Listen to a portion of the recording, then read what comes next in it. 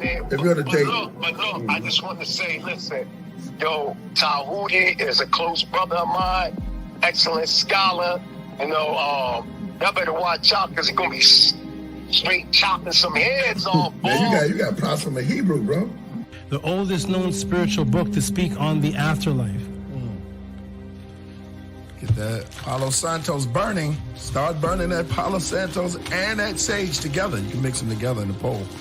They gonna need some frankincense oil in there. Oh my goodness. What's going on? What the blood seed, Lord? Brought out the holy tablet. Oh man. It's on. The Per M. Haru.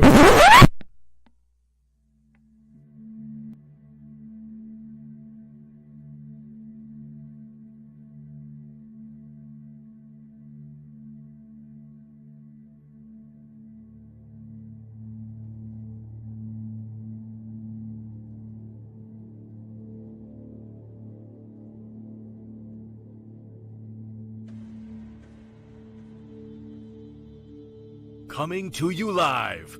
He has been teaching for over 20 years. A 9-0 record in official public recorded debates. You've heard many teachers out there before in the so-called conscious community, but none with the demeanor, calmness, and detail as Tehuti Amun-hotep Ra on such topics as breaking out of the matrix, truth on religious origins, underground conspiracies, secret societies, mental, physical, and spiritual health, the Anunnaki, the Neteru, Kemet and the origins of Mad, meanings and symbolisms of Meduneter, the only one who will stand in front of question of this wide range of subject matters, answer, question, and debate. Some have podcasts, but Tehuti is the teacher, so he has a Podclass. Subscribe to the channel for updates, classes, and much more. Join the chat, call in, participate live. Get your notepads ready. Welcome to the Tehuti Podclass. Open your mind.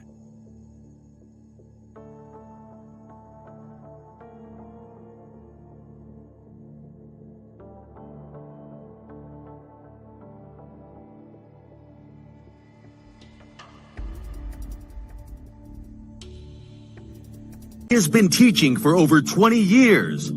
A 9-0 record in official public recorded debates. Correction.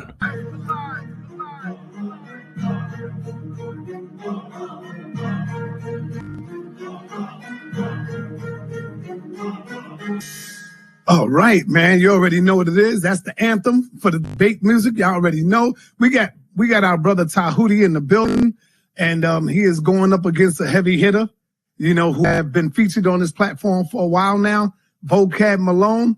I don't think Vocab, I hope Vocab put in his homework. I hope he knows a little bit about Tehuti and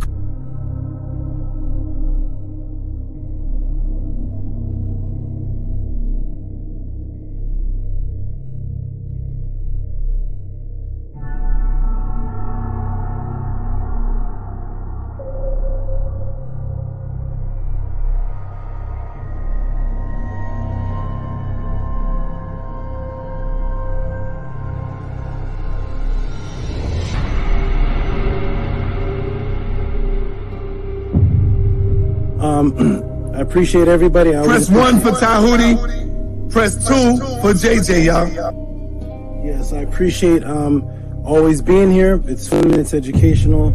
It's good to hear all these crazy views and just hear where people are coming from. Peace and love, everybody. Check me out every Friday, 7 p.m. Pacific on the Tehuti Podclass on YouTube.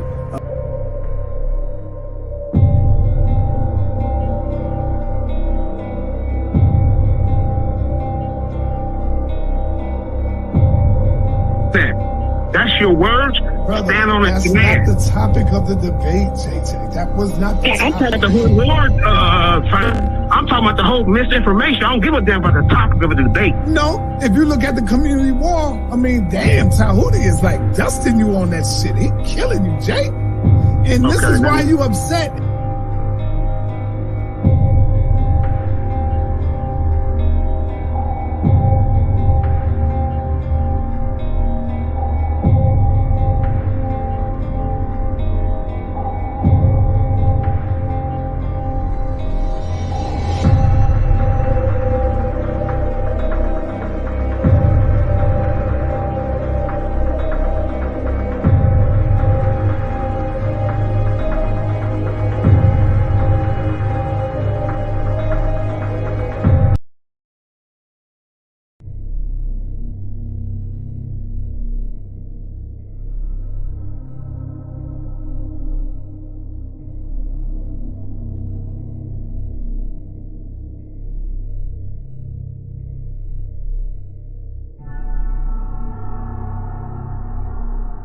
And my point is simply this.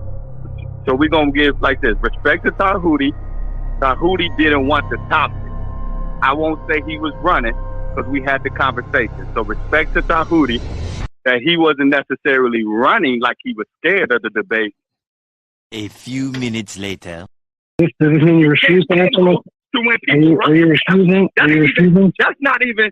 Hey, are you refusing to answer the question? Scared to debate. This is what they do. So respect to Tehuti that he wasn't necessarily running like he was scared of the debate. A few minutes later. I'm only talking to you. But I'm not talking to you. You scared. You were scared to talk to me. Don't come on. That's the very funniest shit.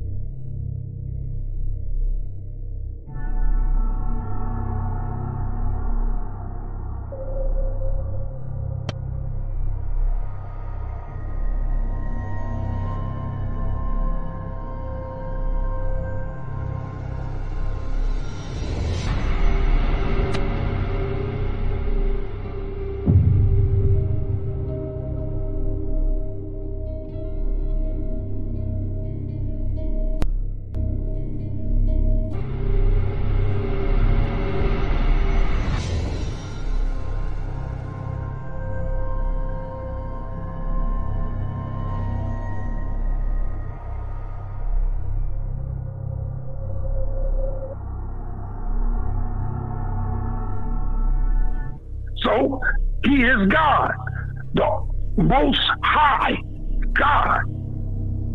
And when he repented, he Me and Tehuti shook our heads at the same time. Tehuti believes on writings on the wall that he don't know who wrote it. He don't know who wrote them writings, whether it was the Greeks or whether it was the Kemites. I think I need to clarify that with you. I think I need to clarify. You should let me clarify. Because I wasn't talking to you when I was talking about the writings on the wall.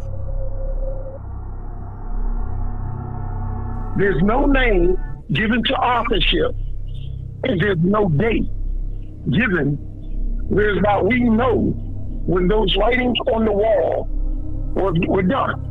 That's all I said. I didn't mention anything about you.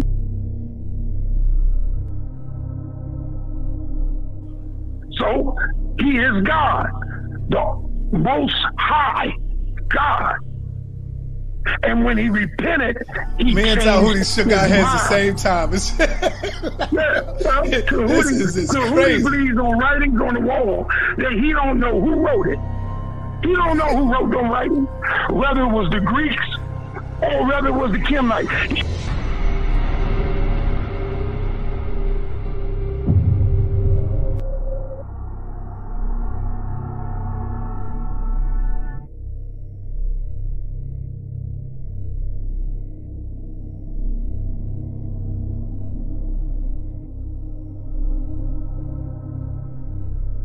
Hold on.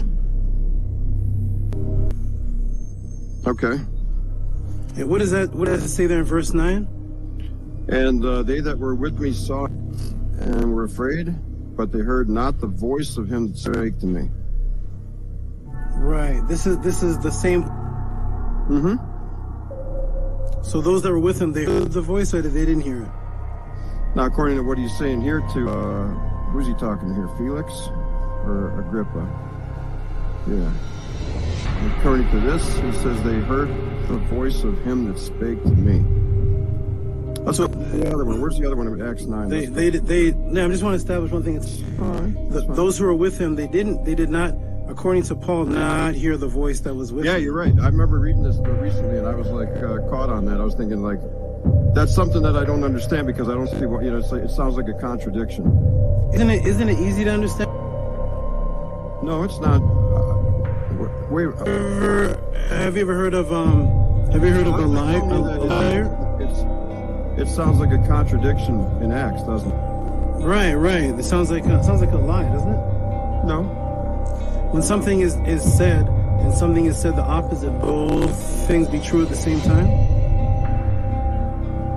If something is said the opposite of something, can they both say at the same time? Yeah, yeah. Can I be 6'4" and at the same time be 5'11" at the exact same time? I want you to pick which one is the truth. You can try to make me look like a dummy, and maybe I am. That attitude. I just wanted to know which one. I still honor God above man, and I don't put my trust in man. Okay, I just wanted to know which one was the truth. I want to tell my son which one is the truth. I mean, that's fine. I've been up against the wall before. I know what it feels like. It's all right. It feels strange, right? Swimming up, no, it just makes you stronger. Do you feel stronger right now?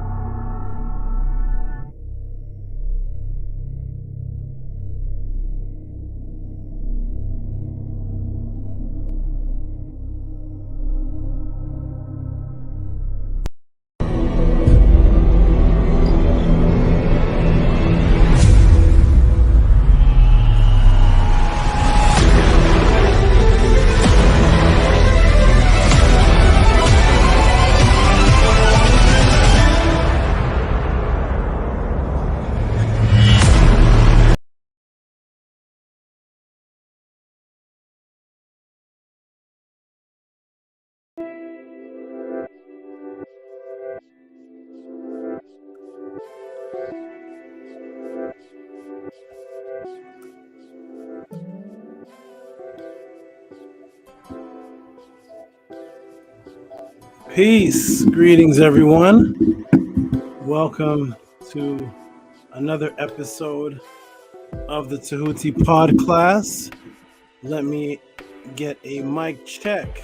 Let me get a mic check. Let me check the chat and make sure everybody presses 1 when they see me or hear me. Let me get a mic check if I can. That would be wonderful. Mic check. Press the 1, mic check. Who's in here today? Okay, let me see down here. Can they hear me? Let me see the ones if you can hear me. Mic check. We're going to get right into it. Okay, wonderful, wonderful. Peace and blessings, everybody in the room. My name is Tehuti. I'm in Hotep Ra.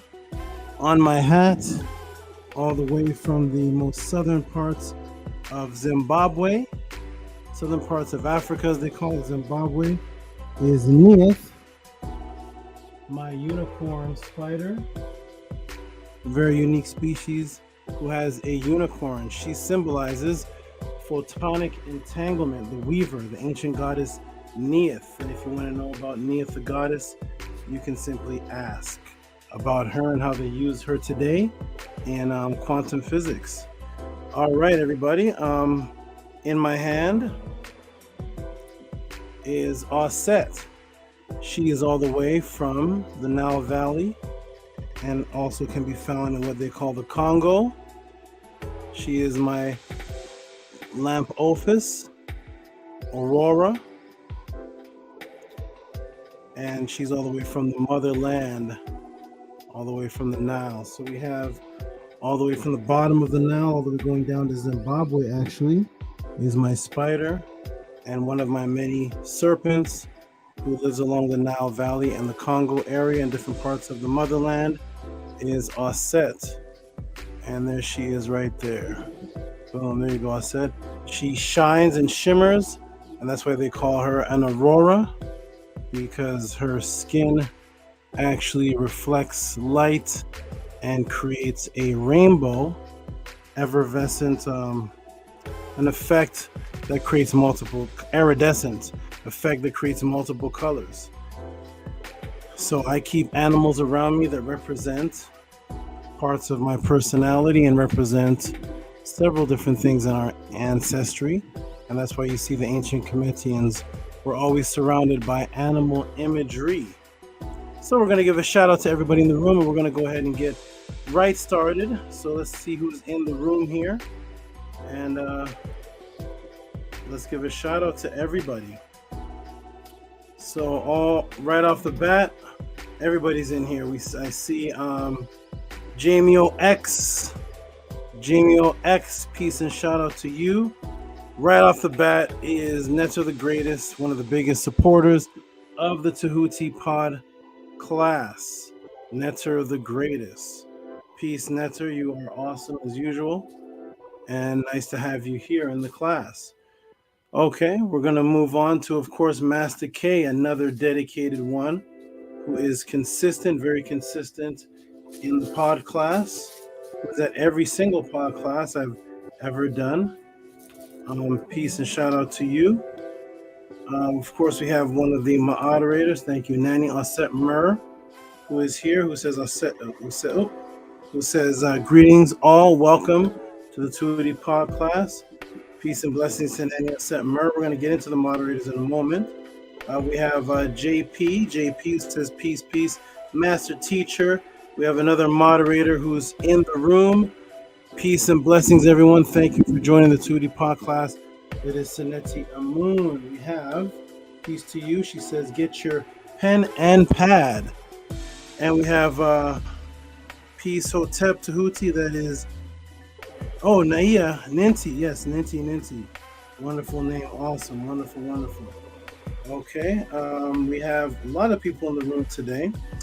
I got locked in my storage place. Not sure what that means, but I hope you get out of there. Okay, shout out to you, Chandler Bridgegate. We got Spirit of Lack, peace to you. We got Andromeda Miserabilis. We got a Lucky Shot, who says he's ready to Nani Aset Mur.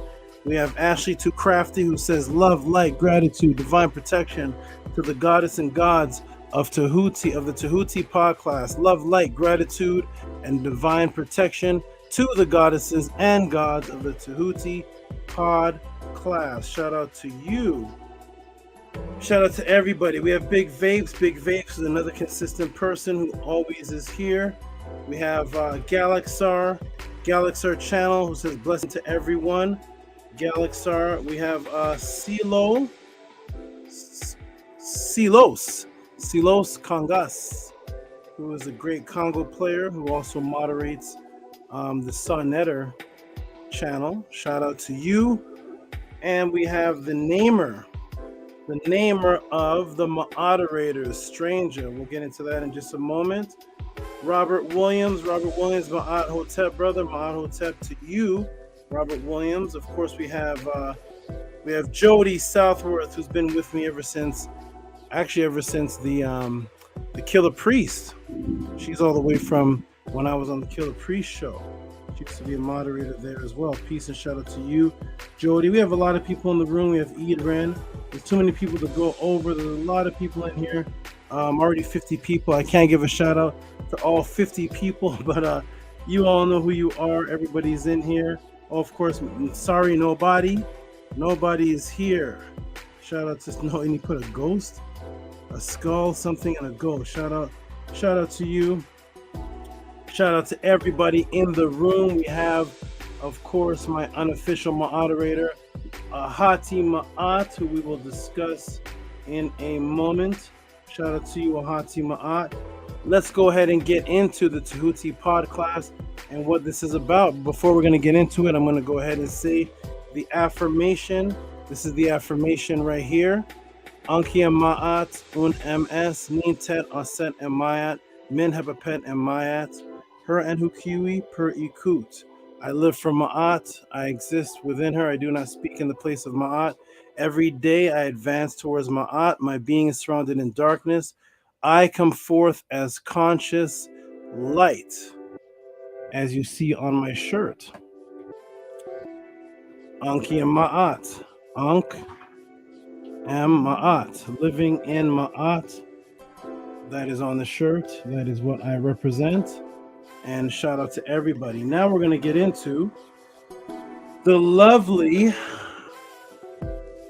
moderators that help out everybody in the room. I'm going to introduce them officially right now. And we have Ahati Ma'at. I'm going to take his name off the screen for a moment. Okay, and we have the moderators. You see it glowing there up at the top. Moderators, not moderators, but moderators. We have Anki M. Ma'at, which is actually the beginning of the affirmation. We have Nani Aset Mer. We have Seneti Amun. This name was given by, one second everybody, the screen just, this name was given by Stranger. What's going on in the room here? Hold on. Okay. This name was given by Stranger, who came up with this name by cleverly taking moderators and making it Ma'aterators. We have Seneti Amun, who says, peace to all the moderators. That is all of you all. And let me tell you what the moderators do. So the moderators update people in the room as to my latest debates, questions on where I can be found, questions on how to get the books, the PDFs, questions on how to send in the funds to ask a question. They moderate to make sure the room is controlled. Everybody has good energy. Those who have negative energy get thrown out of the room. Negative energy does not mean you disagree with the teachings. Negative energy is obvious disrespect, which we've only actually had one time here.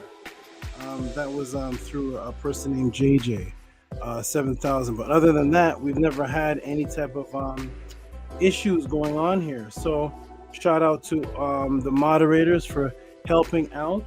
They also will help you out with my email if you need to reach me on how to order the books.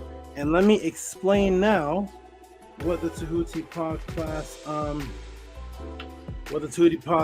is. Okay, we got here's an interest. Shout out to Kinetic Energy. I like that name, Kinetic Energy. Shout out to you. And so difficult to kill with the 7 principles of Ma'at without a woman in your life. We'll get into it. Jay Galaxer, send that question. Send something in about that. I would love to discuss that because there actually isn't the 7 principles of Ma'at are not what people are saying they are, but we'll get into that. Let me explain what the Tehuti Podclass is about. Somebody said Tehuti strikes like a white-lipped viper. Woo! That's a crazy strike. A white-lipped viper. You don't want to be hit with by a white-lipped viper. Okay. Let me tell you what the Tehuti Podclass is about for those who just got here. Welcome to the Tehuti Podclass. Let me put the ticker at the bottom. So as you can see at the bottom, it says support the channel by teaching, donate to Cash App TT Amun. Let me explain and summarize what that is about. We're going to take the moderators off the screen for a moment. Okay, and I'm going to put the the support on the screen. Okay, so donate, support, ask questions. So the Tehuti Podclass was set up because I've been teaching for over 30 years. I lost track on how many decades I've actually been teaching, but I've been teaching for quite a long time in person, and then I went underground. I only taught my individual family members for a while, and then I came back out into the public on what is that channel? What is that thing called? Pal Talk. I came out on Pal Talk and started teaching, and then I went underground again and only taught my personal family again. I started teaching a brother named Ahati. I met Ahati, and he was down and out when I met him. He was questioning Hebrew Israelite faith. He kind of grew up in that as far as his choice of religion, and I started teaching him in person. And he was so amazed with my teachings that he became my most loyal student, bodyguard, protector. And he was on the internet, looking at the other teachers and scanning, different places like Sonetter and other conscious channels.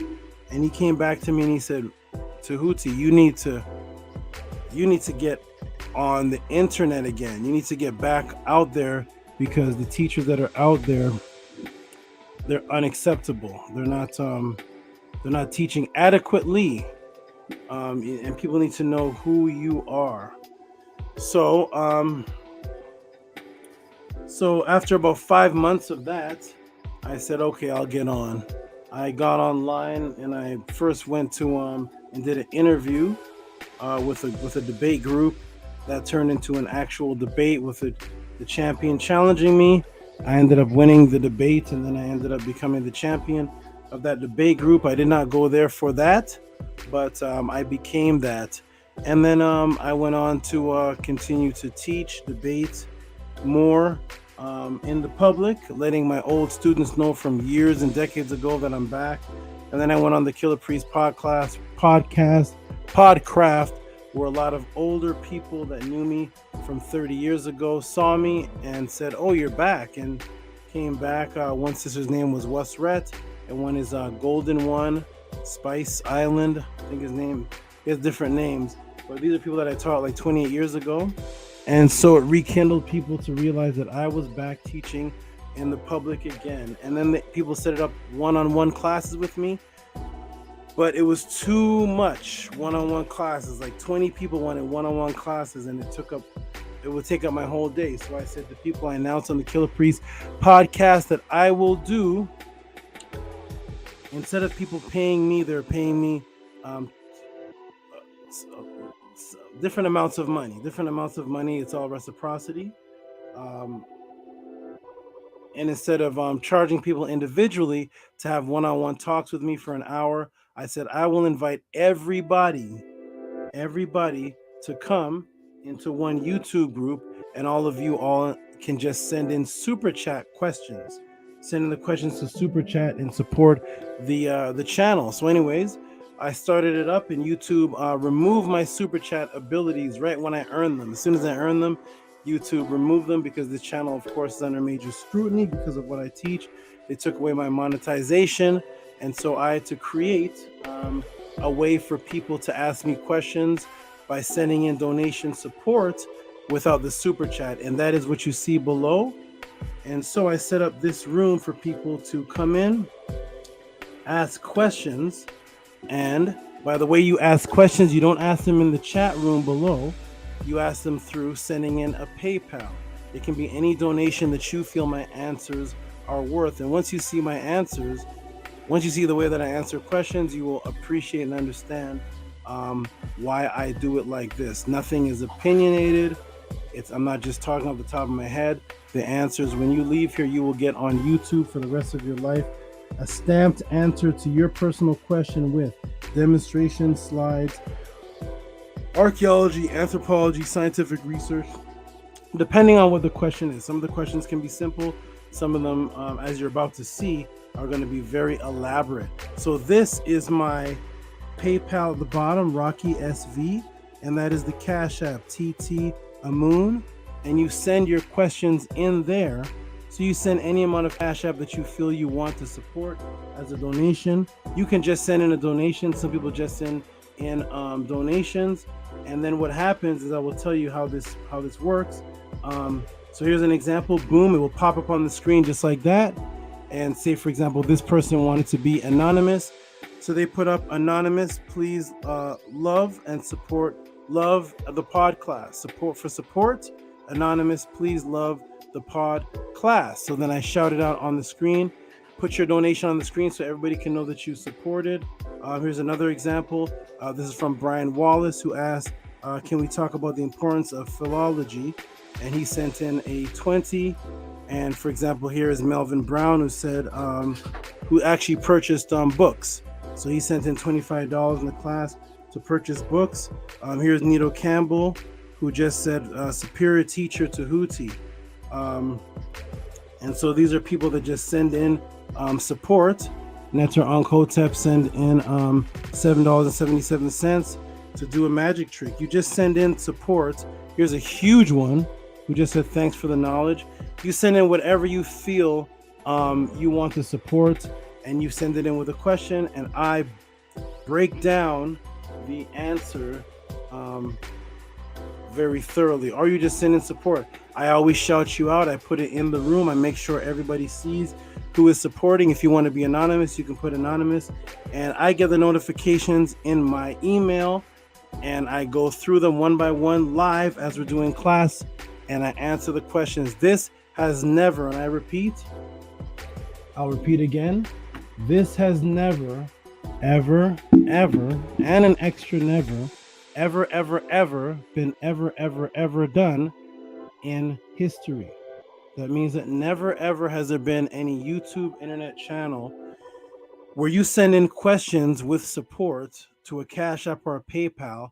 The question spontaneously pops up on the screen, and the teacher right there has to answer it unless there's no time, unless the class is ending, which means that I don't even know what people are going to send in.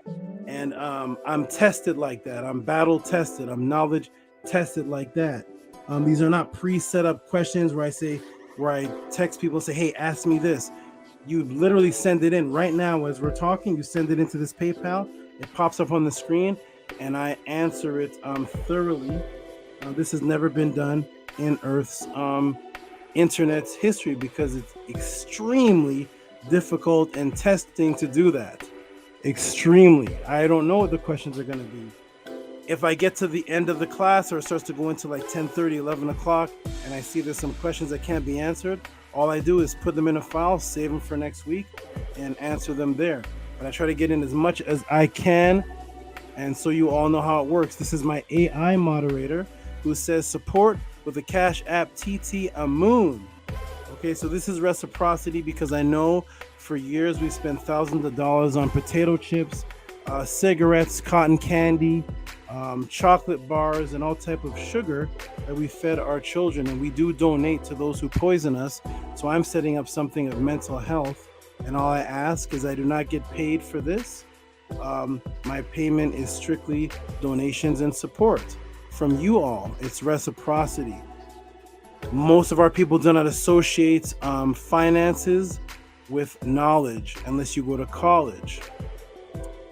We want to associate finances with knowledge here at the Tehuti Podclass because I want everybody to appreciate the time that it takes to actually come up with factual answers, not opinions, because nobody wants to pay for opinions. But just like we pay for the college professors' classes and we pay to learn to be a mechanic or whatever it is you want to, or you pay for the baseball game, or you pay for whatever it is, that is reciprocity, showing that you respect the time that it takes for the person to put in the work. Speaking of which, another way that you can support in the class or even outside the class is inquiring about my books. This is a PDF right here. This is a PDF book, Melanin Dark Consciousness, that you can inquire about how to obtain Melanin Dark Consciousness. That is one of them right there. The other one is called Secrets of the Ages, Stepping Out of the Matrix, which a lot of people in this podcast already have. But if you don't have it and you're watching the YouTube, you can inquire about how to get it. Those are ways that you can support. Our motto here is ancestral artifacts over religious opinions. This is one of the reasons why I win and have won every single debate that I've ever been in officially. That means that when I debate, I only debate officially. I don't debate and at the end people are left guessing. I make sure at the end of the debate there are judges, or there are crowd votes, or there is a poll, so there's an official number at the end where a winner is declared. And of all of my debates, which I've never challenged anybody in my life, I've officially won them all because of the fact that this is on my side. Ancestral artifacts over religious opinions. Religious opinions will always lose because they're just opines. All they are is opinions. When you have ancestral artifacts that come from our ancestors, it's incredibly hard to debate that because they've existed before we were born. And I'm teaching those in the Podclass to talk, teach, and debate with the same principle. They call this the Tehuti snake style. All right, everybody, with that being said, we're going to get on and start because I already have questions in. Let me check the chat room again and let me check my notifications. There are already questions and there's already, already stuff in here. And let me go ahead and see if the people in the room that have sent in the questions are in the room, because this is going to be action-packed today, ladies and gentlemen. I have a lot of energy. I feel good. My inner circle My family has made me feel very good this week. I feel wonderful, and I am ready to go. So we will check. There's already 4 new ones, and here's some other ones. Okay, good. We have enough to get started. Everybody, send in your support if you appreciate what I'm doing. If you appreciate the time, peace to Horizon of Zion. If you don't appreciate what I'm doing, then type that in the chat. Let me know. Hey, I don't appreciate what you're doing, Tehuti. I'm just here to heckle or whatever it is. But if you appreciate what I'm doing, support, and you're going to see the quality of answers that you're going to get. If you disagree with anything that is taught, no problem. I love that as well. We were not all born in any religion. I repeat, none of us were born with any religion or any belief. We all obtained them as we grew up. Depending on the part of the earth that you lived in, you may obtain something completely different than somebody down the block or in another country. So it's all of our responsibility to get together and build and share our agreements and disagreements so we can be like private investigators and get to the bottom line of what was stolen from us. Shout out to everybody. Peace to everybody, even the new people here. Here's somebody new. Azim Counts. Shout, he gave the spider and the web. Shout out to you. So if you have a disagreement with anything that's being taught, send a Cash App in, state it. I'll even bring you up into the screen. If you have an agreement, you also can comment. So here's something I want to address too. Some people asked one of the moderators, will I do call-ins? Absolutely not. That is from Do the Right Thing movie. That's like 1989. So technology has advanced since then. So I remember Do the Right Thing, and this is WBLK, and then you call in, and I want to hear, I don't like Public Enemy or whatever. Okay, that's when we had phones and the dial-in phones and the rotary and all those things. Okay, now what we have StreamYard, where you can actually show yourself. That means that instead of picking up your phone and calling in, I put the link in the room, and it's even easier. You don't have to dial 7 digits now. You just have to click 1 digit, and that's the link. Isn't that much easier? I don't even have to hear the phone ring. As soon as you click, boom, you're on the screen. But now I get to see your face, right? Just like back in the 1990s when we saw Star Trek and they had those phones and we were wishing, man, we wish those phones could be in the future where you could call somebody and actually see their face. Remember, that was a fantasy. Well, it's here now. It's 2022. And you can click into the room and speak to me directly. You don't have to call in on a phone line. You can come in. And then your question, your disagreement or agreement, your appreciation, whatever you say, will be locked in YouTube with your facial expressions forever. Much better than a call-in, isn't it? So that's what I will do for everybody in this chat room that is a supporter. If you're a supporter, say you want to come in, I'll put the link in the room and you can come on in. All right, speaking of which, we're going to get to the first question, everybody. So again, I emphasize, I'll put this one more time. I emphasize, this is the PayPal. You can send in your PayPal, Cash App, questions or support to Rocky SV, Cash App, TT Amoon. Please support with questions, and the moderators can guide you from there. Okay. Let me go ahead and get into the first one. We're gonna put Osset, you're gonna go away for just a moment. You're gonna go away for a moment, and we're gonna get into the first question. Because the first question I see in here is on the Ethiopian Bible. Okay, Osset, you're gonna go in there. Let's give you a lock up. Make sure she's completely locked up. Okay, great.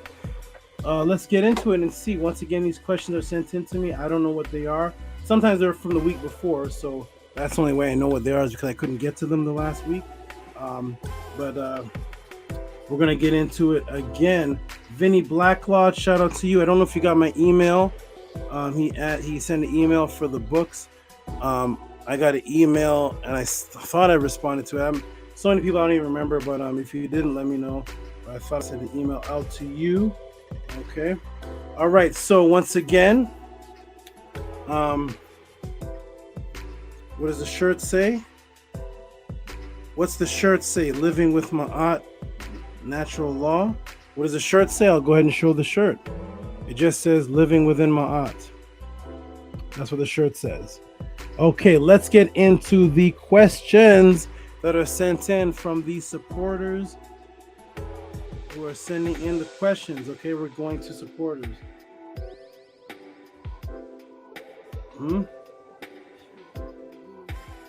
Yes, that was stated. Yes. Okay. All right. So the first question in is from. Let me take a look. It is. It is. Wait a minute.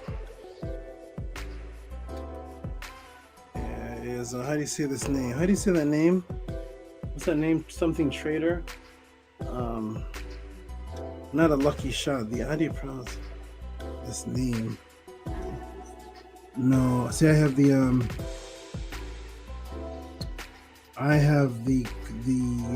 PayPal. I don't have the name. I know him as a Bridge of Ra.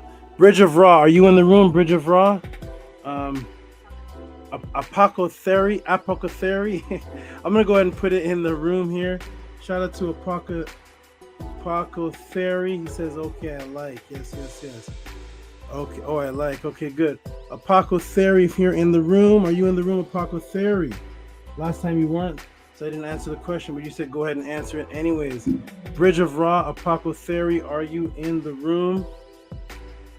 If not, we're gonna get into it anyways because it's 7:52. I want to go right till about 10:45. Let's go ahead and get into it. Apothecary. Let me go ahead and boom. Let's shout out to Apothecary. I'm gonna go ahead and put you in the screen. Here's how we do it, ladies and gentlemen. I have to do this live manually because, like I said, they took away my super chats, so I'm literally doing this manually. What was the week before? It was let me see something. One moment, everybody. I'll open this up here. See, this is Apothecary. That's Beget Leisure. Nope. This is Apothecary. That's Dwayne. Nope. Okay, we're gonna go back. Oh, this last week. Hold on, 29th. Let me see. Akhet Hotep, Ethiopian Bible. Is this Apothecary? Okay, so I have to show the actual transaction. Here it is right here. $20 from Apothecary, known as the Bridge of Ra. Shout out to you. And the question is let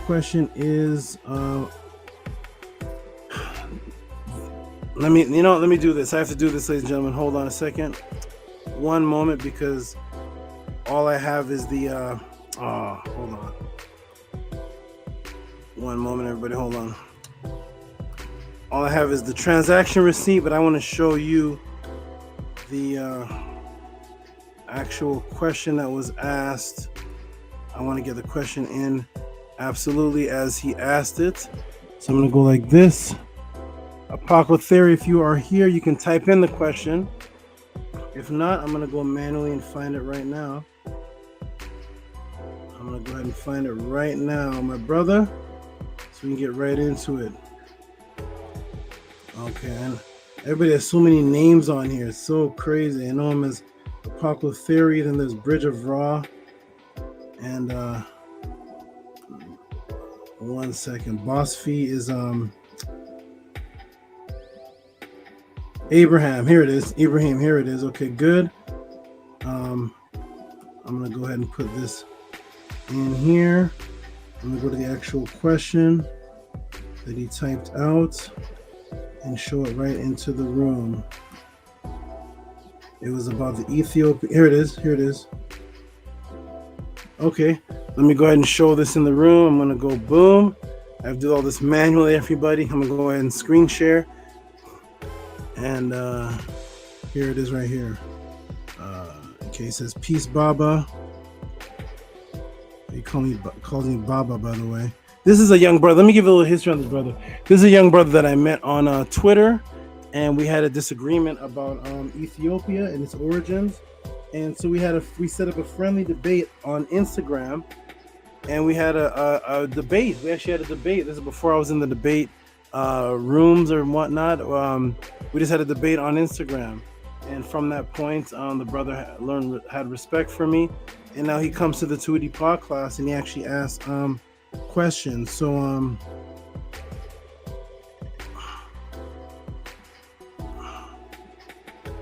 and here's this question right here. I'm going to go ahead and put it on the screen as a screen share. First question from the brother Bridge of Ra, also Apothecary. And here's the question right here. I'll put in right from the chat. Okay, so he says, here it is here. Makes me question the Ge'ez version of the Bible and its commonly stated Greek origins. If I'm correct, has more books in the Septuagint, from what I understand. How could that be? It was supposedly translated from the Greeks 76. Okay, that was his also, are the modern day Ethiopians considered to be the real Hebrews? And there was one where he said, let me actually see if this is it right here.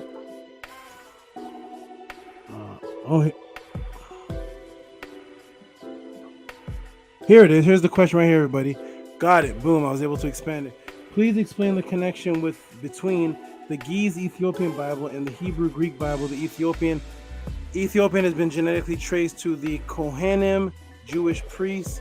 Could the Ethiopian or people of Ta-Nehisi be the Hebrews that the Greeks claim to have received the Bible from? This is the main narrative that a lot of Rastafarians and others are pushing, that the actual Ethiopians are the original Hebrews. They have the oldest Bible, and they are the ones that actually had it, and then it was given and translated to the Greeks. There's also a concept that the Ethiopian has been traced to the Jewish priests, which is actually an impossibility because there's never been one DNA tracing that traced back to any original Jewish people, Hebrew people in history. But let's get into it. We're going to get into it as thoroughly as you know that I do.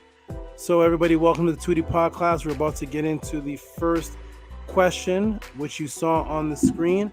I love it. It's a beautiful question, and I can't wait to break it down as I always do, and as you all like that I do. Let's go ahead and get into it. So first we're going to get into, let me do a screen share so I can show everybody.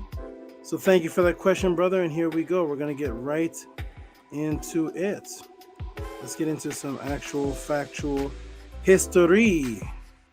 Okay. We're going to put aside, we're going to get into ancestral artifacts versus religious opinions. So here we go. All right. So we're going to expand the screen so everybody can see. And it starts off here. We have an article starts off here. It says, Ethiopian Bible is the oldest and complete Bible on earth. That is the claim, and it shows a very friendly looking brother with the garbs on that we all used to like to see when we were religious, holding a book that looks so old. It looks crispy. It looks burnt. It's giving the impression that this is some ancient book that he is holding. Let's get into it. So, written in Ge'ez, an ancient dead language of Ethiopia, is nearly 800 years older than the King James. Let's understand this again. The King James version of the Bible, like the brother said, it contains 81 books, whereas the Greek Septuagint contained much less. Why is that? Simply because when the Septuagint was put together in the BC era, we have to understand, in 200 BC era, there was not this picture. Let's look closely at this picture here. Do you see this image here?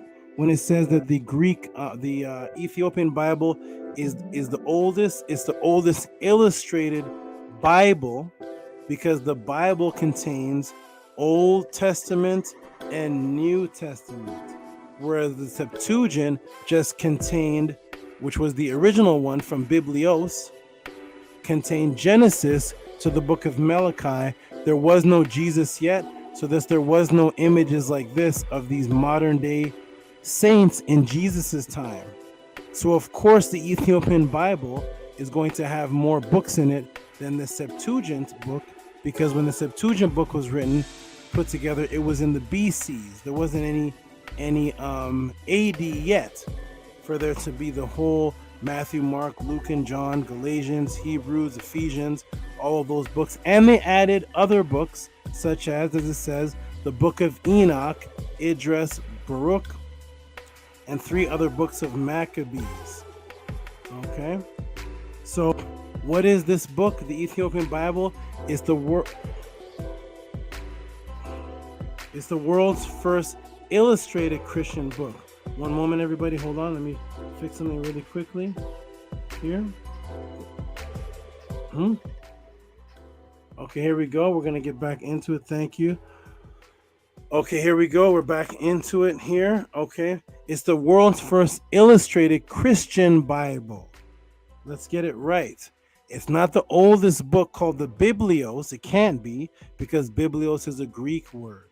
So there wouldn't be any word Bible or Biblios in the Ge'ez language. It would go back to when the Greeks put together the first one, and that was when they called it the Biblios, or the sets of books.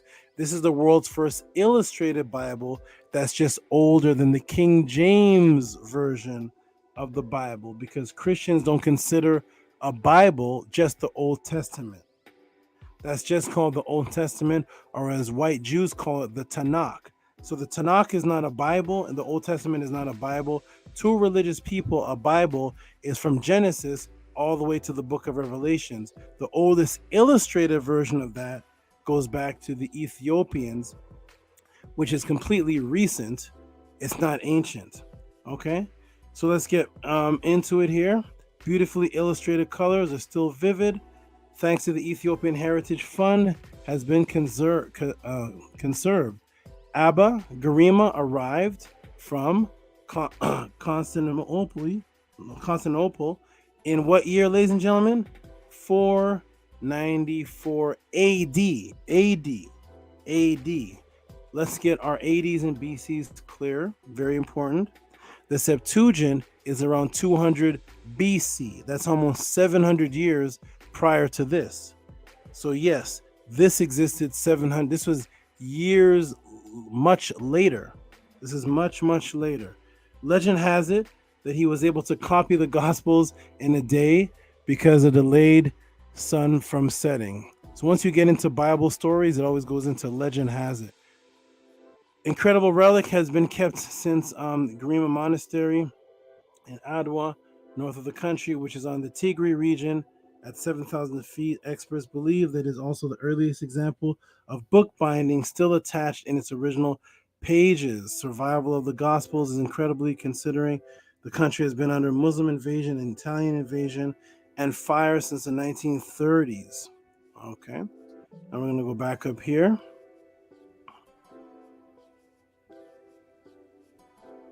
Shrink it down a little bit. Okay, they were written on goat skin in the early Ethiopian language of Ge'ez. There are 2 volumes which date to the same time, but the second is written in a different hand from the first. Both contain illustrations from the 4 Gospels. See, once you have the word Gospels, you're talking about Matthew, Mark, Luke, and John. Of course, this is hundreds of years after the Septuagint. So there's no way in the world that the Ethiopians had this before the Septuagint. This contains New Testament within it. And as you see, the dates go way after the Septuagint. There's no ancient Ethiopian Bible found in Ge'ez that predates the Greek Septuagint. The Greek Septuagint was first. Carbon dating, however, gives it the date between 330 and 650, which overlaps the date of Abba Gena arrived in the country. So the first volume could be in this hand, even if it didn't complete the task in the day of the oral tradition states. and then it goes on to it keeps going on. But I'm going to say something. Oh, here's the rest of it. Many of these Christian relics can be reached by hiking, climbing to remote monasteries, as roads are limited to these mountainous regions. So this has been restored in the 1960s. So this book is new. Once again, it doesn't date back to Abraham. It doesn't date back to Moses. It doesn't date back to any of the prophets. This is something that is new. Okay.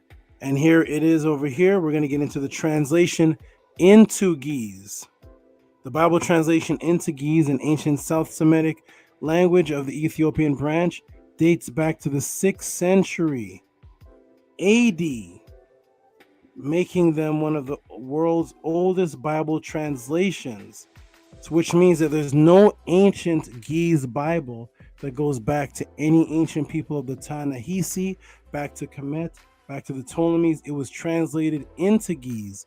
They have not found, when they say it's the oldest Bible, they're comparing it to a King James and newer things called Bibles, not the original Septuagint, which is in the 200 BCs. Translations of the Bible in Ge'ez, a predecessor of the Ge'ez script, which did not possess vowels, were created between, see that, 5th and 7th century. Soon after Christianization of Ethiopia in the 4th century, the milestones of the modern editors and of the Roman edition, New Testament, in 1648. Do you see all these dates here? These dates are recent common dates. Garma proposed a date of 390 to 570. These are all in the ADs. Ge'ez Bible manuscripts existed at least in the late 17th century. All ADs, ladies and gentlemen, all ADs. These are some of the images that you see inside of that Bible. Does that look like an ancient Kemetic man? These are all recent images from a recent Bible. But when we see this book looking like this, we say, look how old it is. Yes, it is old compared to today, where you are today, in the Bible you have in your hand today, but it is actually fairly recent compared to history itself and written documentations itself. Okay, now here is the Septuagint. So the brother wanted to compare it to the Septuagint. Here is the Septuagint, being a composite work translating the process of the ancient Septuagint, several distinct languages, began in the 3rd century BC. Do you see the difference? 3rd century BC. So in the 3rd century BC, when the Septuagint was being put together, there was not a found Ethiopian person that had any such writing of a Bible. There's never been found. This was initially in Alexandria. The story goes back to a legendary account called Pseudepigraphic Letter of Aristes. Actually, if you want to see my debate on a similar topic of the Septuagint, you can go back to me versus JJ 7000 and that debate. The story of Aristes and them getting this the Septuagint original documents from Hebrews only comes from one source, and it's one Greek source, and it's a made-up story. It's a legendary account where they only translate the Torah, which means that they did not have the book of Malachi, they did not have the book of Daniel, they did not have the book of Kings, they did not have Chronicles. The story says they only translated the Torah, or what they call the Pentateuch, from what Europeans, from the word penta, which means the 5 books of Moses. Okay, so you make note that the story is only coming from a legendary Greek account of the Greek pseudegraphic letters of Aristes. So so here's the actual letter here. Here's the actual letter that you can find. This is out of the Vatican and Bibliotheca, and here's the letter of Aristes. And even the Ptolemy stories just states a translation of the books of Moses. So here is what the letter of Aristes says about the Septuagint. which a lot of people are thinking maybe it's ancient black people or Ethiopians that actually had an ancient Bible, and they gave the Bible, because remember the brother saying, how come in the Septuagint it had less books, but in the Ethiopian Bible there's 81 books? Simply because books were added in the Newer Testament, and the book of Enoch and other books, Idris and Maccabees, were added. This is 700 years after the Septuagint. According to the story of the Septuagint, the Ptolemy said, write the Torah of Moshe for me. The Torah of Moshe, your teacher. God put it in the heart of each one to translate identically as the other did. Of course, they took this story, the number system of the story, from the sacred number 72, which I broke down on several classes. But according to the story of Aristides, they did not translate any Bible. They did not translate Genesis all the way to the book of Malachi. Only the Torah. Only the Torah. That is only the laws of Moses. And then European Jews added to the concept that it's the first 5 books. And that's a lie, because the first 5 books are not the laws of Moses. Nowhere in the so-called Bible does it refer to any 5 books being written by any man called Moses. But this would now separate, and this would now evaporate the reality, the so-called belief system that the whole Bible was translated into Greek. That did not take place. That is why even when you go to the Hebrew or biblical association, biblical research websites of archaeology, this is by Bible believers, they even state it is commonly called Septuagint version. Look at the red that I underlined here. Commonly called the Septuagint version, from the late Latin of 70, because according to traditional account of its origin preserved in the so-called letter of Aristides. So the only source of this story, it doesn't come from any Hebrew, it doesn't come from Ethiopian, it doesn't come from any black people, any country. It comes from only one letter. And it says here in the red below it, it says, and a curse was pronounced to anyone who should after the text, and a curse was pronounced on anyone who should after the text by addition, transposition, or omission. That means that after this, I want you to understand this very carefully.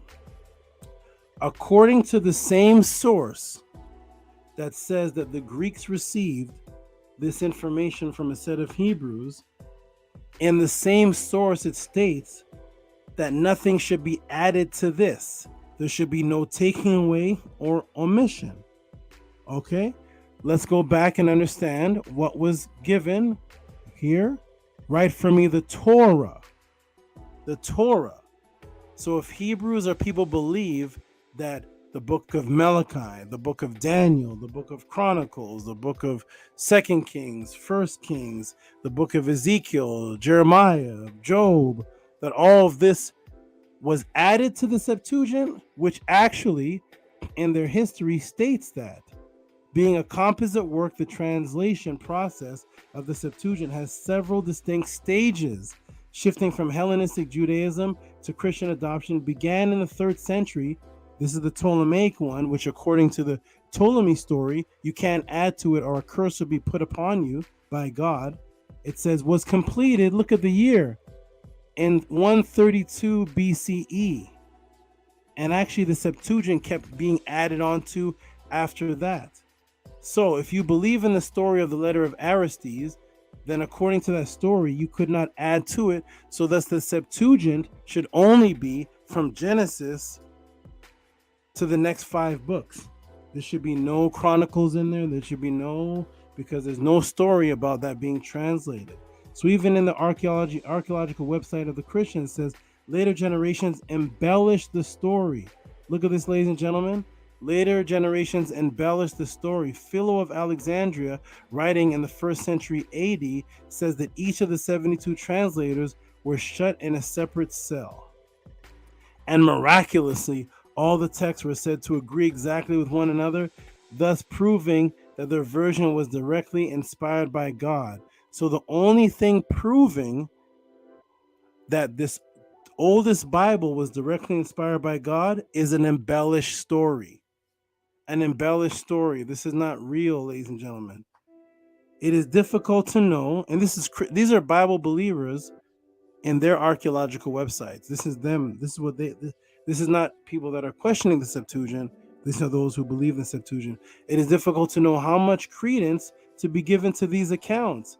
There are several known historical inaccuracies in the letter of Aristides. So right in their own Shiloh excavations, their archaeological website, biblical research, archaeology website, Christian Apologist Ministries, dedicated to demonstrating the historical reliability. That's what this website is dedicated to demonstrating the historical reliability. They are saying it's difficult to know how much credence to give to these accounts. There are several known historical inaccuracies in the letter of Aristides. So, ladies and gentlemen, the Bible you have, whether it is the Ethiopian Bible, whether it is the King James Bible, whether it is the Tinsdale Bible, the NIV, the source of this Bible is all, the story of it is only sourced back to one Greek person, and that one Greek person's story says nothing should have been added after the 5 books of Moses, and in the story there is historical inaccuracies stated by religious believers, stating that a curse should be placed on anyone that adds to the work. Yet the work was only that of the Torah of Moses, yet the books within Septuagint are from Genesis to Malachi, proving error in this Ptolemaic legend. So no, this is not from the Ethiopians. Here is the Septuagint under Britannica, and again it says, as I underline, from the legend there was 72, a legend, though its source is Aristides, is unreliable. So the Christian websites, the Hebrew websites say it's unreliable. Encyclopedia Britannica says the story is unreliable. Here we are in Septuagint.net. The website of the Septuagint itself says the Septuagint has its origin in Alexandria under the letter of Aristides. It is believed that 70 to 72. See, the numbers change now? I thought it was 72 exactly because it's 6 from each tribe. Now all of a sudden it's 70. The Septuagint website, the Biblical Research Association of Christian Apologists, dedicated to demonstrating the historical reliability, and the Encyclopedia Britannica all say that this is unreliable. The letter of Aristides is called pseudepigrapha. I don't know if you guys know what pseudepigrapha means, but here is pseudepigrapha means falsely attributed works, texts whose claimed author is not the true author. It's a work whose real author is attributed to a figure of the past. So the only source of the Septuagint story that all Bibles come goes back to the word pseudepigrapha, which are falsely attributed works. So whether it is the Ethiopian Bible, the NIV, the King James, the Jehovah's Witness, whatever Bible you have, it goes back to pseudepigrapha. Let's go back to the screen here. Pseudepigrapha. And we'll go back here, just so you guys can understand the actual history of this Bible. Here's pseudepigrapha, falsely attributed works. The word itself starts with falsely. The source of the story that Hebrews have of the Bible is written and attributed to a title called falsely attributed works. It starts off with the word false. They have no historical record of where their Bible actually came from. Here's the key I have here. This is the key to the Ethiopian Bible not being taken from any ancient text, but in fact taken from the Septuagint. So as the brother was asking, he was asking, which many people ask, they say, well, were the Ethiopians their first Are the Hebrews there first, and then the Greeks took it and translated it? Whereas Tehuti teaches the Greeks invented it. It doesn't trace back to anything before them. You cannot find any ancient book of Ezekiel. You cannot find any ancient book of Malachi. You cannot find any full ancient book of any of these things. And here's the key to understanding that it actually goes back to Ptolemaic plagiarism, to the pseudo book of Enoch. A lot of Rastafarians and a lot of black conscious people love the book of Enoch. They even have a picture of if you type in book of Enoch right now in Amazon, you're going to see a picture of a black man on the cover. But in actuality, the book of Enoch dates back to its Ptolemaic plagiarism date, not the supposed date of the man named Enoch, which means which according to the timeline of the Bible history, which would be what? 3,332 BC. The Ethiopian Bible's book of Enoch is 3,000 years off, which means that if the original Ethiopians are black people or black Hebrews, if they had these books preserved and they were the ones walking around with these books, and then the Greeks got it from them, they had the books. That means the book of Enoch has to be written by Enoch. It's a book. He's the author. The author has to date back to the person. So if there's a book of Malcolm X, a book by Malcolm X is his book. It has to date back to his. It can't be 2 years old. That's the book of somebody else written about Malcolm X. But when we go to the list of books in the Ethiopian Bible, here is the dead giveaway that the Ethiopian Bible is a new book. It's not ancient. It did not exist, and then it was translated, because they say translated. A lot of people like to say that it was some type of oral tradition. Yet you have the word book in the Bible over 80 times. We'll get into that later. But the story was that the Ptolemies asked for it to be translated. They had it in a book form, and it's translated. That's why it's called the 5 books of Moses, not the 5 oral memories of Moses, but the 5 books of Moses. Inside of the list is the book of Enoch. This is the smoking gun that you can use and speak to people about the fact that the Ethiopian Bible came from the Ptolemaic, copied from the same place from all the other Bibles, and sources back to the Ptolemaic time period. How do we know that? Because even if we go to Bible Believers timeline, biblicalhistory.com, we go to first generation, we see Cain. Notice that this is Biblical Believers dates. Cain, Abel, Mahalalel, Cain, and here is Enoch, ladies and gentlemen. Here is Enoch, 3,332 to 2,967, 365 days, of course, because it was stolen from the solar god Utu. I broke that down in one of my 6 podclasses ago. So Enoch, if he had a book of Enoch, then that book is supposed to be within this date, 3,332 to 2967, because it's Enoch's book. It's the book of Enoch. But here's the smoking gun, ladies and gentlemen. When we go to the book of Enoch, right, Ge'ez is an ancient Hebrew religious text ascribed by the tradition to who? Enoch. That means it's his book. It's ascribed to him. But when we keep reading on, what do we see, ladies and gentlemen? We see older texts, mainly the Book of the Watchers. These texts are estimated from the date of what? Somewhere between 300 and 200 BC. What does that date sound like, ladies and gentlemen? What happened between 300 and 200 BC? I will tell you what happened. Alexander the Great came, conquered, and took over Egypt in 332 BC. Okay. 1 second, ladies and gentlemen, hold on. I can't even hear it. 1 second, everybody, hold on. me turn this off. Okay, good. Get right back to it. Here we are. 300. Alexander came in 332 BC.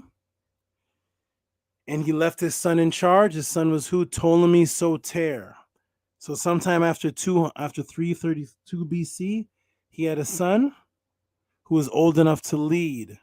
This takes you between the ages of 300 and 200 BC, and that's why they date back the Septuagint now between 200 and 287 BCE. 287 BCE, ladies and gentlemen, is right between the dates of 300 and 200 BC. 287. So the book of Enoch traces back to the exact date of the time period of the Ptolemies and the Septuagint, not to the time of Enoch, which is 3000 plus BC. Books of Parables, probably 100 BC. Look at this. That's right before the Roman takeover, 100 BC. This is the time of Ankh-Sheshonk. Ankh-Sheshonk, when the Ptolemies were still in rule. So all the age period of the book of Enoch goes back from the beginning of the Ptolemaic rule to other parts of the book being added to the end of the Ptolemaic rule, 100 BC, not going back to the time of this man, Enoch, which is 3,332. They're off by 3,000 years. And this, ladies and gentlemen, is how you know that the Ethiopian Bible is not the oldest of the scripts. It's actually the Septuagint. And the Ethiopian Bible has within its table of content a book claiming to be a man that goes before the Greek invasion, even before Narmer. But the date of the book inside of the Ethiopian Bible goes back to the exact same date of the Ptolemies. And this is why the Ethiopian Bible has much more books in it, to answer the brother's question, than the original Septuagint, because look at all the books that were added afterwards. Look at Tobit, all the Maccabees, see these? And then, of course, the New Testament book. The New Testament books. Okay, let me get back to it. Sorry. All right, there. So, ladies and gentlemen, let me come off the screen now. We're going to stop right there and get to the screen. So, to answer the brother's question, absolutely, there's no way that there was ancient Ethiopians with a Bible, with scriptures, and then somehow the Ptolemies 2,000 miles away. Understand that where the Ptolemies were compared to the Ethiopians with this Ethiopian Bible is around 2,000 miles away. There was no ancient Ethiopians in Alexandria at the time of the Ptolemies that were walking around with any type of scripture or script. The dates of the book of the Ethiopian Bible go back to the Ptolemaic invention because they're the ones that invented. It doesn't trace back before them. And that is very interesting for everybody to make note. So thank you, my brother, I'm called Bridge of Ra, who asked that question. And no, they told us the story backwards. The Ptolemies created it. There's no history of the Bible, of any books of the Bible that date back prior to the Ptolemies, no matter what the Hebrews or Christians try to say. And is after the Septuagint came all of these other Bibles, way afterwards. That's why they can't show you, and this is a question for the Hebrew Israelites, and you can ask them, please show us a Hebrew book, any of the books. It could be Daniel, it could be Ezekiel, it could be Jeremiah, it could be 2 Kings, Chronicles. Please show it to us in the ancient script that it would have been written in when these prophets were alive. And that actually would have been the Canaanite script. The script that you see the Bible written in when you go to Strong's Concordance, that is a Mesoraic script. That is very, very recent. That's in the 1080s, 980s, 80s, not the BCs. So if these were ancient books that the Ethiopians have, it would have been written in a language that date back to the time of the people that wrote the book. Notice the whole Bible is in Ge'ez and parts of it in Aramaic. That would be impossible because Enoch didn't speak or write Ge'ez. Jeremiah never heard of the language of Ge'ez. Moses never was writing Ge'ez in Mount Sinai. It's supposed to be in the script that the people were writing at the time when they lived, not in some modern script. Thank you for the question, though, my brother. Appreciate that if you're in the room. I don't know if you're in the room, but if not, you will see it on YouTube. I appreciate the question and the support and the donations. Okay, so we'll see if he's in the room, and I hope I answer that question for you, brother, if you're in the room. So that is the first question. Welcome everybody to the Tehuti Podclass. My name is Tehuti. I'm in Hotep Ra. I'm here to answer questions that are sent to me in. And let me go ahead and say how this works for the. I see new people have stepped in the room. About 30 new people since I started answering the question have entered the room. So let me update everybody to what is going on and how we work here. As you see, people send in questions to support because I don't have a Cash App. Sorry, I don't have a super chat. So you send in questions, or you send in donation support to Rocky SV at PayPal or $TT Amun. I get the question as you just saw in the first question. I get it in the Cash App or Gmail. I see the notification. I answer the question. I put it up on the screen. Give a shout out to those who supported, and then I answer the question. I don't answer the questions that are in the regular chat. I have too many questions that are supported. This is reciprocity and support. You all support me in the mission and the time that I take to go through this, and I support you all by answering the questions just as we do in college and university, except for I don't have a specific tuition. It's just a donation of a free will offering or whatever you feel you want to help to support the mission. I have large things that are going to happen in the near future. And yes, it takes a lot of finances to do this. These classes, I go on for about 4 hours. So shout out to everybody who supports. Thank you. We're going to get to the next question. And shout out again to those who just came in the room. If you have questions to ask on latest debates, classes, how to reach me, how to send in the Cash Apps, how to navigate through the room. These are the lovely moderators, Anki Ma'at, Nania Setmer, Saneti Amun. You can ask them the questions of how to navigate. We go by ancestral artifacts over religious opinion. And yes, you should donate and ask questions and help support the Tehuti Podclass. And where is my this is my AI moderator, support with Cash App, questions to TT Amun. Let's get on to the next one. I'm going to answer one more, and then I'm going to take a break because I have to do something for it'll take about 3 minutes. Let's get on to the next one. We see 102 people in the room. We are here for the first time ever being done in YouTube history, live questions being sent in to a teacher that he has to answer right there. Let's get into the next one. That was the Ethiopian one. What is the next one on the list? What do I see? Let me check if someone is in the room here. Is Nito Campbell, are you in the room? Let me do a little check and see. I'm gonna check the comments. Nito Campbell, are you in the room? So let me see some responses to the answer I just gave. We have Robert Reyes giving up fire signs and giving up ambulance signs. Thank you, Robert Reyes. I'm glad you appreciate the knowledge that I am dropping. Thank you for that. We see somebody appreciated it. Appreciate all of you and those who we have esoteric saying, wow. Okay, wonderful. So that information did hit some people in the room. Okay, so let's get into the rest. Okay, so we're going to get into the rest here. Boom, boom, boom. Is Nito Campbell in the room? Check, check, check. He's one of the people that asked the question.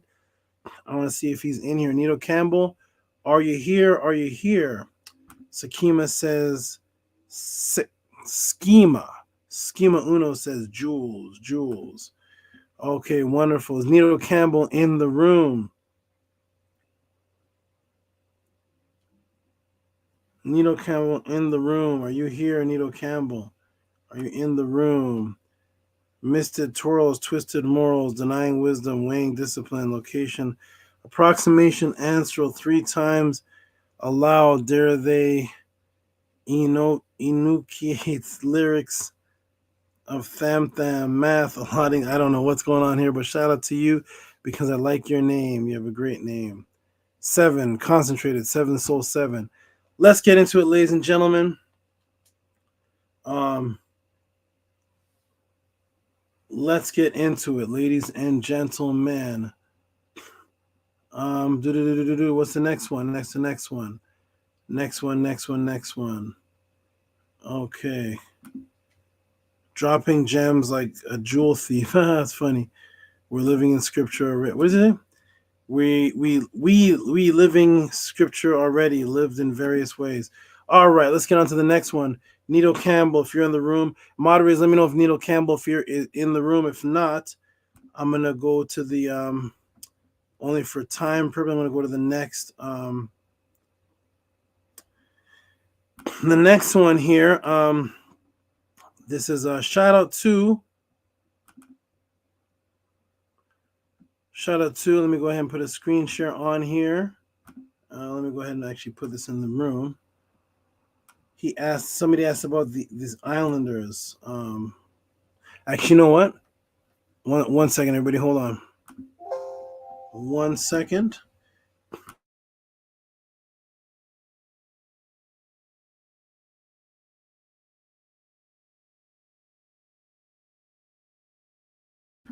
Okay, here we go. We're gonna put on the next question. Looks like it's about the islanders.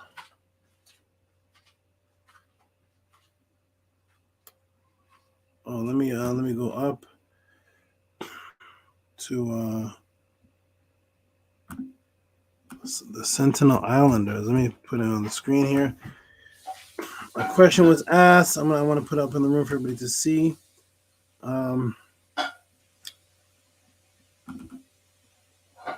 Hey, what's going on? Okay. Oh, here. Shout out to let's see who this is. Wow, look at these names. Yoan Belediu sent $6.04. Can you talk about the tribe of North Sentinel Island and how they're not getting contacted by anyone from outside the island? Okay.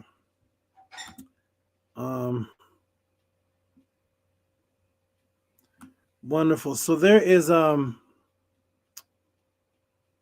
moment, everybody. One moment, everyone.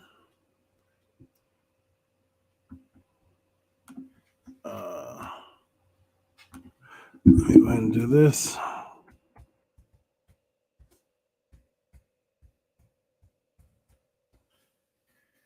So there is a group of beautiful people that do not want to be disturbed. They do not want to be disturbed. They call them the Sentinelese, the people of the Centennials, as they call them. But of course, there is persistent people that constantly want to go in and bother these people. Okay, so there's an island off of the northeastern Indian Ocean, and there are beautiful tribal groups in that island, and they call them the Centennials. What's the Greek word? They're the Adamenisi people, and the Adamenisi people have warned many. They do verbal warnings to not be bothered on this island. They want to be left alone. They do not want to be colonized. They want to live as they want to live, undisturbed people. Okay, these are some beautiful brothers and sisters. I'm actually gonna let me show a screen to show you these people, and what they where are we here? Let me show an image of these people and show you how they look. I should be screen sharing. So if you're looking at the screen right now, you'll see these beautiful brothers and sisters. They want to live according to their culture, their customs. They do not want to be disturbed by modern day people. They do not want religion to be brought to them. They will kill you on sight if you try. So attempt if you dare, and they will kill you, which they've done before with people that go. People have gone there with missionaries, funny missionary stories, which we're going to get into. People have gone there with guns and have not even had the opportunity to use their guns and rifles. These people know their island very well. The visitors and Europeans who go there get sniped from the bushes, from arrows, before they even have a chance to pull their guns out or bring fake Jesus to these people. And we're going to get into it. So here are these beautiful people. Okay, let me go ahead and stop the did I screen share? Let me go ahead and it didn't share. Here they are. Now you can see it, I hope. Okay, here they are right here. These people just don't want to be disturbed. And the reason why there's so much attention on them is because they don't want to be disturbed. Imagine that. There should be no media coverage on these people. There should be no attention whatsoever on these people. The only attention on these people is the fact that they do not want to be Europeanized. That should be a normal thing. That should be a normal thing. So there's people that live, there's Dutch people, there's people that live in Britain, there's people that live in all type of European areas, and they are not disturbed by other cultures. They live according to their own culture, and they are not on the news. There's nothing special about them.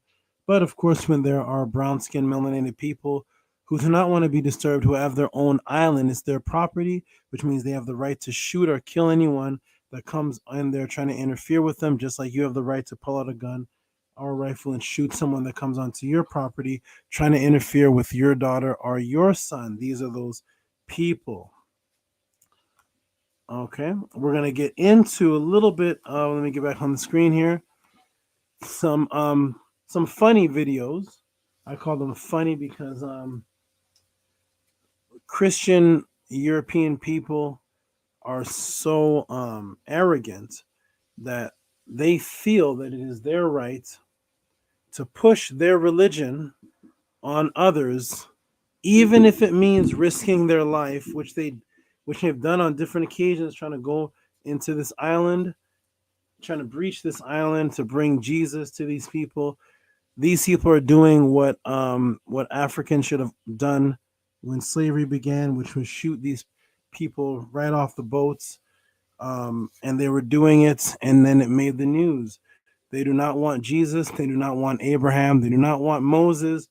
They do not want your Europeanized culture, and they will snipe you out of a tree, and you won't even see what hit you. We're gonna go ahead and play. I'm gonna go ahead and play some videos actually showing the results of people, Christians, that have tried to go into this area to push Jesus. Some have never been found. Some have gone into this island, and just that's the end of the story. The story begins with them leaving for the island, and the story is continuing to this day because we've not heard from those people since. Some of the people have been found attacked, some have survived, some have been killed. And let me go ahead and show some things here for this person who asked me to speak on it. Okay, one moment, everybody. Let me go ahead and do a screen. Actually, let me go ahead and do this here. Oh, no. Stop that. Stop. No, 1 second, everybody. Hold on. Wrong media player. I need to play the loud one. Open with.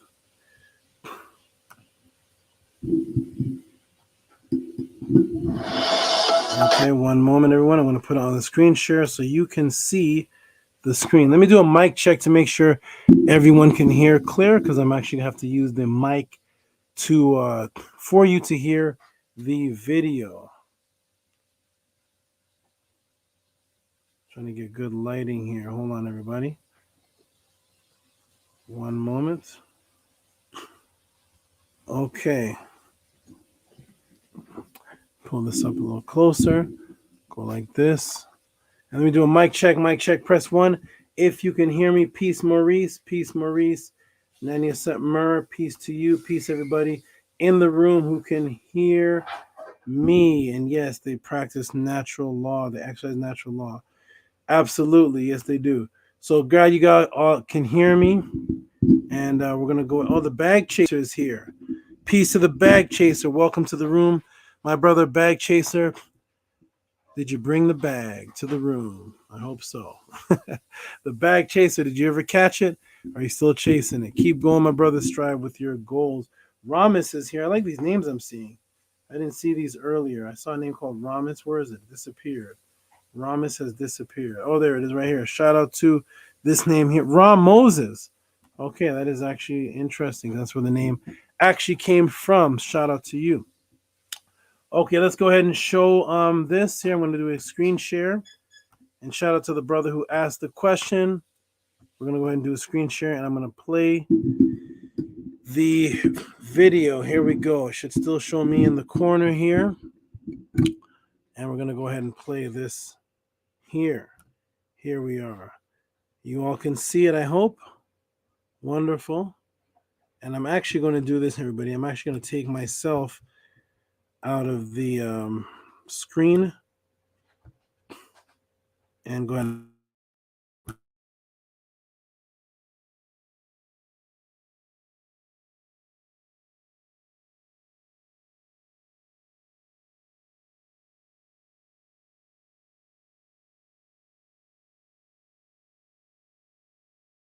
Gotta unmute it. Okay, good. I'm gonna make it full screen. Here we go. Okay, here we go.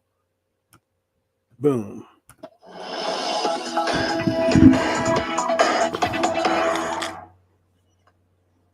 Well, disturbing news from an uninhabited, an out-of-bounds island, I beg your pardon, in the Andaman and Nicobar chain. An American tourist identified as John Allen Chow, 27 years old, has reportedly been killed by the Sentinelese tribes who populate the North Sentinel Island, an out-of-bounds island in the Andaman and Nicobar Island chain. An FIR has been filed in Chennai by the US consulate regarding this American tourist who's gone missing. Chow was reportedly a missionary. That's what some local reports say. There's no confirmation of that. And had visited the isolated islands 5 times, strongly desiring to meet members of the tribe and apparently preach Christianity. 7 people who facilitated this tourist in reaching this out-of-bounds island, nobody's allowed to go there, have been arrested. The Sentinelese tribe is known to reject contact with the outside world. They live a highly primitive existence and choose to remain disconnected from the world. The Indian law protects the Sentinelese people, who are very few in number, less than 50. That's an aerial view of what this beautiful island looks like. They can be prosecuted, and entry into areas inhabited by the Sentinelese is currently illegal. So this 27-year-old American tourist, who some local reports are calling a missionary, a Christian missionary or evangelist, was killed by the Sentinelese people once he reached there. Sketchy details so far. The US Embassy has said it is making inquiries, but has offered no further comment beyond what is already known at this time. I want to go across to India Today's Priyambada for more on the story. Priyambada, John Allen Chow, what we do know is that he was in his 20s. He was a tourist of some kind. Some local reports are saying that he was a Christian missionary as well. What more can you tell us? Well, Shiv, we've got some exclusive details about John Chow, who was killed probably a day back on 14th of November. We are being told by the police sources that he had entered this sensitive island with the help of 7 fishermen, who, according to sources, are again from Christian missionaries. So he had 2 intentions. One, it was definitely for adventure, to go and establish contact with this primitive tribe, and 2 was also to preach Christianity to them. And he was a paramedic, and he entered there, and after a point, he went deep inside the forest leaving these fishermen in the outskirts of this island. But a day back, one of the fishermen noticed that he was killed with an arrow by the tribals in that area, and he was buried. So that is when all the fishermen ran back to Port Blair and informed his friend, who in turn informed the police. That's how the information about his missing or the death came out. And right now, even recovering his body is going to be tough, is what the police sources say, because it's a banned area, and the tribals have buried him in a traditional manner, and it's very difficult for police or anybody to enter that tribal area ship. So this is a very unfortunate bit of information coming in that Chow is no more, and he was killed with an arrow by this group of tribes. Apparently, only 50 of them, when the last census was taken, were available belonging to this tribe. And this is not the first time, Shiv. In 2006, two fishermen from India, from Andaman and Nicobar Islands, were killed by these tribes. Okay. Very disturbing news from the Andamans, but several unanswered questions as well. We're going to continue to track the story very closely. Thanks for watching. Were available belonging to this tribe. And this is not the first time, Shiv. In 2006, two fishermen from India, from Andaman and Nicobar Islands, were killed by these tribes. Okay. Very disturbing news. This was a journey American missionary John Chow was warned against taking. The island was off limits to protect outsiders and the tribe, which has no immunity to modern diseases. This morning, investigators are trying to figure out who else might have been involved in that fatal mission. Today, this remote island in the Indian Ocean is the focus of an investigation. Where is American missionary John Chow's body? This morning, 7 people, including fishermen accused of taking him there, are under arrest. More may be under suspicion. Chow was no stranger to exotic adventures, trekking in South Africa, snowshoeing across the Pacific Northwest, diving in the Andaman Sea, curious about the tribes. But his trip to North Sentinel Island in the Andaman Sea was both perilous and illegal.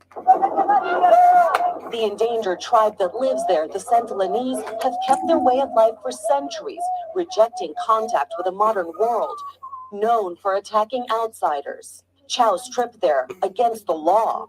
This was a dangerous trip both for the missionary and the tribe. It was incredibly dangerous for him and foolhardy thing to have done, but even more dangerous for the Sentinelese themselves. They are the most isolated tribe on Earth, so they're the most vulnerable in terms of a lack of immunity to common diseases like flu and measles that will decimate a tribe. Journal entries from Chow's last days show that he was well aware of the danger, writing, "I'm scared.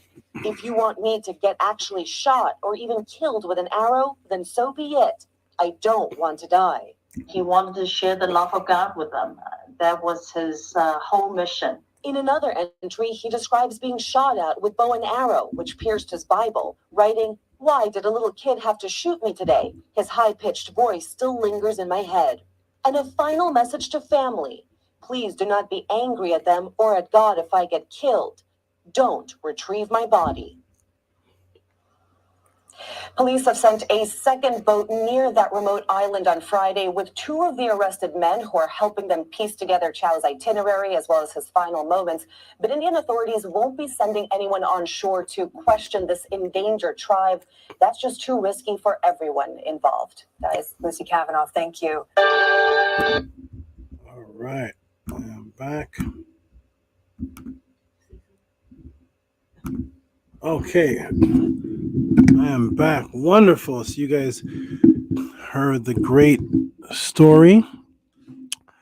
And yes, that is the story of the Christian man, Chow, who wanted to promote the love of God to a tribe. And I'm going to emphasize again, to Christians and Hebrews and all religious people, to a tribe that God cares nothing about. To a tribe that God cares nothing about. Why do I say that? Because for those who believe in this ridiculous Bible and who believe in Christianity, Hebrewism, and Islam and all of these religions, understand that God has never, ever sent divinely inspired word from the heavens to any indigenous people on the planet about him.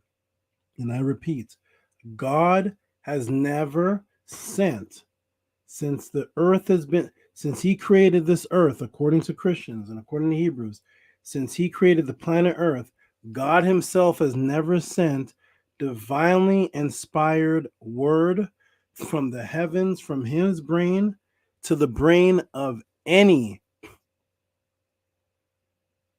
Australian Aborigine, to anybody from the Choctaw, from any Native American, to any Eskimo, to anybody in ancient Zimbabwe, to anybody in ancient India, to anybody along ancient Canada, to anybody in Mexico, to anybody in Brazil, to any native indigenous person anywhere on the face of this planet Earth. The God of the Bible has never considered their existence. I want everybody to get that penetrated in their brain. It is the most racist God you've ever heard of, that he created everybody on the planet Earth. All of us are his children, and only sent divinely inspired word to Israelites. For the thousands of years from Adam and Eve all the way to Abraham, all the way to Noah, all the way to Moses, all the way to King David, all the way to Solomon, all the way to Jeremiah, all the way to Ezekiel, all the way to thousands of years of history, and not once has God sent anyone to Australia. Not once has God sent anyone to teach his word to the Eskimos. Not once.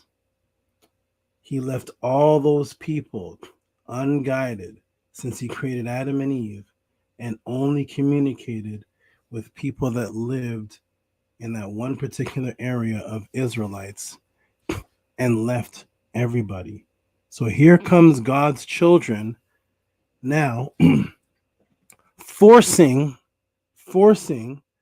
God's word to all the indigenous people now, like as if that's what God wants. If God wanted the Sentinelese, these people, the islanders, to have his word, he would not send John Chow to go there with a Bible to get shot in the chest with a bow and arrow, to get his Bible to get shot. No, no, no, no, no. He would have one of the Sentinelese inspired with his word. Nobody has to go there. God doesn't have to send anybody anywhere to get his word. He didn't have to send anybody.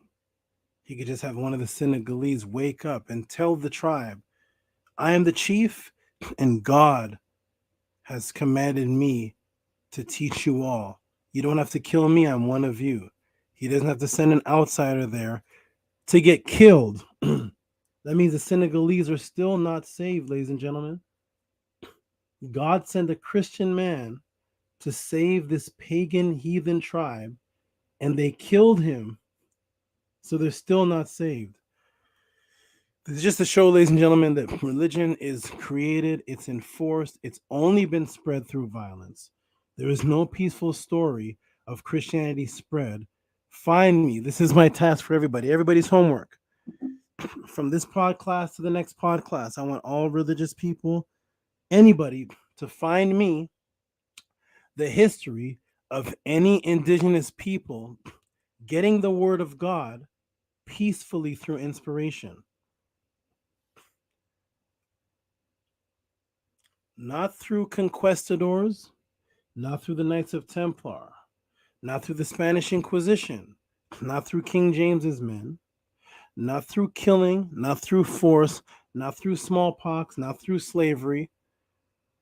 An indigenous Eskimo by himself, without any contact of any outsider, he just gets inspired scripture. An indigenous Cherokee tribe, an indigenous person gets it without any contact from anybody. That does not exist, ladies and gentlemen. Religion was brought, Christianity especially, was brought through violence. And these tribal people did not want anything to do with it. If God wanted them to have it, God would have sent them their own Moses, their own Abraham. But he doesn't, because the God of the Bible does not care anything about anybody on the planet other than the Israelites for thousands of years. Then the Christians started spreading it through violence. Okay, so shout out to those Sentinelese. Shout out to them. I hope they still. Well, I've heard they've softened up, but I hope the strong men and women still keep their culture. I hope they still do what they're supposed to do, which is protect their island. They are very sensitive to disease of outsiders. They're not supposed to be interfered with. Shout out to you, people, for protecting your island. Yes, please keep Jesus and the Bible away from your island. Do whatever you have to do. Shout out to the brother who asked the question. That is the information on what brought attention to that tribe. If you want to know information on what the tribe actually believes in and teaches, that may be a little bit more difficult because they're not teaching that to outsiders. They're keeping very, very private, but they're telling outsiders, leave us alone or you will get killed.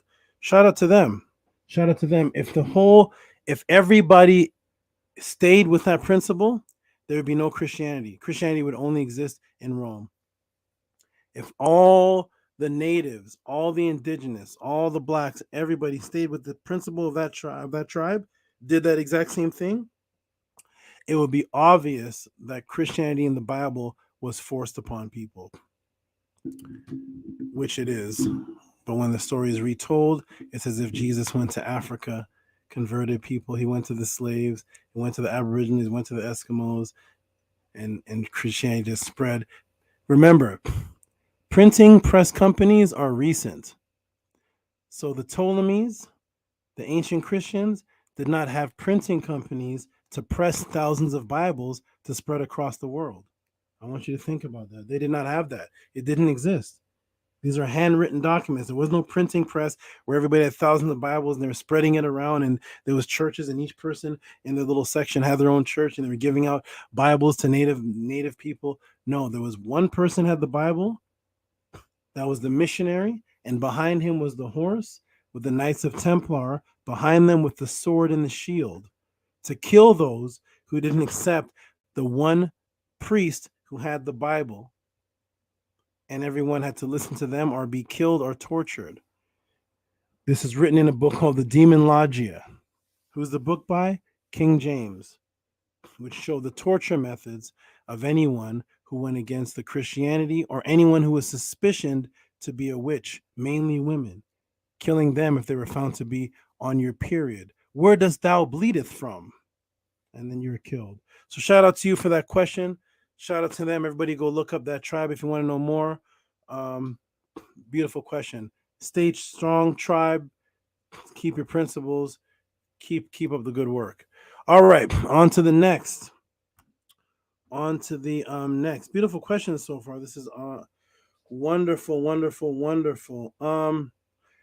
There's a brother. I want to know if you're in the room because I want to answer this while you're here. There's a brother, Anthony Drain. Are you in the room? Anthony Drain asked about. Let me go ahead and put this in the room. Shout out to Anthony Drain for your question. Let me go ahead and put this in the room. Shout out to you. And Anthony Drain says,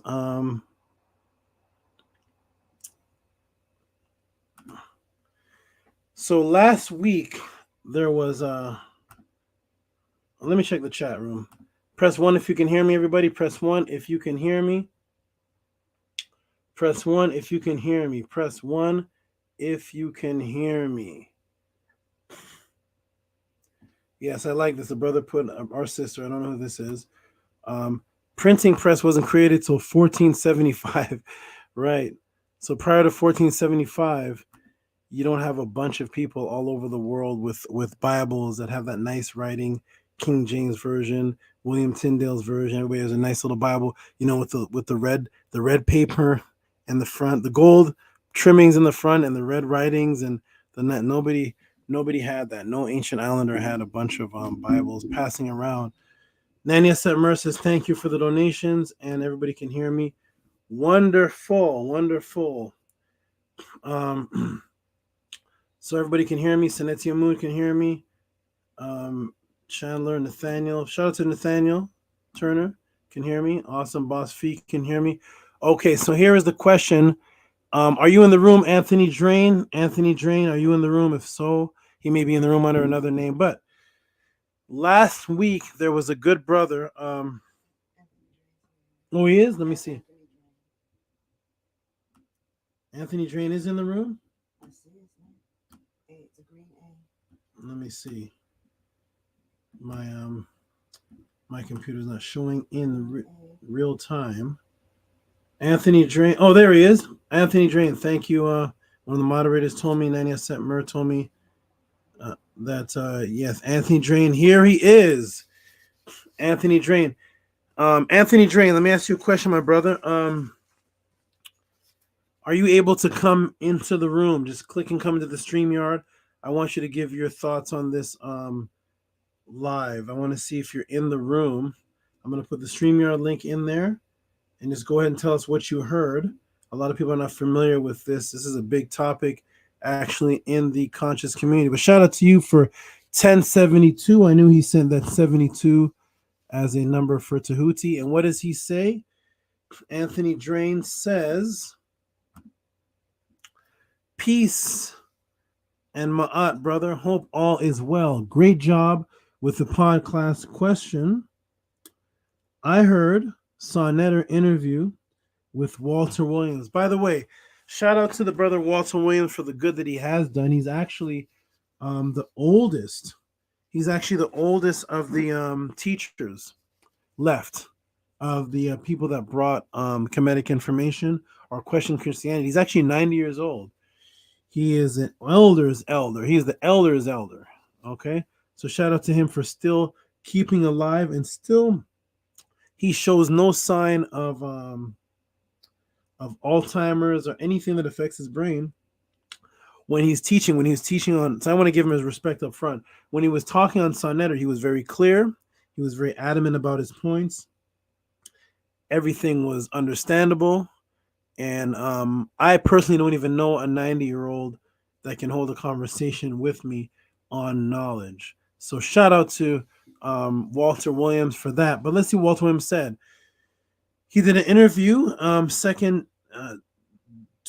today, and Williams still, he put still in capitals, is still saying that the hieroglyphics cannot be deciphered. I just wanted to get your perspective on that. Okay. He also sent the clip.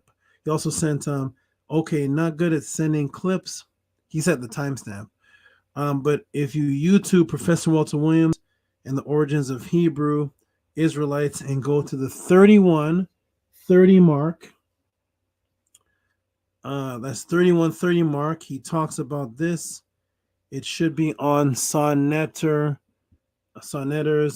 channel. Okay.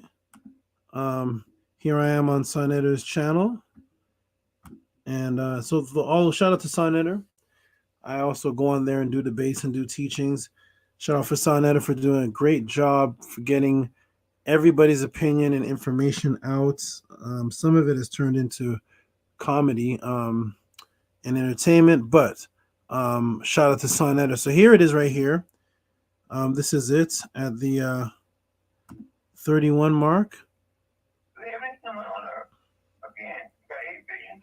One second, let me go see the actual mark. He said 3130, and here I am at we're gonna go back a little bit. 31. Whoop. It's gonna go into a commercial. Hold on. 1 second. The DB scam. Let me get this off the screen. Okay, let me see.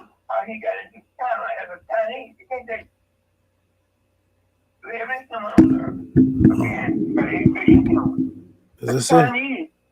Can I tell you how he got into China as a Chinese? He can't tell you that. He found himself in China as a Chinese. The Indian of India can I tell you how he got into India as an Indian? He found himself in India as an Indian. The European, can I tell you how he got into Europe as a European? Wait a minute. Found himself I'm going to go back a little bit, see if this is it. living in a certain geographical land area. So 3130. You can multiply your experience. I don't see it at 3130, but I did hear it. It is in this. I'm going to go ahead and do a screen share. I'm going to go ahead and show everybody actually something here. Everybody shout out to Sonnetter. I'm going to go ahead and share the screen just so I can show you what the brother was talking about, what the video is. So everybody can go watch this video for themselves. And you can find it. It's this one right here. Professor Walter Williams, Origin of Hebrew Israelites. And I'm here at 3130. I don't hear it, but I did go back and watch this. And I did hear Walter Williams say that you cannot decipher the Medu Netter. So everybody can go here, support Sonnetter, listen to Walter Williams. He does have a lot of jewels. Let me go ahead and get this off the screen here. He does have a lot of jewels. Just not everything is, just like everybody, everything must be questioned. Okay, so let me get to the chat room and see if Anthony Drain is actually in the chat. Anthony Drain, are you able to come to the screen for a moment? Is Anthony Drain here? I'm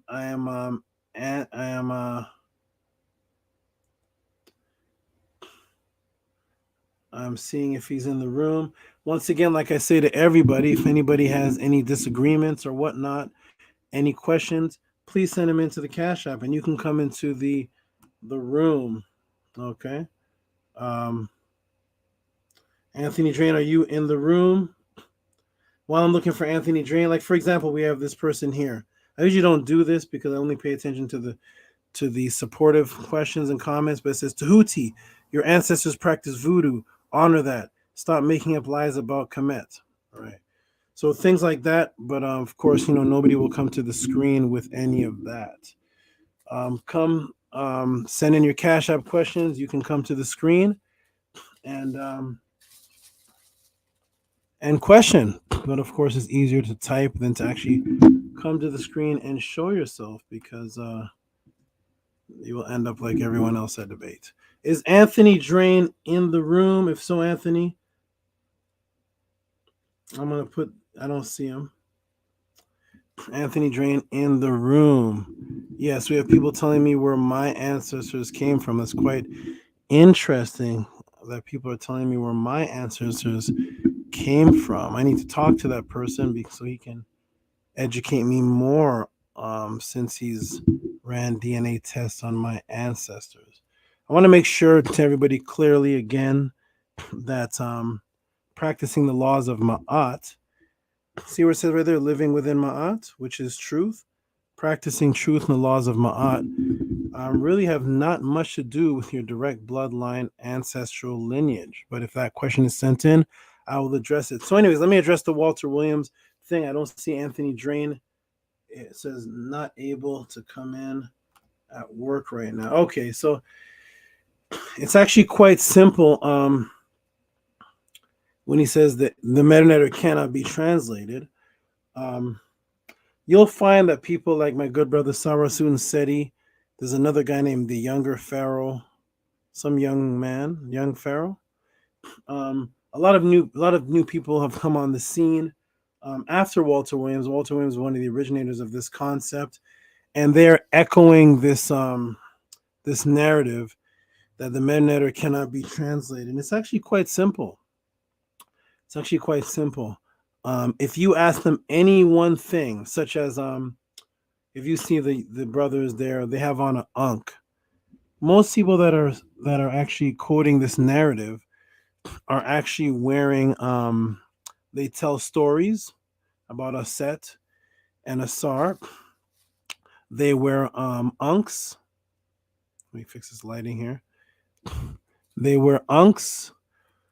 If you ask them what the ankh is, they will say the ankh is the key of life, or let's say the ankh represents life.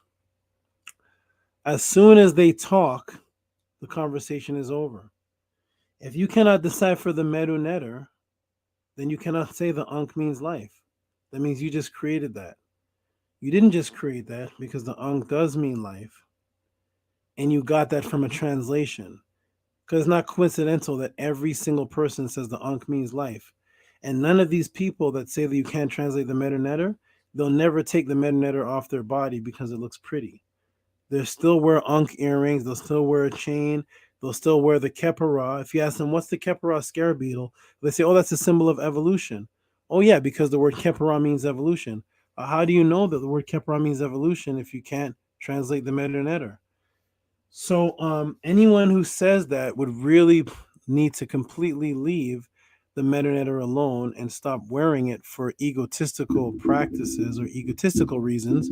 But in actuality, yes, the Medu Neter has been translated along with many other ancient translations. Has every single word in the Medu Neter been understood?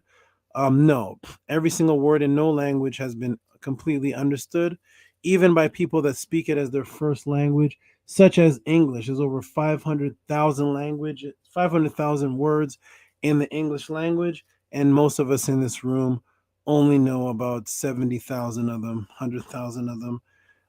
Some words that you see them doing in those spelling bee things, if you watch those television shows, you'll hear words with 5 syllables, 6 syllables you never heard in your life, and you never will use them in a regular conversation. And that is with most languages, that there are words that people do not understand because for several reasons. But as far as the basic understanding of the words, of course, and everybody, and I will even get somebody who denies it if they come on the screen, they will even admit in the end of our conversation that yes, of course, it's been translated. Obviously, it's been translated. As soon as somebody starts talking about Jesus came from Heru, they say Jesus came from Heru, the Asara Set story. And I say, whose story? The what story? Asara Set. Where'd you get that word from? That sounds like a Medu Neter words. Oh, Asara Set. You know, that's the name of the couple that gave birth to Horus. It's really said Heru. It's not Horus. It's Heru. Where'd you get that from, sir? Where'd you get Heru from? I thought Medu Neter can't be how'd you get the H sound? How do you know that has an H sound? How do you know that says Asar and that one says Aset? So everybody who says that is still talking about Asar, Aset, and Jesus. Even Walter Williams, everybody's saying, and Jesus comes from this story and that story.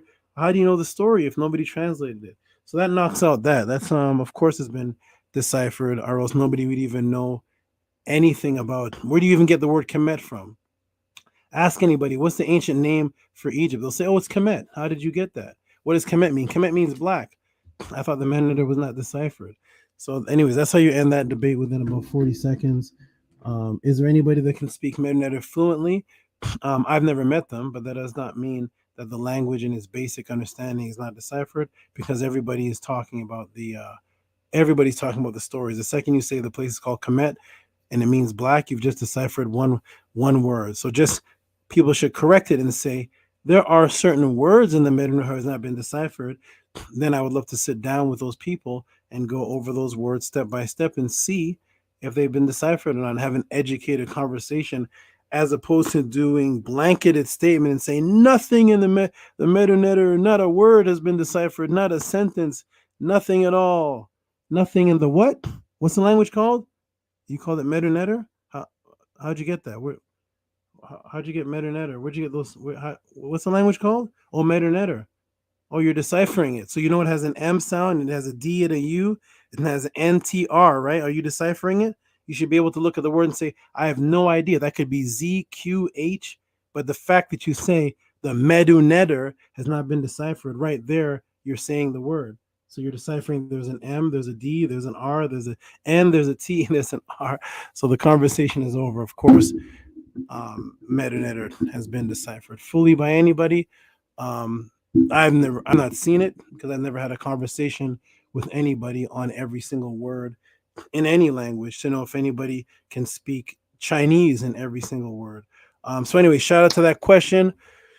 Thank you for that, Anthony Drain. That's how I end that debate and discussion within 40 seconds or so, 50 seconds.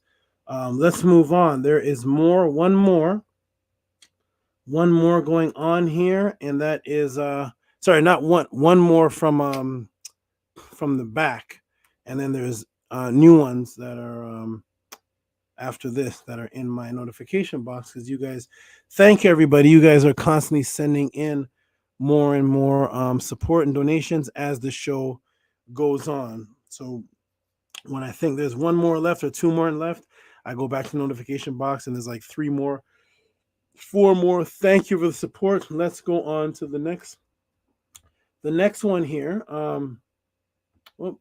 The next one here is who's this? This is a great one. Here's another great one. I love it. This is great. This is let me put this in the room. Shout out to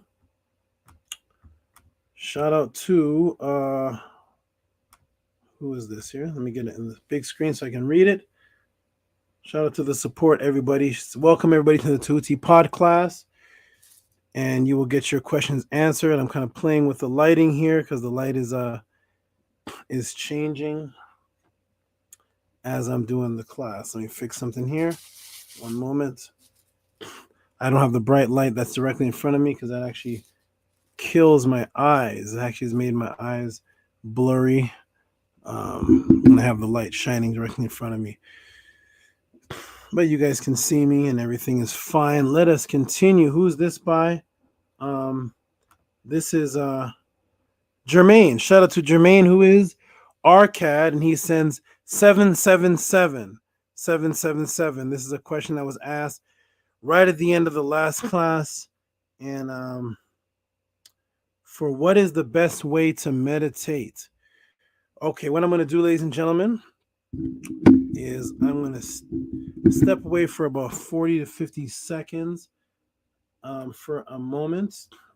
Oh, and of course, I have to go back to the people that asked the question to see if they heard and appreciate it. He says, thank you, Saba. You are welcome. You are welcome, Saba, because you're Saba too. You're Saba too. Everybody is Saba. I'm just the Saba teacher. Saba actually means the student and the teacher. It's a beautiful word. It's a student and the teacher at the same time. And I can break that out if somebody sends a question in on it. But yes, I'm the more advanced student. I'm still the student here. Okay. So let me one moment, everybody. Netzer, we need shirts. We need shirts. I'm gonna get the goddesses to this is the 3rd shirt request. This was given to me by one of my goddesses. The last, let me fix this lighting here. The last shirt you saw, let me do this. The last shirt you saw me wear was actually made. It was actually made by one of my goddesses. Sorry, bear with me, everybody. I'm kind of play. There it is. It's a little bit better. I'm trying to play with the lighting here.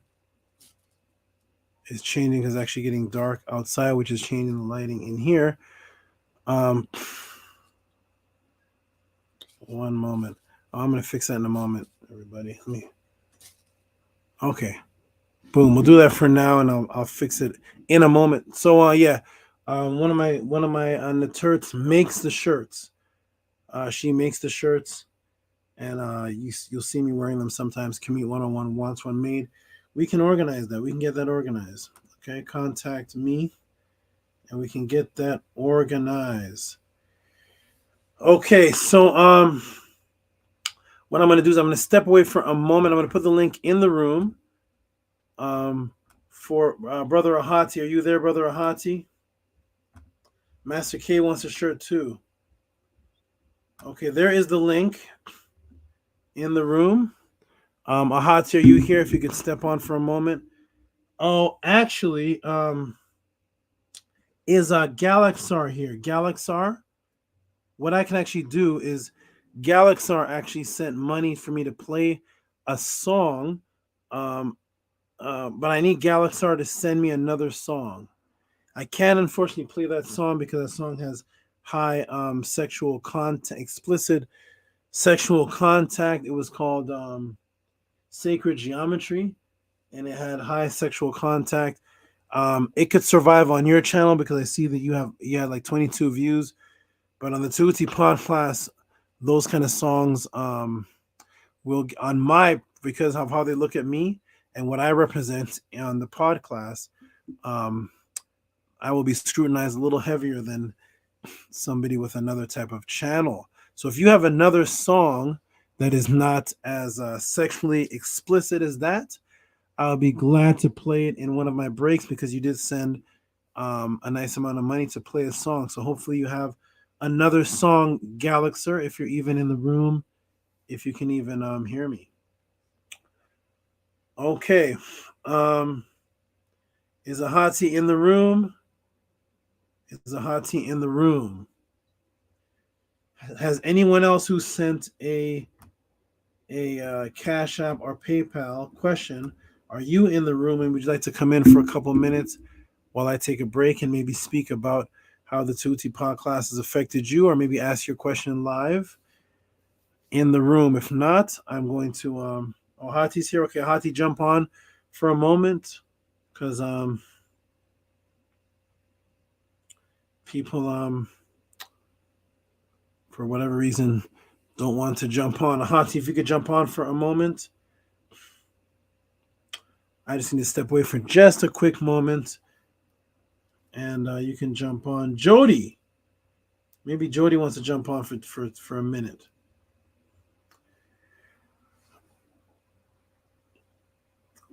Okay, so I'm going to step away for just a minute, and I'm going to come back and get to that. Oh, Ahati said he's setting up his camera. Okay, Ahati, set up your camera, and I'm going to jump back on and answer that meditation question. Then we're going to go to some of the latest questions that are asked. This is the Tehuti Podclass. Welcome, everybody, to the Tehuti Podclass, where you can ask questions by sending in your support to the Cash App. Let me put that in the room. To the PayPal, to the Cash App. This is my AI moderator, as you see on the screen right here. Let me do it with this finger. Right here. See her on the screen. Support with a Cash App question. Send your donation. Send your support. I will get to all the questions, all of them that I can. Throw them up on the screen and answer them live. Okay, this is also the PayPal there, where you can send your support. I give the notifications. I go through them one by one. We're knocking them out good here. I have one last one to answer from last time, which is the meditation question. And then I'm going to get on to some of the newer ones that were just sent, even while I was answering questions.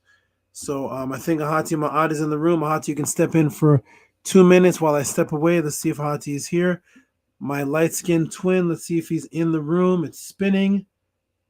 It's spinning.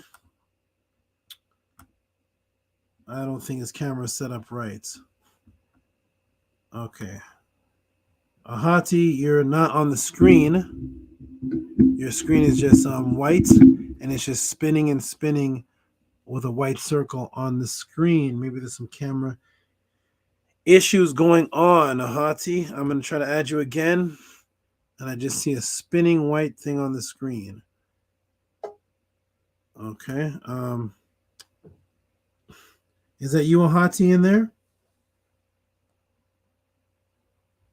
Ahati, are you in the screen? Is that you, Ahati? 1 second. Let me check something. I see somebody else on the screen. I hope it's a supporting member. Let me go ahead and see. I just see a head spinning around. Wait, nope, Sonetter. Hold on. Who is that? Oh, Rashu. Is that Solon Rock? Wait a minute. Is it Ramosi? Solon Rock, I think. No, Solon. No, he's a support. Solon Rock is a support. I'm going to let him in also. Solon Rock. Is that you, Solon Rock? I see it's dark. I'm seeing just a dark face, but it looks like Solon Rock. Solon Rock is a consistent supporter and visitor of the Tehuti Podclass, so I will let him in. And Ahati, are you having some issues? Let me meet Solon Rock. See, that's all I see, a black screen. Is that you? Solon Rock? What's up? What's up, Tehuti? Hey, peace, brother. How are you? I'm doing good, brother. How are you, man? I'm good. I see eyes and teeth. Oh man, I'm on the road. I'm on the road. Okay. I say you need somebody to hold it down. So okay, I see you and a hottie are in here. Let's see if a hottie is Do you have a little light that you can flash on yourself? I literally can't see you. Are you in a car? Is that better? Yeah, in the car. I'm driving. Oh, you're driving. That's what it is. Okay, good. Sullen Rock. Yeah. I'm gonna step away for just a moment. You can tell people live what you think of the Tehuti Podclass. If you sent in a question through the Cash App or PayPal and I didn't get to it, you can ask in here also live. I'm gonna step away. You can hold it down for a minute, and I'll be back. Sullen Rock, nice to meet you, brother. It is on you. Cool. Hotel family, hotel. I gotta say what's up to everybody.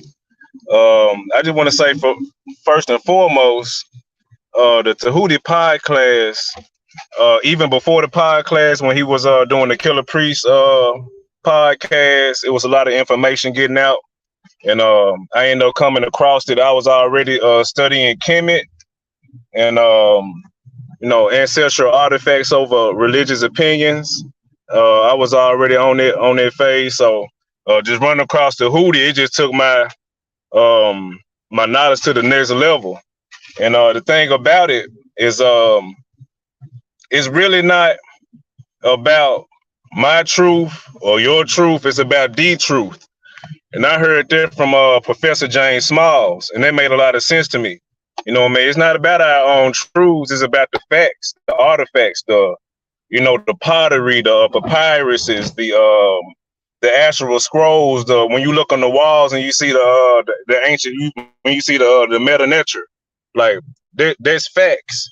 But when you try to bring your religious opinion in, and you try to make me believe in something that's been actually contaminated, I would say, through the years, when you try to make me believe in something like that without having actual proof, it's kind of hard to convince someone like me. And I'm quite sure like everybody in this audience. So I just want to say with this podcast, it is so awesome. This knowledge that we're getting is nobody on YouTube who is, man, I'm talking about just coming out with straight sources on the spot. It's nobody that's doing it. They gotta have a few weeks to get their information together to set up debates. But if you ask Tehuti right now, if you send something to the Cash App and just ask him a question, he gonna answer it on the spot. One of the things that I asked a few weeks ago was about Hedekah Ptah, which is the House of Ptah. And it's ironic because I'm actually from Memphis, Tennessee. So me being from Memphis, Tennessee, I'm not like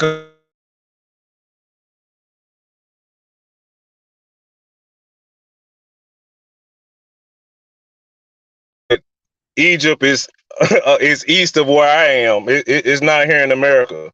But I know that Hedekah Ptah, Memphis was really a part of Hedekah Ptah. And I just say it's just so ironic that I'm actually from Memphis, Tennessee. So I just try to, like, with Memphis, I want to actually like bring that ancestral godship or you'll say nettership to the city. Because if y'all know, we had a famous rapper be killed here, Young Dolph. He got killed at the cookie shop in my old neighborhood. So to see Young Dolph get killed like that, Snooty Wild, seeing all this violence happen here in Memphis, I just wanted to like bring Hedekah Ptah to the city and just try to make that the new Memphis, where we carry ourselves like netters. Carry ourselves like netters.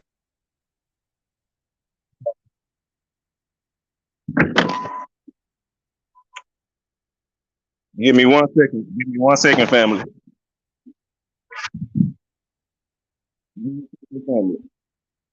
So, when it comes to Memphis, Tennessee, I want to bring something new to the city. And if you're from Memphis, I would, when it comes to Memphis, Tennessee, I want to bring something. What up? What's up, man? I held it down till you got in here, man. Peace, brother. Oh, can you? I'm on my cell phone, so I could barely see you. Hold on. Peace. Can you hear me? Peace, peace. Yeah, I can hear you. I was holding it down for you till you got in. No, keep talking. You're doing great. Okay, thank you, brother. Yeah, so I'm just saying, like with Memphis, Tennessee, I want to bring a new Memphis. I want to start a new Memphis here. I want it to be number peace, love, and positivity. It's too much killing going on here. If y'all only knew what was going on in the city, it's crazy. It's crazy. Every time I turn around to cut the news on, people are being killed here in Memphis. So I want to say rest in peace to Young Dolph for sure. I wish Young Dolph could have met Tehuti.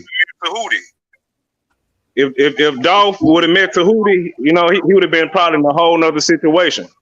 So I want to say, man, Tehuti, I appreciate you stepping out of the matrix. The PDF that you sent me, that PDF is doing good for me, brother. Okay, thank you, my brother. What up? Peace. Another warrior in the house. I'm still a baby.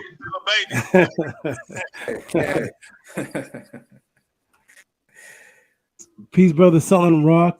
Thank you for popping up, and I'm glad the PDF is with you even when you don't have the Podclass, and I'm sure you can still hear me. You got cut off, but shout out to Sullen Rock, and I did hear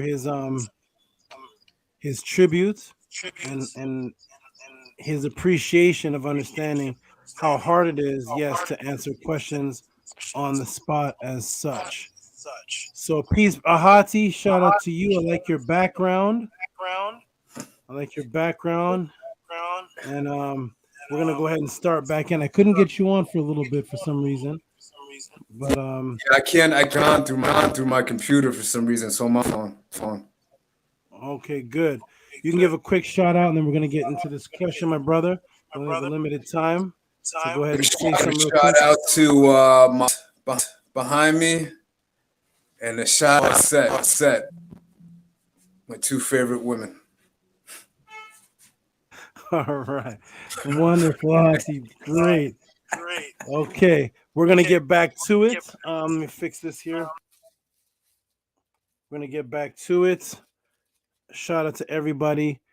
Welcome to the Tehuti Podclass. For those who just came in, we got a question in. Shout out to Sullen Rock. He got bumped off or something happened. Shout out to you, and much respect to Ahati Ma'at, who is a warrior constantly for the truth. Thank you for showing up. And we're gonna get back into the questions. We have a little bit. We have some more. We have another over an hour to go. So let's see what this question is. The question that was sent in. Let's see if we can get to it here. This question here is, and this is from the last Podclass. Let's see what this says. Oh yeah, this is yes, I showed this already. Jermaine, shout out to Jermaine for the 777. What is the best way to meditate? What a question that is. What is the best way to meditate? Wonderful. Let's get into it, everybody. You know how we're about to do things. It's going to be thorough. And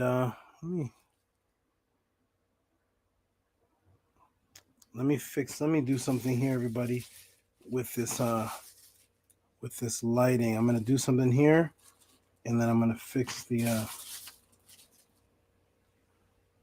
okay, that's good. That's good for now. That is good for now. Okay. Let's go ahead and get into it, everybody. Meditation. Okay, so when people hear the word meditation, all type of assumptions take place, and never usually goes back to any ancient root of the word or anything. Let's get into it, though. Okay, let's break it down. That was a shout out to Jermaine. I'll show one more time. Jermaine says, what is the best way to meditate? All right, wonderful. let's go ahead and get into it. Shout out to the brother selling rock again for appreciating that. Yes, it usually takes people a lot of time to get a question, set up a debate or a lecture. And yes, I'm showing people that you have the ability, with thorough study and living the life as such, having your mind in the knowledge constantly, that you'll be able to answer questions factually faster than the average person, because I've been doing this since I was younger, much younger. Yes, I can get into these. Let me do a mic check and a visual check. Can you all see the screen right now? And can you all hear my voice right now? I'm going to go back to the chat and just see something. Because my screen just did something very strange. The screen sharing was canceled. Let me get in the chat. Can you see the screen and can you hear me? Mic check, mic check. Press a 1, please, everybody. My screen did something strange, and I want to make sure you all are here. Kinetic energy, Jody. Okay. Oh, there's Galaxer. Galaxer, I want to play one of your songs, and I want to say this, everybody. I think Galaxer is a brother from maybe the Killer Priest show that I knew from back then. And on the Killer Priest podcast, because he's a musician, he has a section on his show where he does a music section for upcoming artists to play songs. And they pay, I think it's $25 to $50 to play a minute and a half to 3 minutes, something to that effect. And it's a whole section in the show playing music. And that is a brilliant idea. It helps support Killer Priest, and it helps get new artists. A lot of new artists have actually become moderators and music makers for Killer Priest due to that, such as Voltage Controller came on as just one of the 100 people that sent in beats, and he sent in a beat, and now he is one of the main beat makers for the compilations and music for Killer Priest, and he's a moderator. So that was a great idea. So I think this brother is from there, because he sent in the exact amount of money to play a song. I do not have that. I don't have that on this show, but I'll tell you what I am doing. As you can see, I do take breaks sometimes for a few minutes, 2 minutes or 3 minutes or so. There are intermissions. So yes, if somebody wants if Galaxer, if you want a song played during an intermission, yes, you can send a link to your song, send support. I won't have a whole section like Killer Priest, because that's his thing. I won't have that. But in the intermission, I do play things. I do have people come up front to take up time while I'm off doing things in this 4-hour period that I'm sitting down here. I do have to take breaks. So yes, I will promote you and show everybody your YouTube, and I'd be happy to do so. That goes for anybody, but I definitely don't have the time to play song after song after song and have a whole section on that, because that's not what the show's about. But yes, I can play in the intermission. Okay, wonderful. I am here to help support everybody and push your if you're an artist, whatever you are, as long as it's knowledge. I'm not playing any, what is that music called? What is it called today? What do they call it? Trap? I don't know. There's this new music. I don't know what it's called. It's some weird kind of, but so they have some new music. I'm not playing any of that. I'm not playing any monkey beats. I'm not playing no kind of stupid ignorance. If you have a knowledgeable song that matches the theme of what I'm teaching here, and you want to move forward with that, of course, I'll support that. My daughter does that. She just actually got a paid tour in South Africa. She does that. So yes, I will promote that, but I'm not playing any kind of and certain of those songs can't even be played because they will watch my channel. So shout out to everybody who does that.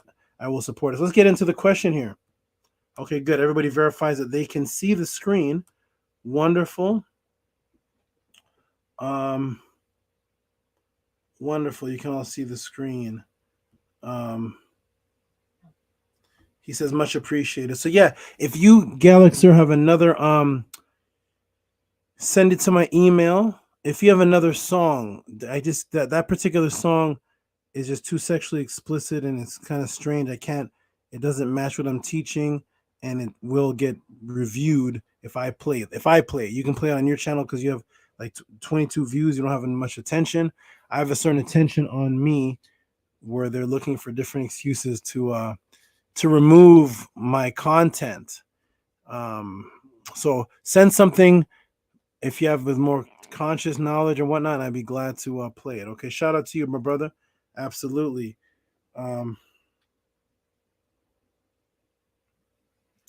Vinny Blacklodge says, KP played the song you dropped a verse on. Oh, okay, nice. The compilation, we did 2 of them together. Shout out to KP for that. Okay, let's get on to it. Everybody. I'm going to take this off the screen. And let's get into the question. So the question was asked about meditation. Let me go into the screen and teach my style of how I teach, making it very clear to everybody. Here we go. We've all seen this stance.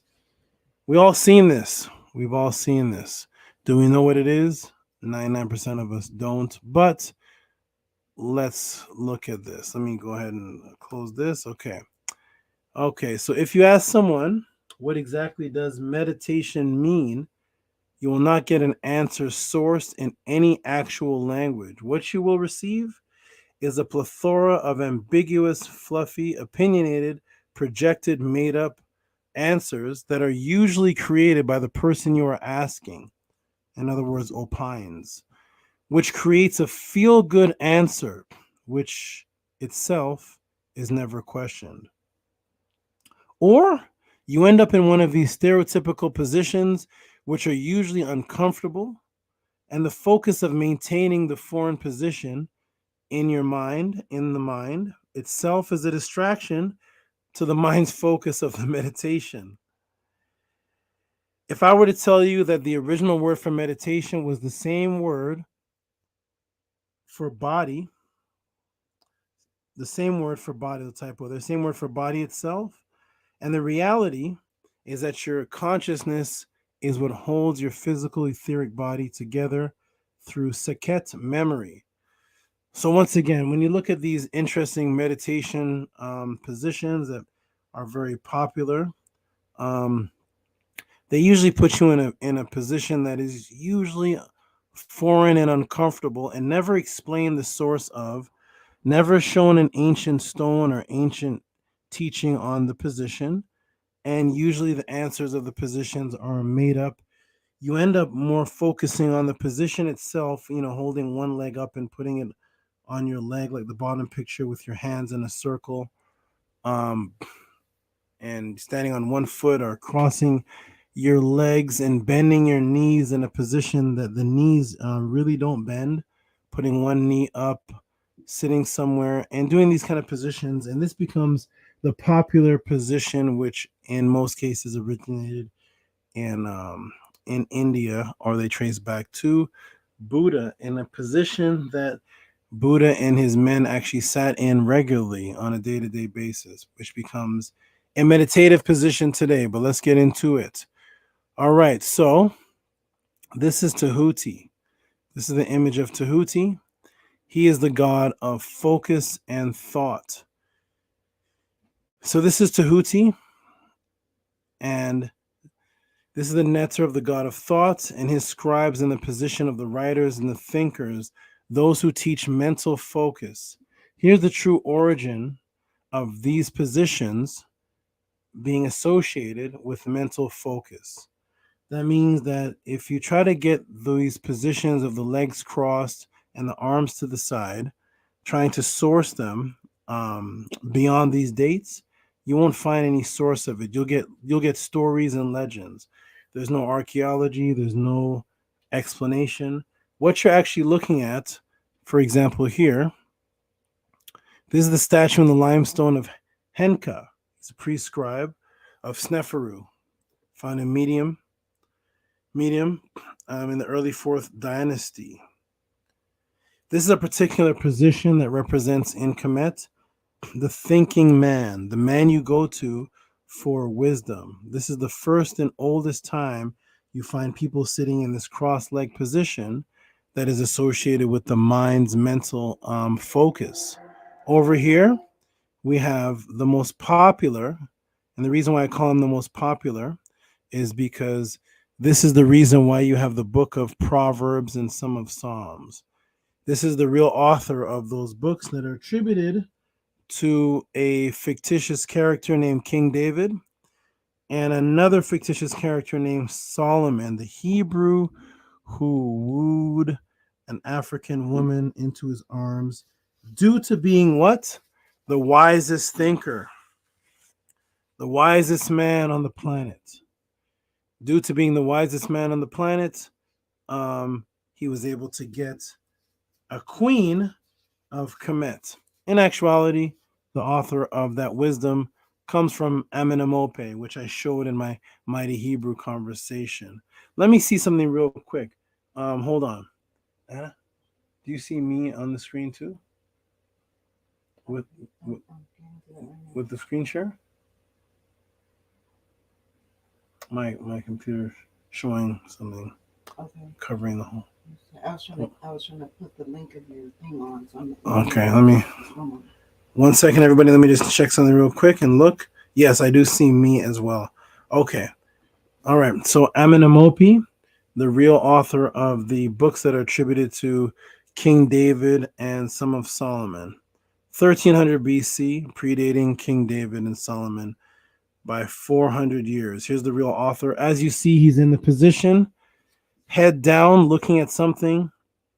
There's something below these two men, and it's actually writing material.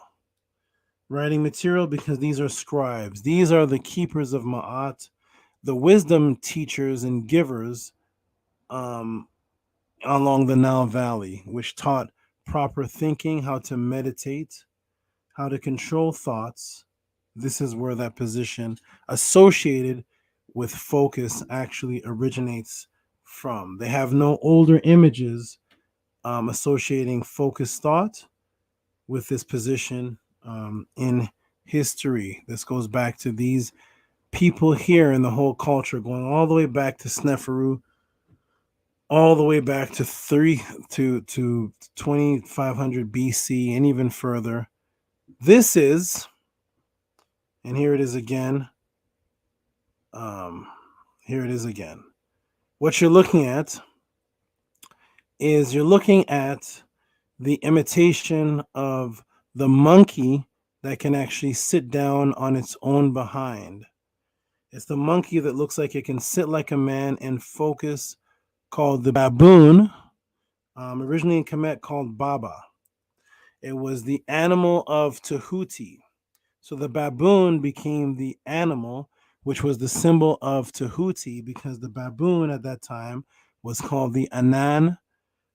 It was the animal that represented focus in a sitting position, but also a major aggression in the ability to push the enemies back as Tehuti did. So thus this animal in this position, the scribes would imitate, and it would imitate the wisdom of Tehuti. This became the animal of Tehuti. When you look at the baboon was an animal seen along the Nile Valley, which looked like a thinking man. It's the only animal really that does this and can position itself.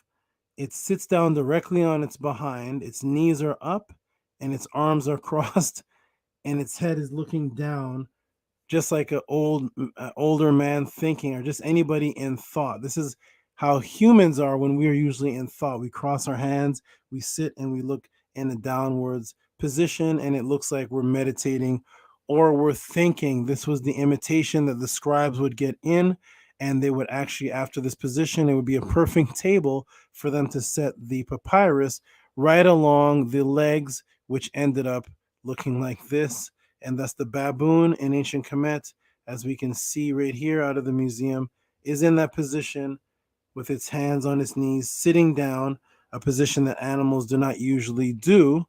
So this became the position of the baboon, representing Tehuti in a state of thought. Okay, let's get into the word meditation itself, which most people have no idea what it means because nobody actually looks, most people don't look up the etymology of the word. But meditation actually just means to think. It means to think over something. Any form of deep concentrated thought in actuality is meditation. It's actually from the word med, which I'm going to get into, because they've actually replaced meditation with another word that we're actually using for our thoughts right now, which I'm going to get into in a moment. But it's actually to think over something or to reflect something. That is the med. And then it got confused for prayer by the time you get to 1200 CE. Prayer meant to ask. That's all prayer meant, to ask. It was just thought. But if we look at the word meditate, we'll see it creates very powerful words.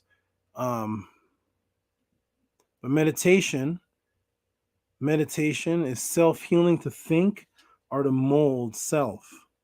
It's a form of medicine. It's actually the original form of medicine, to channel thoughts. As we can see, there's a system that is in place of meditation that molds our thoughts today. Let's look at the definition. Let's look at some of the words that the word med created. That creates the concept of what people say when they meditate today. They say, empty yourself, empty your thoughts. The actual etymological root word that's in empty is actually from the word med, which is meditation. We see here it is medical, medicinal. We see it actually also created the word mode or model, and actually to mold something. And actually created the word remedy. The word remedy, which comes from which is from a medicine. A remedy is actually from the word med. So remedy, medicine, medical is all the word meditate, because it was the original form of medicine before we actually invented medicine.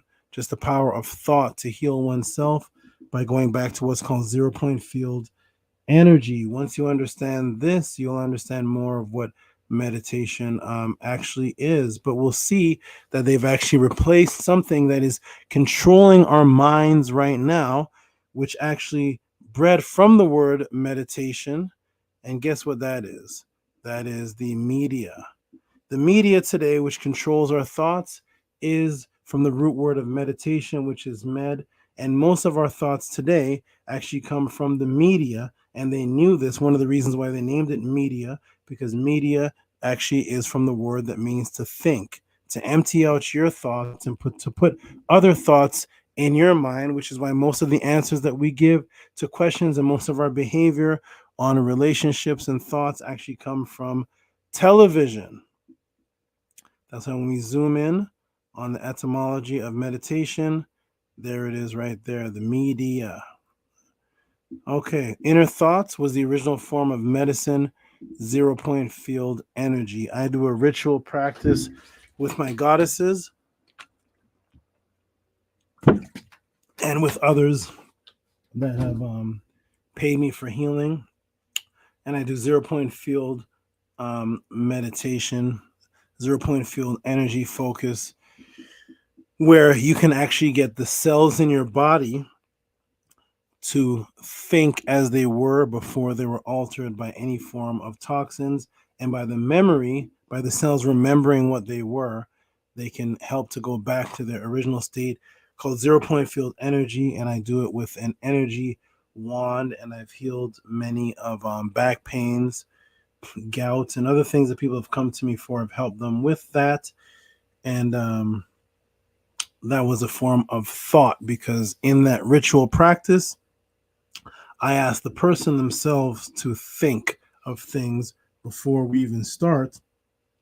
And as they're going through the practice, they actually continue different thoughts, which sends the information down to the cells.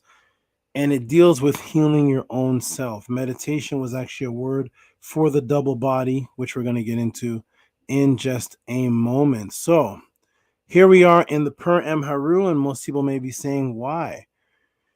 Why are we in the Per Em Haru? We have to understand that our light body consciousness is actually what creates the physical body. According to the teachings of the Nile Valley, things started off in a conscious state, and that conscious state started forming the physical. So we taught that you are the manifestation of light consciousness, and that's actually what is creating your physical body. And once the light consciousness leaves the body, there's nothing left to hold the physical matter together, and thus it starts to naturally decay and separate. So here we are in the Per Em Haru. This is the oldest book of meditation and spiritual practice on the planet. One of many, though. One of many, because along the Nile Valley, many had their own Per Em Haru directly designed for them specifically. This one became the most popular one because it's one of the ones that Budge smuggled out when he was being arrested. He was able to cut up this one into parts and pieces and hide it on his body and get out of Egypt with it. So it got into the British Museum as one of the most undisturbed. Once it was put back together, it was in perfect condition, and that's why this one became one of the most popular ones. There are many Per Em Harus, starting with the very first, which would have been the pyramid text before it was even called the Per Em Haru.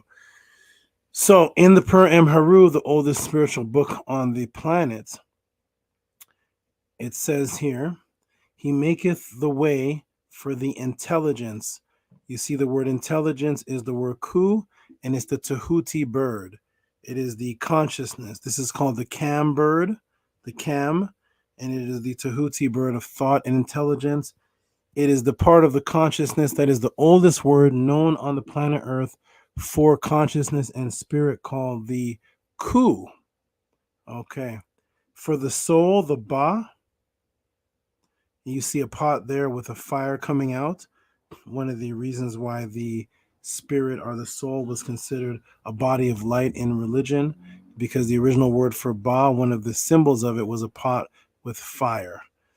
So the soul, we'll read on, the soul of Osiris, Ani, I am provided, I am intelligence. I am intelligence. This is very important for you to know, because your thought consciousness, your conscious body is actually what you are. You are actually the intelligent thought that is within the physical body. To meditate is to go back to your original self, because you are the meditation, you are the thought, even before you had a physical body. Before there was physical existence, there was consciousness that existed, and you existed in that state first. Now you have a physical body that's just wrapped around the consciousness. Once the consciousness leaves, the physical body dissipates and dies. This is one of the reasons why meditation, which is just inner thought, was so important in ancient times, because your inner thoughts are what controls your life experience around you. Every decision that you make, everybody that is close to you, your friends, your enemies, your children, your health, everything is caused by your meditation, which is your thought. So in Kemet, we didn't consider ourselves just a physical body. We said, I am the intelligence. That's what we actually are. Nukku, I am intelligence. I am the ku provided. I have made a way to the place in which Ra and Heteru are there. Okay? Because you're trying to transform back to that original state. So it says he becomes as an intelligence. You are becoming back to what you originally are when you Per Em Haru. That means you come forth as light consciousness, because the light consciousness is actually what you are. Okay, now when we look at the Ka, that same word Ka, and here's the Ku bird, by the way, going back to the tomb of Scorpion 1, 3400 BC. There it is in the Per Em Haru, going back 1250 BC. That is the oldest word on the planet Earth for conscious spirituality, or conscious spirit, and it is the Ku bird right there, going back 3400 BC. And that is why in the Per Em Haru on page 78, plate 13, the same word Ku is translated as good spirits, because the oldest word for spirit, because the spirit conscious energy is actually what you are in your original state. You are the thought. You are the meditation. This is why the oldest word for body, the word for body in Kemet, your physical body, was actually the word Kat, no matter how it's spelled. You're going to find that as you study ancient languages, the spelling sometimes completely changes because the ancient cultures were more concerned with the sound of the word, not necessarily the spelling. That's why you have many spellings for the same word, but yet it's spelled differently because they're using symbols that represent different aspects of the same thought. So you have the word ka, which is a double body, and then the ka being born, you add a T to the end of it. That is the feminine principle of birth. And it creates the word Kat, which now is the physical body, because the physical body is born after the double body, or it's born after the Ka. The Ka and the Ku exist first, and then you come out of a woman, out of the feminine principle. And then as a physical, you become a Kat, which is just a Ka with a T at the end. Your physical body. There's many ways to spell it. But when you look at the word Ka, Kat, here's one way to spell it. It is, of course, the belly, the womb, because that is what you come out of. One at birth, at one's birth. You are the physical body at one's birth. And it's now a word for people or mankind. Okay? There is a Ka, which is the Kai, which is the same word you see for Ka. And what does it mean? It means to think. Here's your original word for meditate. Ladies and gentlemen, the same word for meditate is the word for the double body, which is what you are.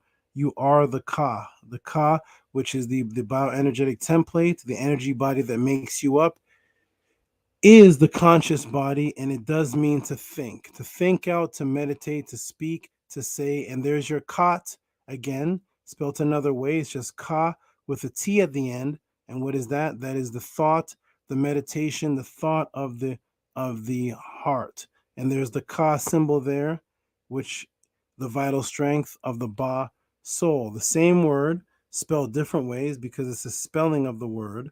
It's the sound of the word, not the spelling of the word. And there's Ka again, associated with the Ba soul and the Sekhem. That is your bioenergetic template. That is what's called, unfortunately, we only have the word soul and spirit. In this language, in ancient languages, we had 9 aspects, many different words for these more refined aspects. Okay, we had Ka, Ku, Ren, Sekhem, Kaibet. We had many different words, the Eb. There's so many different words, but in English, we just have soul and spirit. Okay, so here's the Ka, which is the word meditate. That is what you are. You are the Kat, you are the Ka.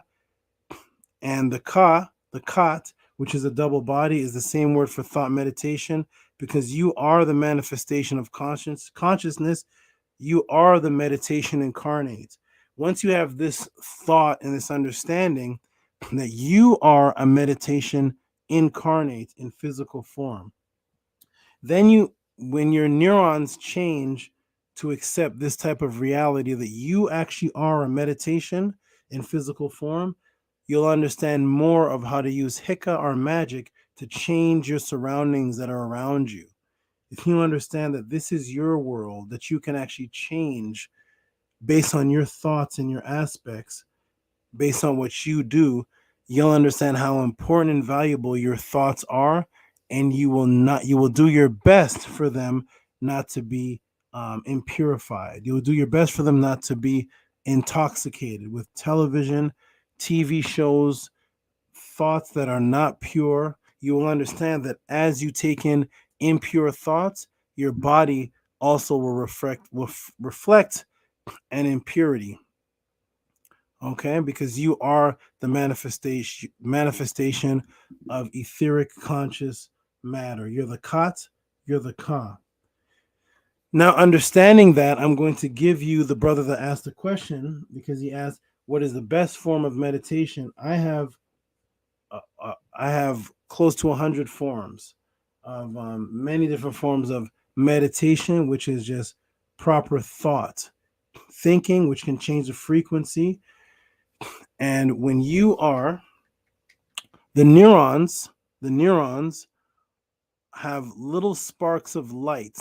When they touch each other, they start to mesh in and become one. They look like roots and branches, but if they continue to touch each other and touch each other and touch each other, the same thought links to the other neuron, and that starts to create your physical reality. As the lights become similar, they start to create what's called a wavelength and a bandwidth. The wavelength and the bandwidth creates your different energy waves, your what they call today your alpha, your delta, your theta, and beta wavelength. Those wavelengths control the environments around you. This is why you can walk into a room after two people have argued and you can feel that there was an argument. Before you look at the people, before you talk to the people, you feel a density in the air, like something definitely happened here and is happening in this room. It's a tension and it's thick in the room. That is the density of their consciousness. And that can affect you. And then all of a sudden you start to feel like you're getting angry. Why is there such a thing called a bar fight? What is a bar fight? Why in a bar fight are there 20 people fighting and nobody knows what they're fighting for? Nobody knows who started the fight. Nobody knows. You don't go to the bar to fight. You don't go to the pool house, but all of a sudden 30 people are throwing chairs. It's a consciousness that is affecting and infecting everybody, and then they're manifesting it in the physical form. Now, this is one of the meditations that I will give the person for asking. I have many as people who can attest that have come to my direct classes one-on-one. I have given many different ones. Here is one that I will give, because I don't know if the brother, most of the people that ask me questions have the Purim Haru, the Book of the Dead. Some people are brand new. I'm thinking this is somebody who already has this. If not, you can purchase it. You can contact me and I'll tell you how to use this as a guide. So meditation for connection to the pure energetic double, the Ba, and sensitivity to the refined, subtle changes within the bioenergetic template, to the Ka, the power of attraction in the real-time zone. I know a lot of those words may be unfamiliar, but this is the more that you do inner thought and nighttime practices. Those are my favorite practices, are nighttime practices. Some of them before you go to bed. Is the more sensitive your Ka becomes to different changes. The more sensitive your Ka becomes to different changes, is the easier it is to get out of energetic conflict. And the energetic conflict takes place when you're going to bed, and there is a mental shift from the physical cot echoing itself up to the Ba that is echoing itself above, and then you get an energetic conflict which causes sleep paralysis, because the body that's laying in bed goes into a paralyzed state so that you don't hurt yourself and act out your dreams, while the energetic double is able to freely move around. And most people get stuck in this state, and it causes them to be paralyzed, where they're screaming but they don't hear anything. They swear they're moving their hands and kicking their feet, but they're not going anywhere. That is because the consciousness that's actually moving is the one above the physical body, while the physical body is in a paralyzed state. The more sensitive you get to these energetic changes, is the easier you'll be able to make that transition to the point where you'll be able to come out of the body, or at least be sensitive to different dimensions that are going on all around us right now. So what I would suggest to the person asking the question is, the first step would be, you want to get in any kind of relaxed position. It does not have to be in any of the positions that you see that people get into when they meditate. You don't have to hold your hands in mudra. Mudra just represents seals, different hand symbols that are sealing different aspects in your mind, only in your mind. There's nothing scientific about it. And that's why they put their finger in a circle, because it's a seal. It's a mudra. You do not have to do any of that. You don't have to worry about holding your hands in a certain position, because you end up thinking about that. you want to just become extremely relaxed. Extremely relaxed. And when you're extremely relaxed and you're laying down or sitting down in a position of relaxation, you can simply breathe in through the nostrils, breathe out through the mouth. And when you breathe out through the mouth, you make a very light sound that says whoo, but for a longer period of time. So it goes whoo. That's actually an ancient Nile Valley Medu word that actually echoed throughout many cultures. And it dealt with hua and sia, which was consciousness. You breathe out that word. And the reason why you're breathing in through your nostrils, just so you can understand, breathing in through the nostrils, you'll notice that your mouth doesn't have any hair inside of it, but your nostrils do. Okay, because you were designed to be protected, breathing in outside foreign particles in the nostrils, being protected by the hair, as opposed to breathing directly in with your mouth and there's nothing protected, so everything goes directly into your lungs. You were designed to breathe in and then breathe out through the mouth, and that's why most cultures, when getting into a state of meditation, teaches you to breathe like that first. If you ask them why, most people don't know why, but it goes back to the way our body evoluted over millions of years. When you breathe out and you breathe out the who sound, you just focus on that sound and continue it going until you're in a fully relaxed state. There's another step to this where you can actually visualize a blue ball of light overhead if you're laying down, and you can imagine a light leaving out of your mouth and entering into the ball that is above you. And then when you breathe in, you imagine another light energy coming in through the nostrils, where it is a complete loop that's going in through the nostrils and out the mouth. You'll find that as you do this, as you get into a really relaxed state, you will be able to visualize grabbing onto that light and pulling up, which can slowly pull your body out. That may be very advanced for some people, but it is something that can actually happen when you're in that type of meditative state. The reason why you're doing that kind of meditation is because you really want to fully accept and understand that you're not a physical being. The physical body is the shell, and what you actually are is the thought-like consciousness within. Once that clicks inside of you, you will be able to manifest things or bring things into sight, which is what the word manifest means. You'll be able to bring things into sight because you fully believe that you can think a reality into existence. Okay, now in the Purim Haru on page 89, it says, Surut and Ampu Misti E, which is from Ampu, my legs, and I walk firmly grounded. Now you're saying this as you're doing this meditation, and you're visualizing that you can control your spiritual legs, not the legs that are in the physical body, but a spiritual form of legs, which means that you're trying to gain control in the dream state through a lucid state, or eventually, in a more advanced version, have an out of body.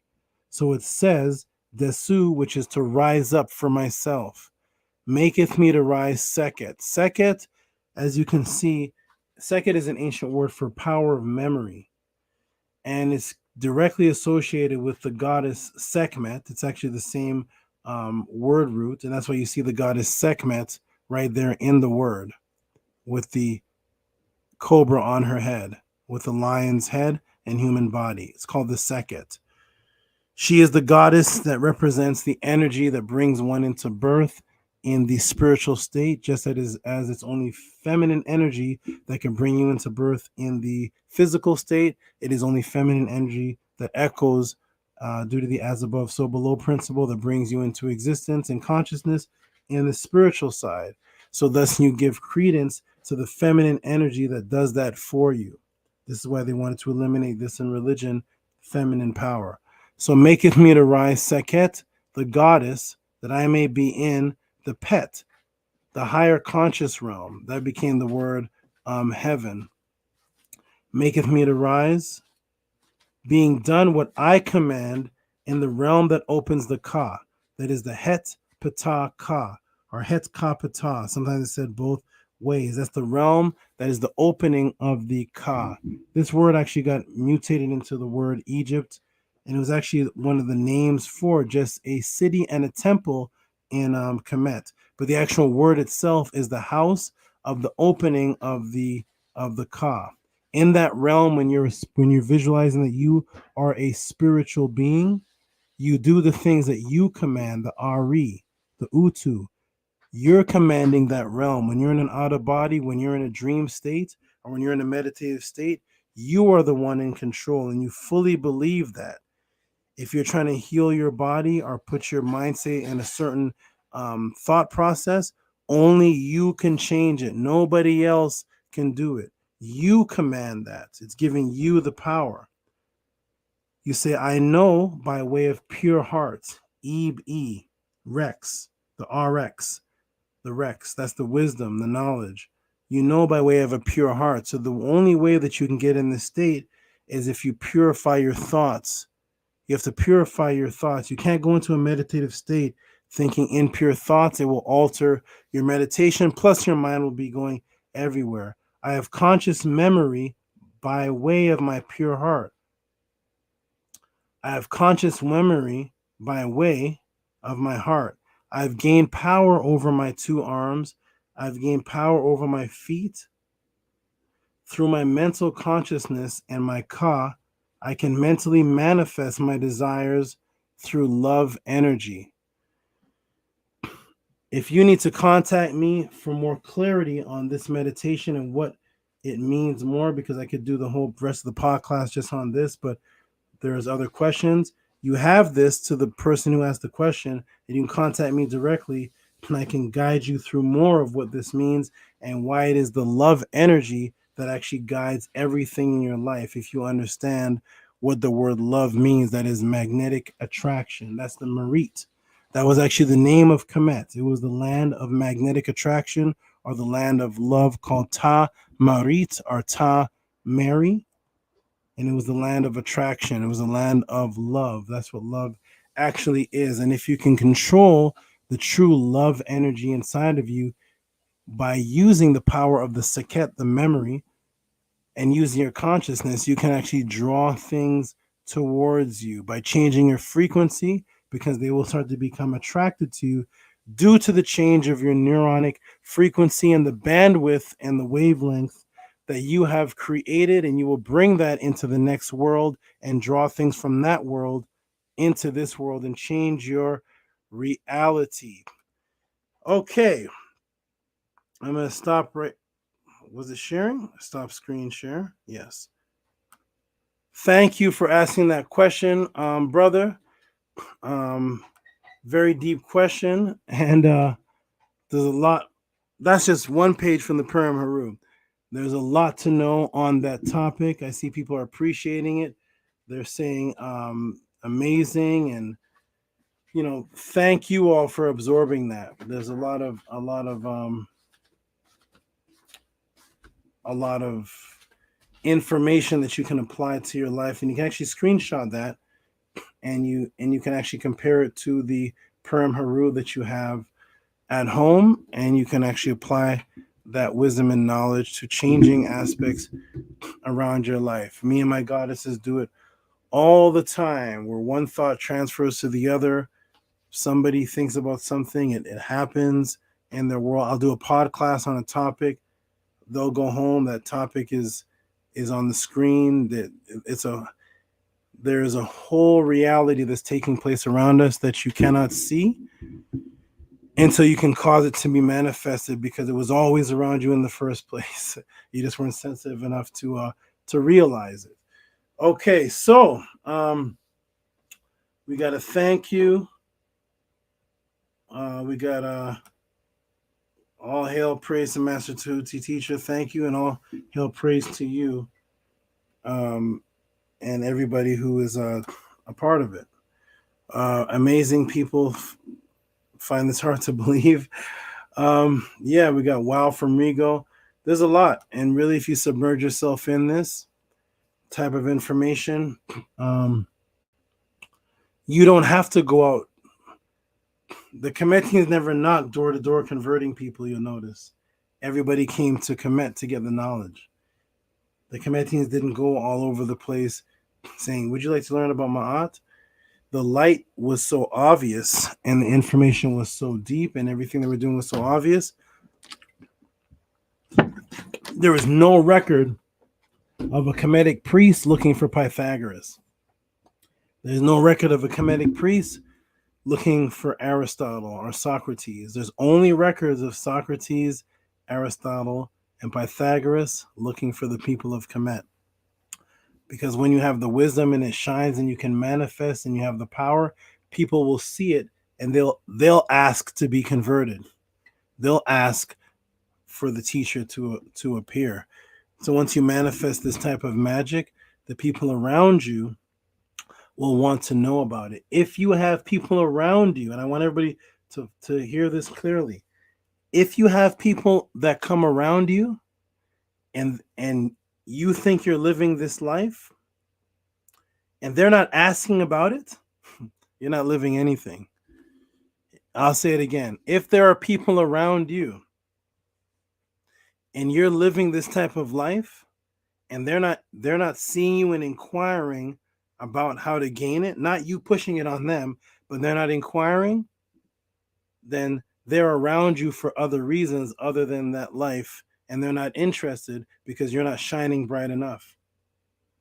Okay? There is nobody that's around me, Tehuti, nobody.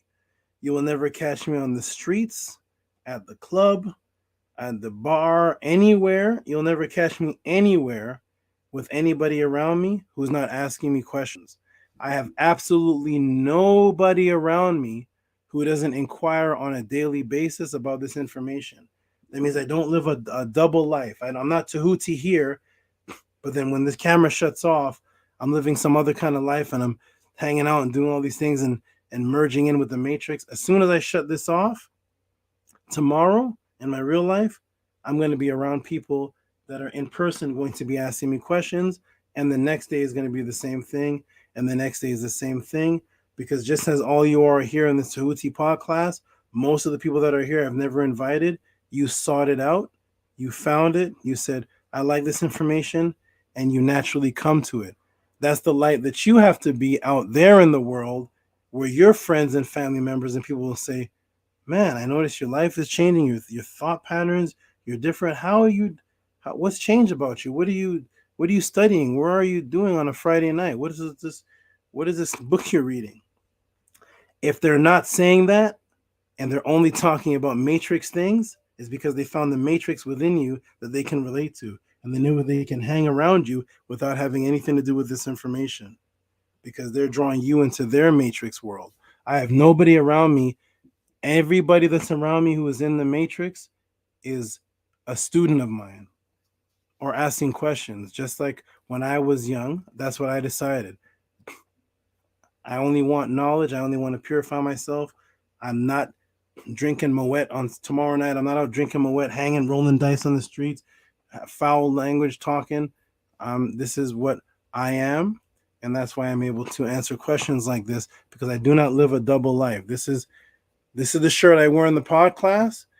This is the shirt I'll be wearing. I'll be wearing another version of the shirt on Monday when there's no Podclass. If I go to the park with my family, I have another shirt. It's the spiders is with me. The snakes are with me. When I'm with my son, everything is the same. And that's how you change your mental frequency. All right. Beautiful, everybody. Let's get to the next. Questions. Look at the set of questions that are already in. The next one is this Anthony Drain again? Wait. Or is this the same? Wait a minute. Anthony Drain, did you wait a minute, hold on a second. I hope these aren't doubled up. Anthony Drain. Hold on 1 second, everybody. Okay, Anthony Drain, did you send another 1072? Or no, that's the same one. Wait a minute. Let me check the room a second. Hold on, guys. Little technical difficulty. I want to make sure nothing's doubled here. Anthony Drain, did you send another 1072? Or is that a duplicate from something else? Let me check.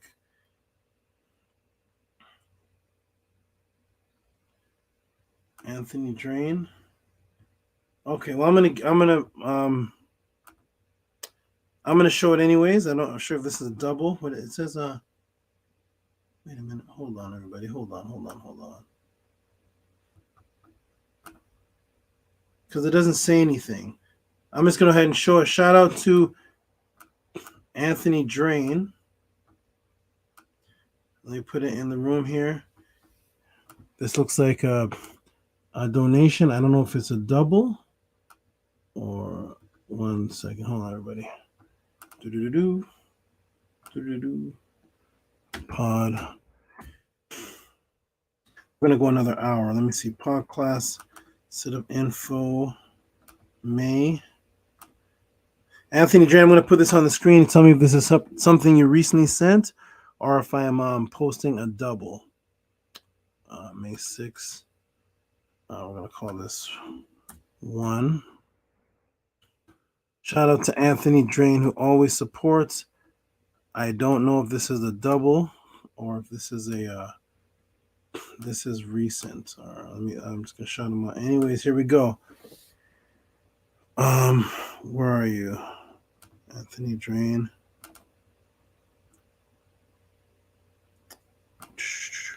Shout out to Anthony Drain.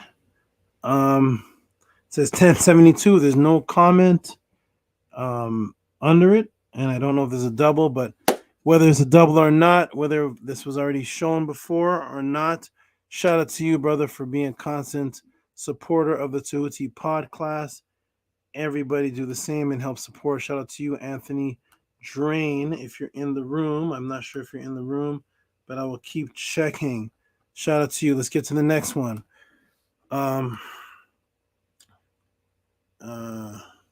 Nito.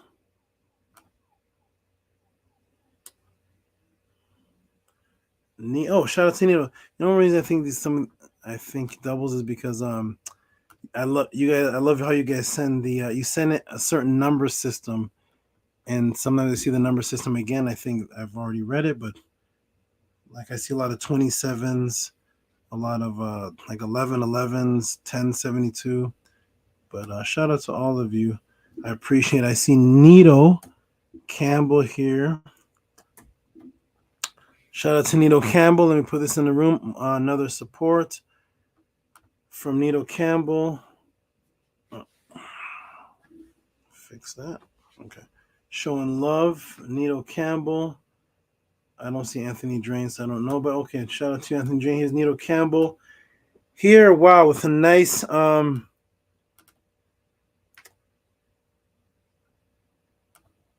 shout out to Nito Campbell, who says he sends $27. I guess he's doing 72 in reverse. I love it. $27 for peace, learning to live the truth. I wonder, Nito Campbell, are you the one that sent $27 one time, and then JJ was saying I was working gematria? So, something happened with the $27, and this guy named JJ said I was working gematria, some crazy. He wanted me to read the letter of Aristides. I'm thinking that was you, but shout out to this one for peace, learning to live in truth. Shout out to you. Shout out to you, Nito Campbell. You're a great supporter. Always been supporting. Always been coming to the podcast. And shout out to you, peace and love and blessing. Shout out to you, peace and love and blessings for that. Wonderful, awesome. Let's get to the next one. So far, 2 donations. Who's this? Jermaine again with 777. That's why I'm thinking these are doubles, but they're not. They're not. I believe the meditation was Jermaine. It was 777 again, but I guess people are sending the same amounts each time. Shout out to you, Jermaine. And he says, more support. This is great. More support. I'll put it on the screen. Much respect to you, my brother, who just asked a question on meditation, I believe. And 777. Thank you so much. You all have these codes in your support, these mystical numbers that you're sending the support in. I appreciate it. Shout out to you again, Jermaine, Arcad, great supporter, always supports every podcast. You are awesome. Let me see. Who do we have? Oh, here we go. Of course, Black Alucard, who's just, man. I don't know if Black Alucard won the lottery or if he runs a cartel. I don't know if this man is Kanye West in disguise. I don't know who he is. I just know this brother is the most dedicated, always giving these huge donations, and most of them aren't even a question. He actually asked me questions. We actually have a private class which we talk there, but when it comes to the Tehuti Podclass, he just sends in this major support consistently. This brother is awesome. We actually have a diet plan set up for this Tuesday. I do diets as well. And let me go ahead and give this brother a shout out. His name is Dracula spelled backwards. We call him Black Alucard. And let me go ahead and oh, where'd it go? Black Alucard. Black Alucard with the $45. Thank you very much. I believe you're the highest of today. One moment.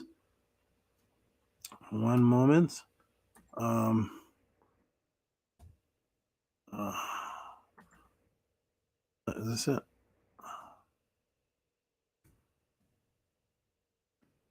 Shout out to you, Black Alucard. You are awesome, wonderful, and I'm going to give you the shout out you deserve. And here you go. Shout out to you, Black Alucard. You are the consistent. You get cheers and hand claps because you are constantly supporting with these huge, big numbers. I appreciate it, my brother. You are awesome. Thank you so much for your consistency and support. Thanks for the knowledge. Oh, 8-pack. That's why. Okay. So like I said, we're doing a diet plan. And he's pre-sending me thanks for the 8-pack. 8-pack he's going to get. 8-pack time. Ladies and gentlemen, not a 6-pack. Black Alucard is looking for an 8-pack. How about that? I only know one man who has an 8-pack. I know one brother who has an 8-pack. 6-pack is hard enough to get. Shout out to you, Black Alucard. Shout out to you. Appreciate the support. You are awesome once again. We're moving up. We have, Stranger? Is this Stranger, the namer of the pod class?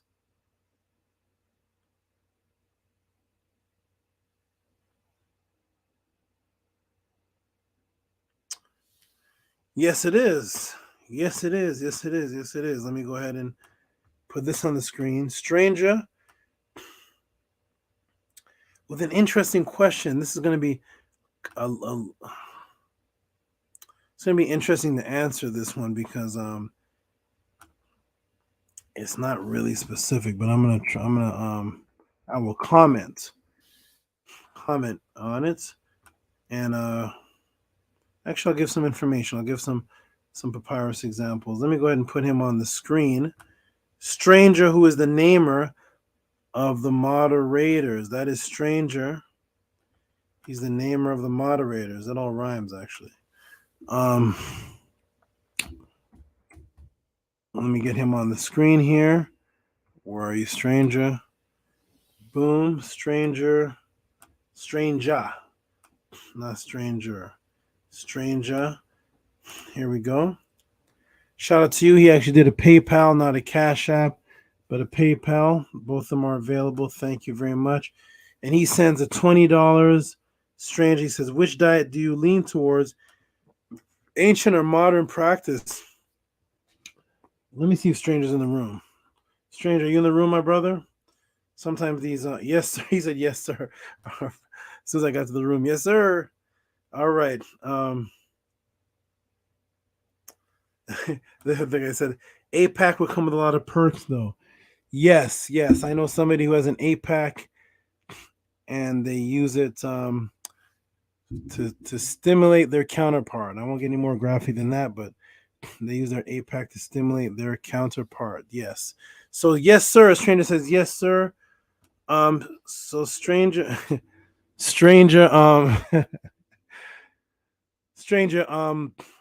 ancient or modern. So what do I lean towards? I lean towards modern. And there's a reason for that. Let me show some things on the screen.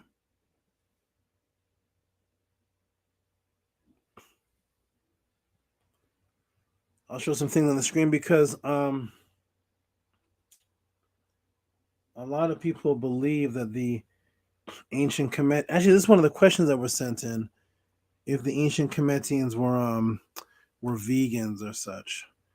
Let me see something here. Hold on. Let me go ahead and show some things on the screen. And what do I lean towards, ancient or modern? I would actually say both because I take the ancient and modernize it. And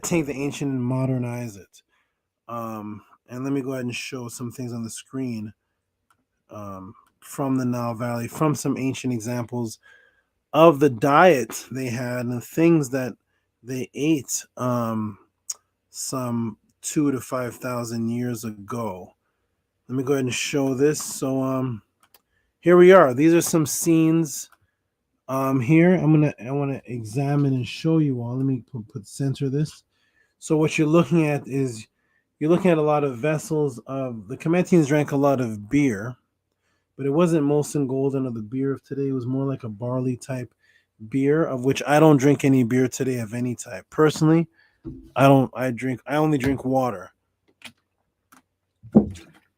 Now, reason being is because beer, and as you can see ducks hanging up. They're skinning and cutting duck. I personally do not advise, nor do I eat duck on any kind of consistent basis because of its fat. Because a duck is a bird that lives in the cold and in the water, it is different from the fat content of, say, a sparrow or other birds. It has actually more fat content than other birds. So I love the taste of duck, but I macro and micro organize my meals. So my meals are personally weighed on a scale. Did the Kemetians do this in ancient times? No. I have a certain amount of calories that I get at the end of the day. I have a certain amount of fat that I eat for my personal manhood and testosterone. I have a certain amount of carbohydrates that could never be maintained if I drank the amount of beer that the ancient people drank. I would not be able to maintain a physique and a carbohydrate deficit that I am attaining to develop the body that I have with the amount of beer that the ancient ones ate, with the amount of fruits. As you can see here, you see all the duck. Duck was duck and geese, and a lot of this food is something that I can't eat on a regular basis because for whichever reason, it could have been the amount of work that the Kemetians did, the amount of sun that they got, but you don't really see an image of a fat person on the walls of the temples or in the papyrus. Most of the Kemetians look like this. They look slim. They have this type of physique. If I ate this amount of duck and this amount of barley and beer, and especially bread, in ancient times, ancient people ate bread on a consistent basis. I can't even eat bread because of the gluten that's what's in the bread today. I will get sick if I eat bread. So I cannot eat burgers on any kind of consistent basis. I have one day where for one meal, that's Sunday, at between 8:30 and 9:30, number on 9 o'clock at night. I have one cheat meal for the whole week. Other than that, I can't eat any kind of bread. I will get the flu.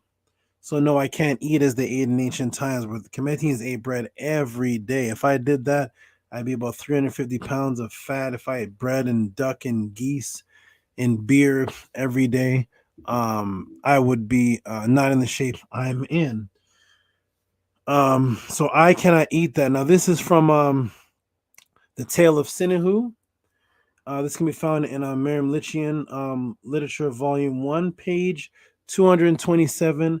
Loaves were made for me daily. Imagine that. Imagine me eating loaves of bread daily and wine as daily fare. I can't even. I cannot drink. Let me do a mic check so people can hear me say this part. Let me do a mic check. Make sure everybody can hear this part, because this part may be unbelievable to those. This is a question asked about my personal diet. Do a mic check. Check one if you can hear me.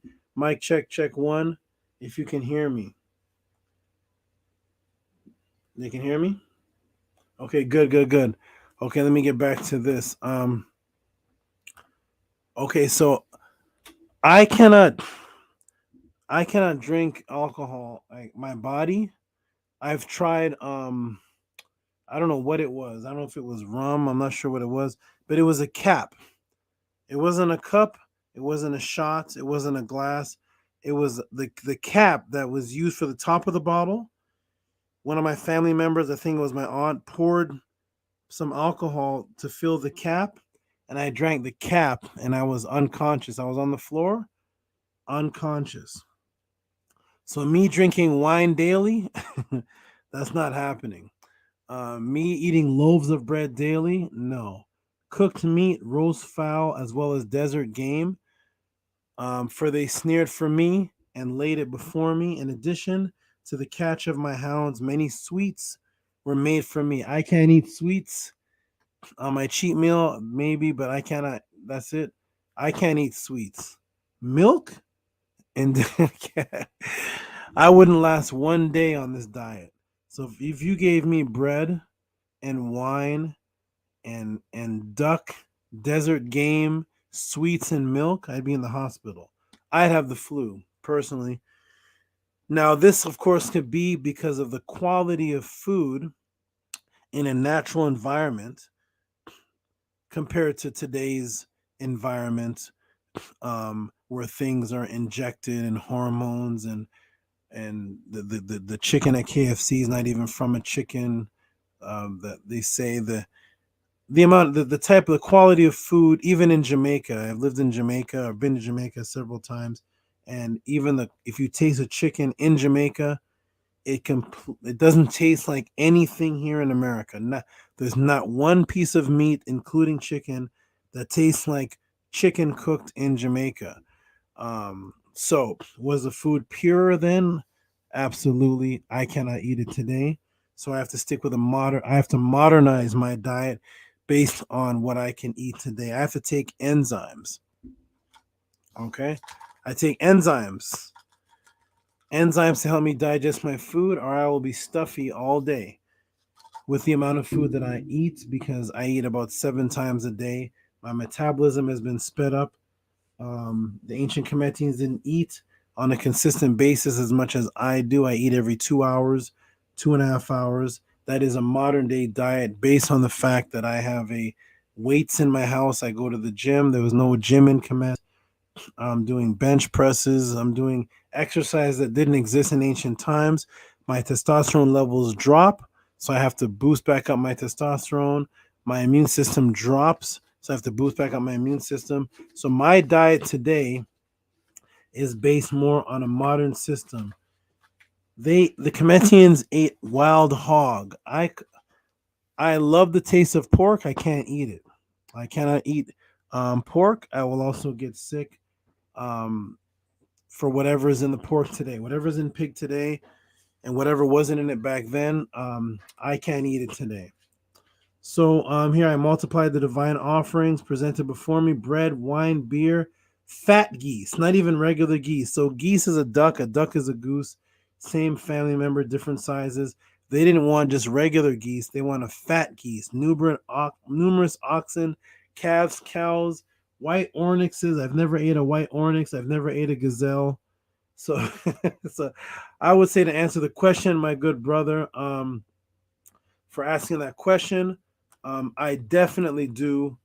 And let me stop this here. I definitely live a modern, that which I eat today is modern based on my lifestyle for today.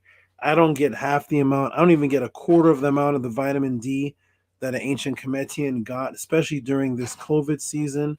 Um, the Cometians woke up sometimes to 110 degrees directly in the sunlight.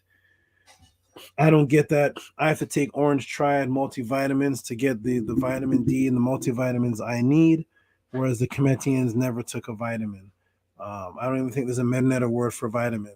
So I would have to say, to answer the question, my good brother, I do a modern day diet. I do diet plans based on modern day life. I would never feed my clients fat geese and ducks and bread and wine on a daily basis. They would look absolutely horrible and they wouldn't have the physique that they're looking for. Okay, so thank you for that question, my brother. If you want to get on a diet plan or talk to me more about diet, contact me directly. Okay, wonderful. Let's get to the next. Shout out to the support, though. I appreciate that. What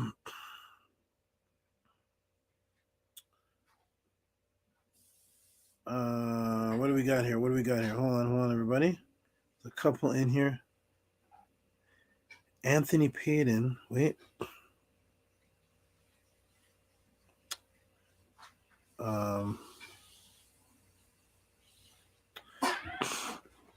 One second, my beautiful people. Hold on. We have a who's next here? Anthony Payton. Anthony Payton's at the very top, though. I gotta do this in order. One moment, everyone's.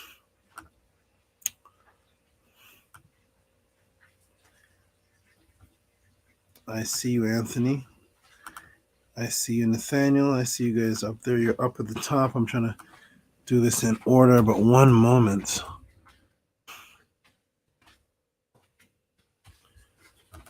Okay.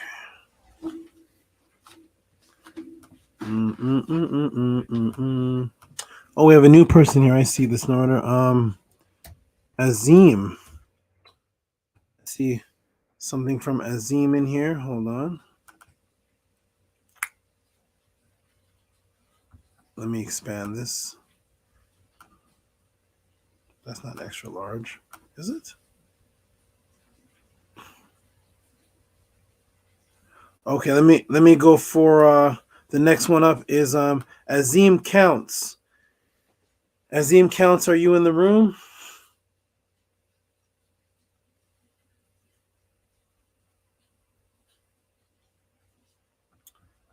Let me go ahead and just put this up here.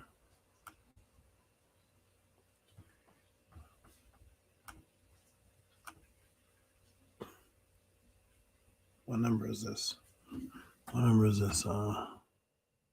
Wait. 5? 5. Oh. 5. Yeah, 5. 6. Azim Counts. One second, everyone. Bear with me just a moment.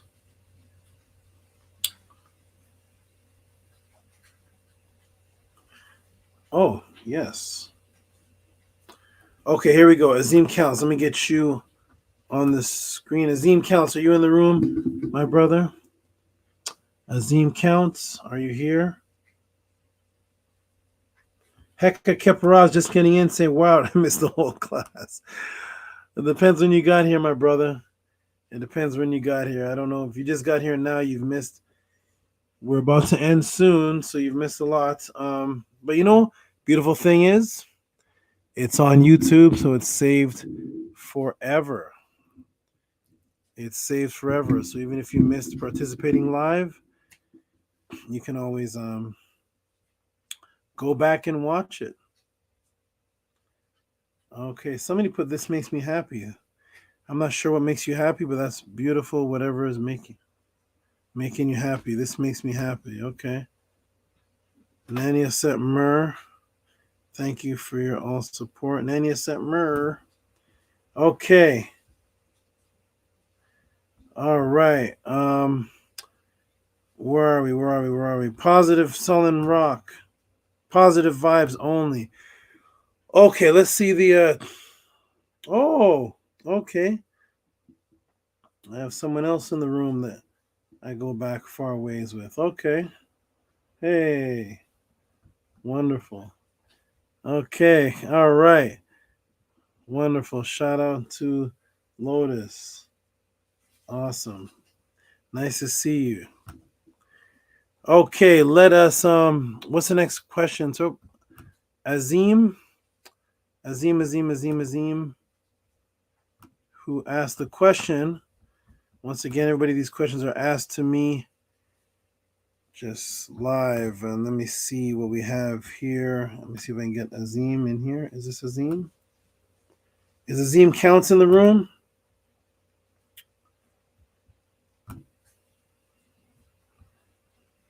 Bro, can you elaborate on what happens when we die? Oh, I never know what I'm going to get. Can you elaborate what happens when we die? One moment, a second. Hold on, everybody. Hold on. Shout out to you. So first of all, shout out to Azim Counts for the question. Of course, I can do a whole pod class on this one question. One moment, everybody.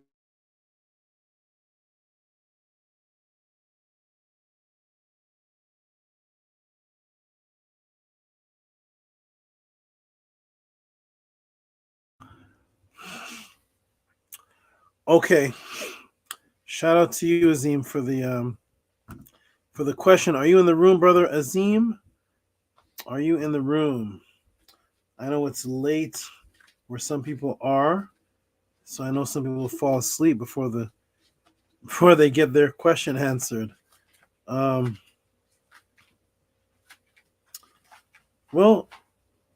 we'll see. We'll see. No problem. Okay, Azim. Let's get into some things here. Oh, this light is starting to get to my eyes. Okay. So I want to talk about something, and I'm actually going to start off with a personal story. A personal story, and that is a story of one of my sons. Okay. So if Azim, if you're listening, I'm going to start off with a personal story, and then we're going to go from there forward. Okay. So one of my sons has mentioned that he actually watched me and his mother become intimate, and that he chose to come down at a particular time. He saw us and he chose to come down through us and then be born. I don't remember the exact wording or details of how that was told to me, but what this is saying, which is actually many people have experienced this, but not many people actually keep the consciousness of it. But what this is saying is what I've been teaching and what the committee has been teaching for infinity, for the time that they've been in existence. And what I taught early in this podcast is that your physical body is an incarnate, it's a carnal version of the ka, the double body, and it becomes a kot when it starts to die. As soon as you are born in this physical body, you start to die. Before you're born in this physical body, some remember consciously existing prior to coming here, and then they come through the physical body, and then they're reborn again, because the consciousness that exists, your light energy, is neither created nor destroyed. So it continues to exist, and sometimes decides to come back to this earth plane and become born again. That is what one of my sons said. As far as me personally, when I was physically born, my mother told me that when she was laying on the hospital table, that right before, while she was in labor, there was a laying on the bed, there was a whirlwind, some type of funnel type energy that was going over her stomach, and she saw something coming into her stomach through that whirlwind, and then she said, I was born. Then she went into labor and I came out. These are just examples of things that I'm getting into me personally, and then I'm going to get into one of the reasons why I'm drawn to this type of information is because of personal things that I've experienced, I've heard from my mother when I was a child, and I've experienced myself. So I will get into that. But now I will get into what the Cometians taught, what they teach. And then I'm going to play a video of a doctor who is actually on a life path studying what happens to the body after it dies. It's forbidden, or it's taboo for doctors and scientists to talk about this topic because they don't allow it in the academic school system. It was normal to discuss and teach on this topic in the ancient Nile Valley school systems. Okay, so here we go. It's gonna be a long. It's gonna be a nice, nice class here. Okay, so let me get something on the screen here,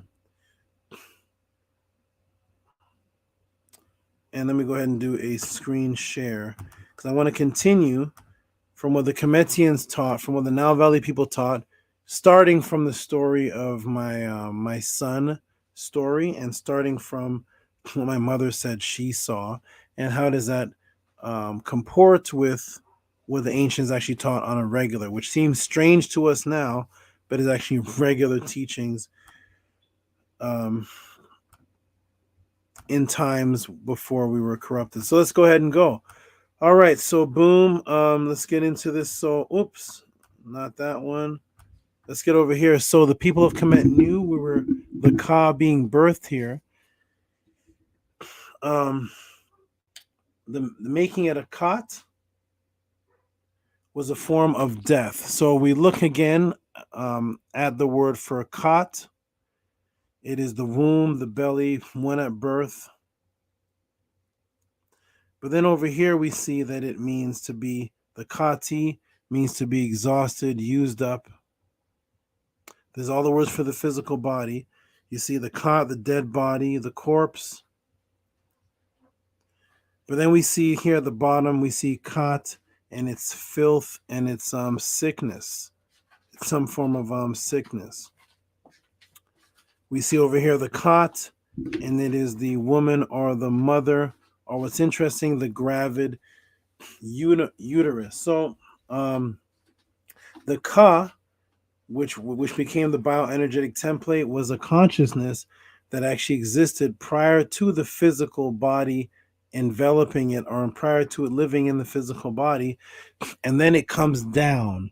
It comes down to this frequency, and when I say it comes down, it's not coming down from a physical higher place, but it's coming down in frequency, lowering its frequency from a higher frequency to a more dense frequency, which represents going in a downward position. Okay, so this physical body becomes the actual grave, or becomes the death of the spiritual body. This is one of the reasons why when somebody is pregnant, it's called gravid. Okay, when we look at the word gravid, right, we see that gravid is pregnant and it's loaded full, pregnant from Greer, which means heavy. It's actually the root word, and it's a form comportive word with gurir, which is gravity. Gravity, which deals with the weight, which is a downward acceleration of terrestrial bodies.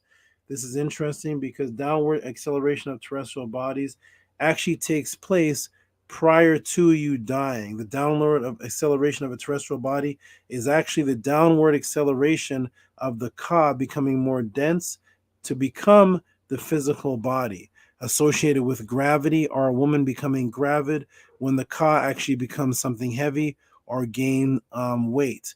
When you look at the word grave, influential, respected mark, weighty, dignity. Here we are with the word grieve, terrible, and it means to be heavy. And look what the word grave is here, pregnant. Okay, this ancient concept came from the fact that the spiritual body was never born out of another body. It is the expanded extension of light multiplying itself, but only when it comes into a physical body does a woman become pregnant, and then you're born in the physical form, and at that point, you're starting to die. You're getting older, but you're getting closer to death. And the gray beards and everything that's happening to your body is bringing you closer to death, because it's the ancient people in ancient times acknowledged that the ka existed before the physical body, and once it came into the physical body, then it was susceptible to disease. Then it became exhausted, used up. Then it became something heavy like a grave or gravity going downwards. This was the ka, because it came from somewhere else. So because of that, the ancient Cometians taught, let me get back to the screen, sorry. The ancient Cometians taught that you were to go back to that realm, back to that dimension.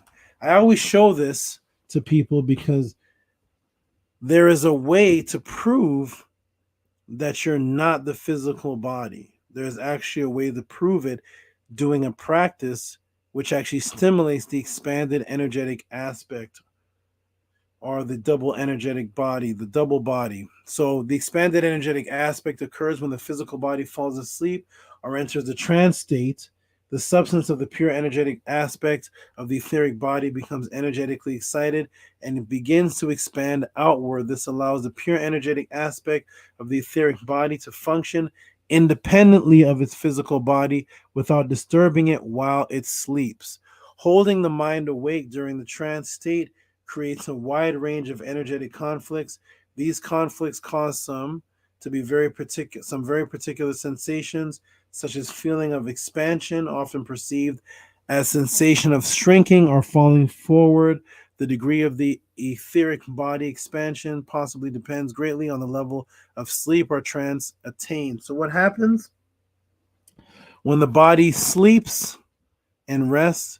The physical body goes into a state of paralysis. Then you have the expanded body, and it starts to echo itself into what's called the real time zone. The real time zone is the echoed realm that looks exactly like this physical realm that you're looking at, but it is a double of this realm, the light version, the light form of this realm, where you can still see your bedroom, you can still see the wall, you can still see your fridge, the floor, you can still walk around and move about, but it is more refined and not as physical because it doesn't contain electrons.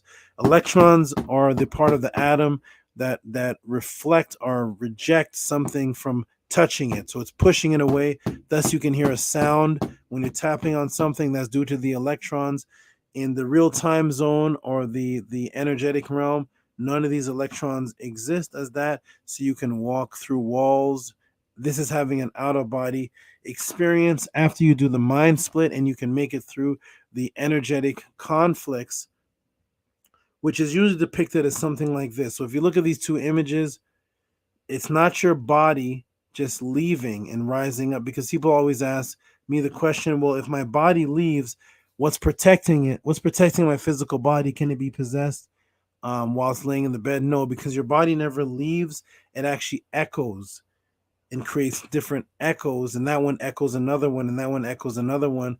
There's a constant connection back for the spiritual body or the ba to reintegrate into the physical body. So it's more of an echoing. This is a better depiction of what happens when you have an out of body experience. This is why I broke down in many classes that the word for spiritually walking in the Book of the Dead is the same word for copy or image.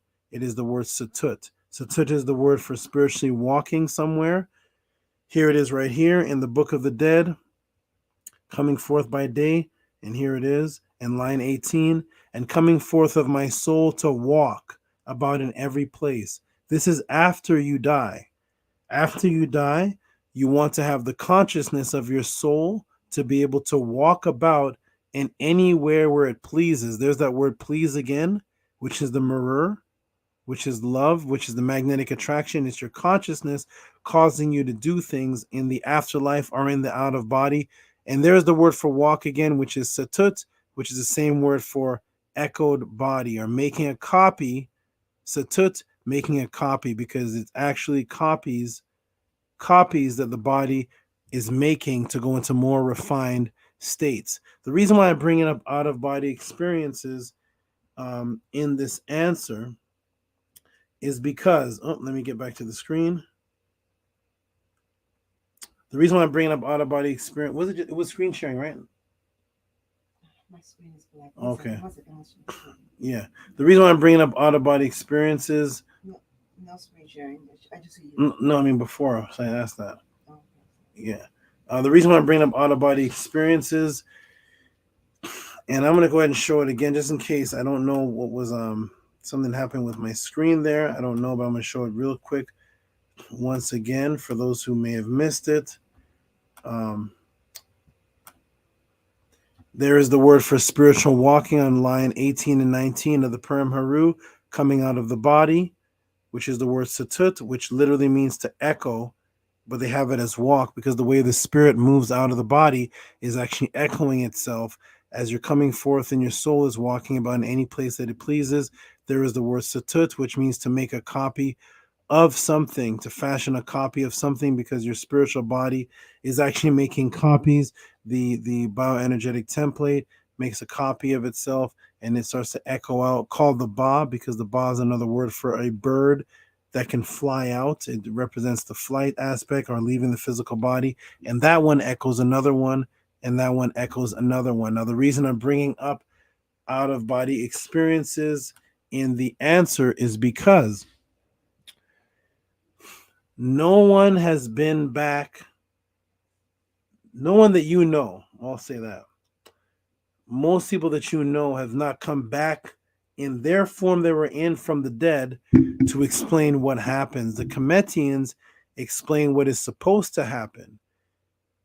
All that is supposed to happen, the first step, is that you are conscious after death, that you go back to the state that you were in before you were born, which is that you didn't need the physical body to be conscious. You can practice this at night doing OBE practices.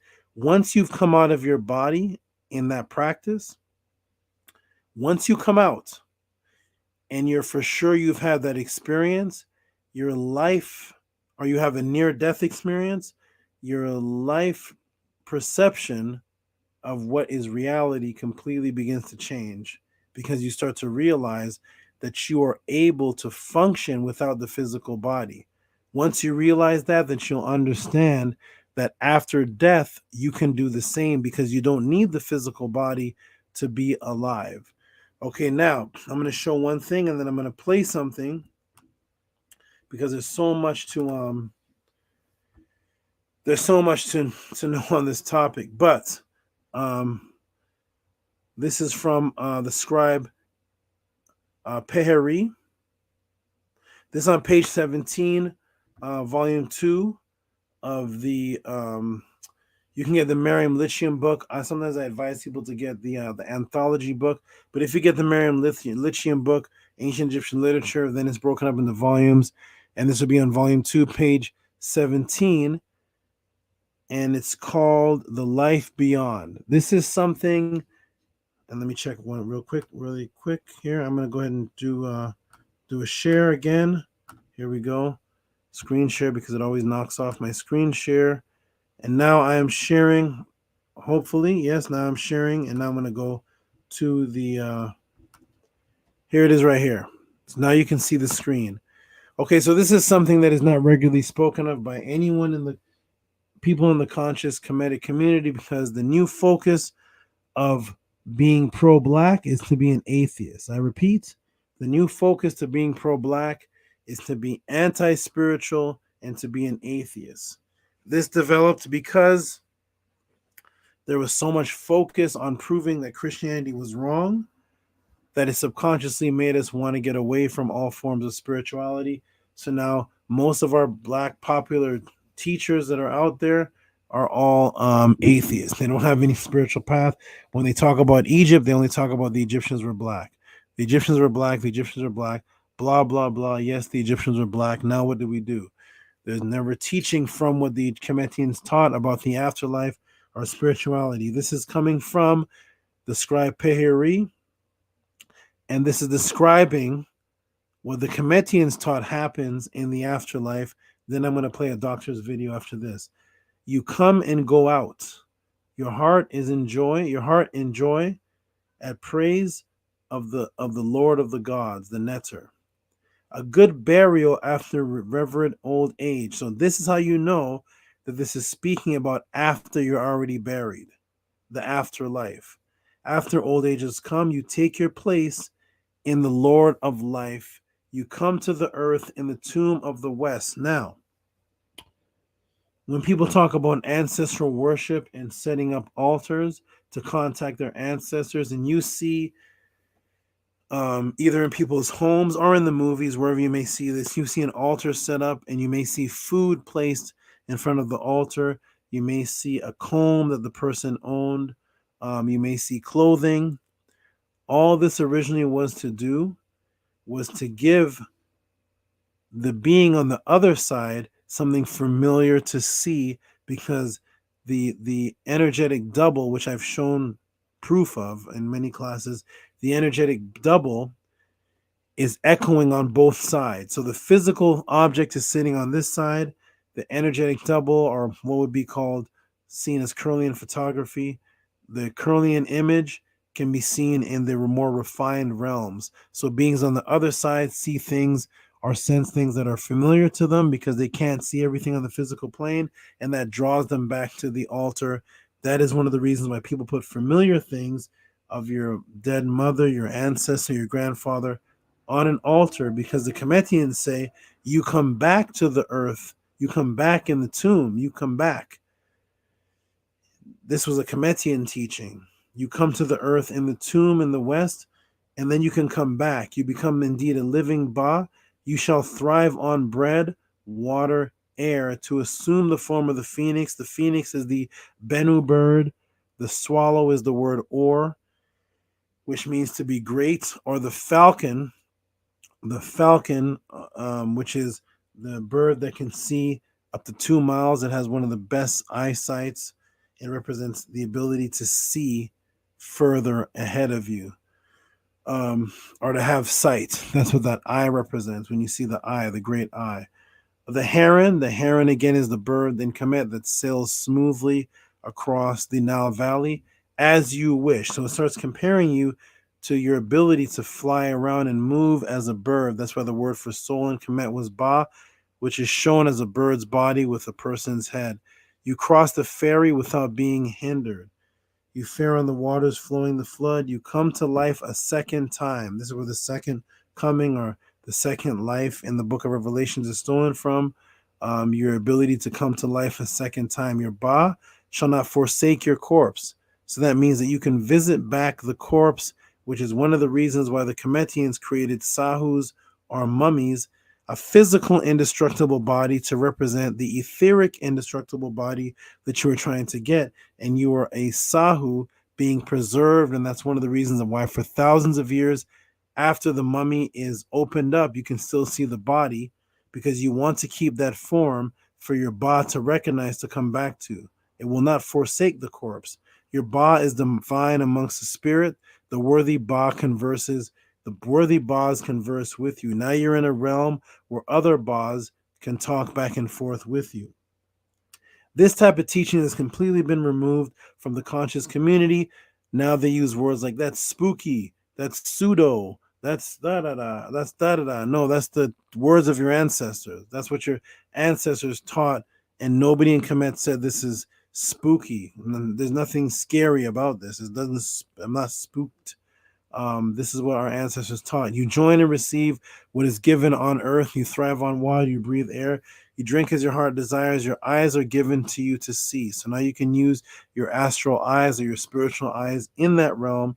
Your mouth, and this was the ritual that I gave earlier where you say, I have power over my mouth. I have power over my hands, because now you have power over the etheric body parts, just like your physical body parts, and you can control them with your consciousness. Your ears to hear what's spoken, your mouth speak, your feet walk, your hands and arms have motion, your flesh is firm, your muscles are smooth, you delight in all your limbs, you count your members, they are sound. There is no fault in what is yours. Your heart is yours in very truth. You have your own, your former heart. You rise to heaven. You open the duat. I actually saw somebody type in the chat here that when you die, you go to the duat. And that is absolutely true. That is one of the definitions of the realm. It's a light realm. The word duat comes from the word tua, and tua was the word for star. It represents a light type realm that is in the underworld. That means it's not a part of this physical world. It's beneath this in the subatomic world. So you put the word M in front of it, or am, which is within or beneath, and that creates the word amtua, and amtua creates the word amduat, or the amduat, the underworld of light. In any shape that you desire. That is what the Kemetians taught happens in the afterlife, that you are still conscious and still move about. What I'm going to do now is I'm going to play a video while I take a little break, which is actually a doctor discussing his quest to seek that there's still consciousness that exists after the physical body dies. Let me go to that, and I shall be right back as I play this.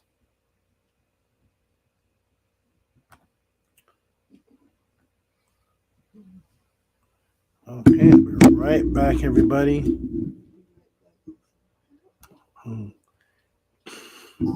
So what happens when we die? It's a question that humanity has wrestled with throughout history. But a new study conducted by NYU may have found... 1 second, everyone. I'm going to put my camera there. You guys can still hear me while the camera's off. Press a 1, and then I'll leave this playing. Press a 1. If you can still hear me, press a 1. Press a 1, and I'll be back in a few minutes while this video is playing. Press a 1. Oh, there we go. I see 1. Casey Coogan 1. Nanny 21. That's what you guys always say, right? 21. Okay. So I see 21. I see 111. A1. I'm seeing different variants, but that means that you guys can all hear me. So here we go. I'm going to rewind it back, and I'm going to play it, and I shall be back. Here we go. So what happens when we die? It's a question that humanity has wrestled with throughout history. But a new study conducted by NYU may have found some answers. Dr. Sam Parnia is the Director of Critical Care and Resuscitation Research at NYU Langone School of Medicine, where he ran this study. Thank you so much for joining us, Dr. Parnia. Pleasure. Thank you for having me. What would you say? What actually happens when you're clinically dead? You know, when people die, essentially it's when the heart stops. So this has been going on for, as far as we know, millennia, not longer. And when the heart stops, you stop breathing and your brain shuts down, and that's how we declare people dead. That's what we give a time of death, and we give them a note. And really, to be honest with you, until about 50 years ago, that was the point of death. So people become lifeless, motionless, the brain shuts down. But now through advances in medicine, we can actually bring people back to life, even after they've gone beyond that threshold of death, and study what happens to them. And one of the interesting things, of course, is that the brain completely shuts down, as I said. But what's fascinating is that the cells inside the body, and particularly the cells inside the brain, do not suddenly become annihilated. They go through a process of decay, that can take a few hours, which is why we can actually medically bring people back to life after they have technically gone beyond that threshold of death for tens of minutes, if not hours of time afterwards. And that, of course, raises many interesting questions about what happens when we die. So tell me more about this study. How did you conduct it? And tell me about, how you came about reaching your findings, your conclusion. No, I'm an intensive care doctor, so my job is to essentially save people's lives and prevent them from dying. But unfortunately, people do die, and we try to revive them.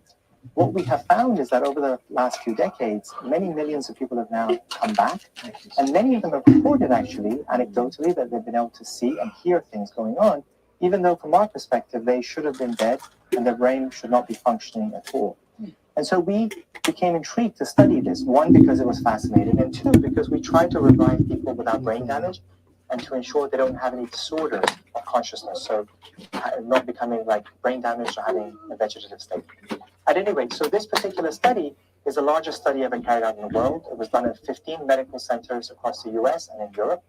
And we studied more than 2,000 people who'd gone through this cardiac arrest or process of death.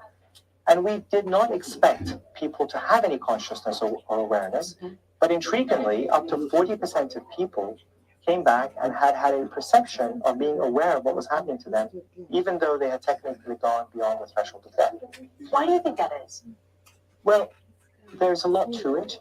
I should also add that among that group, 10% had a very deep, profound mystical experience that was very true to them. But interestingly, 2% actually had full awareness, could describe all the events that were going on that were validated. So, of course, the question is, why does that happen?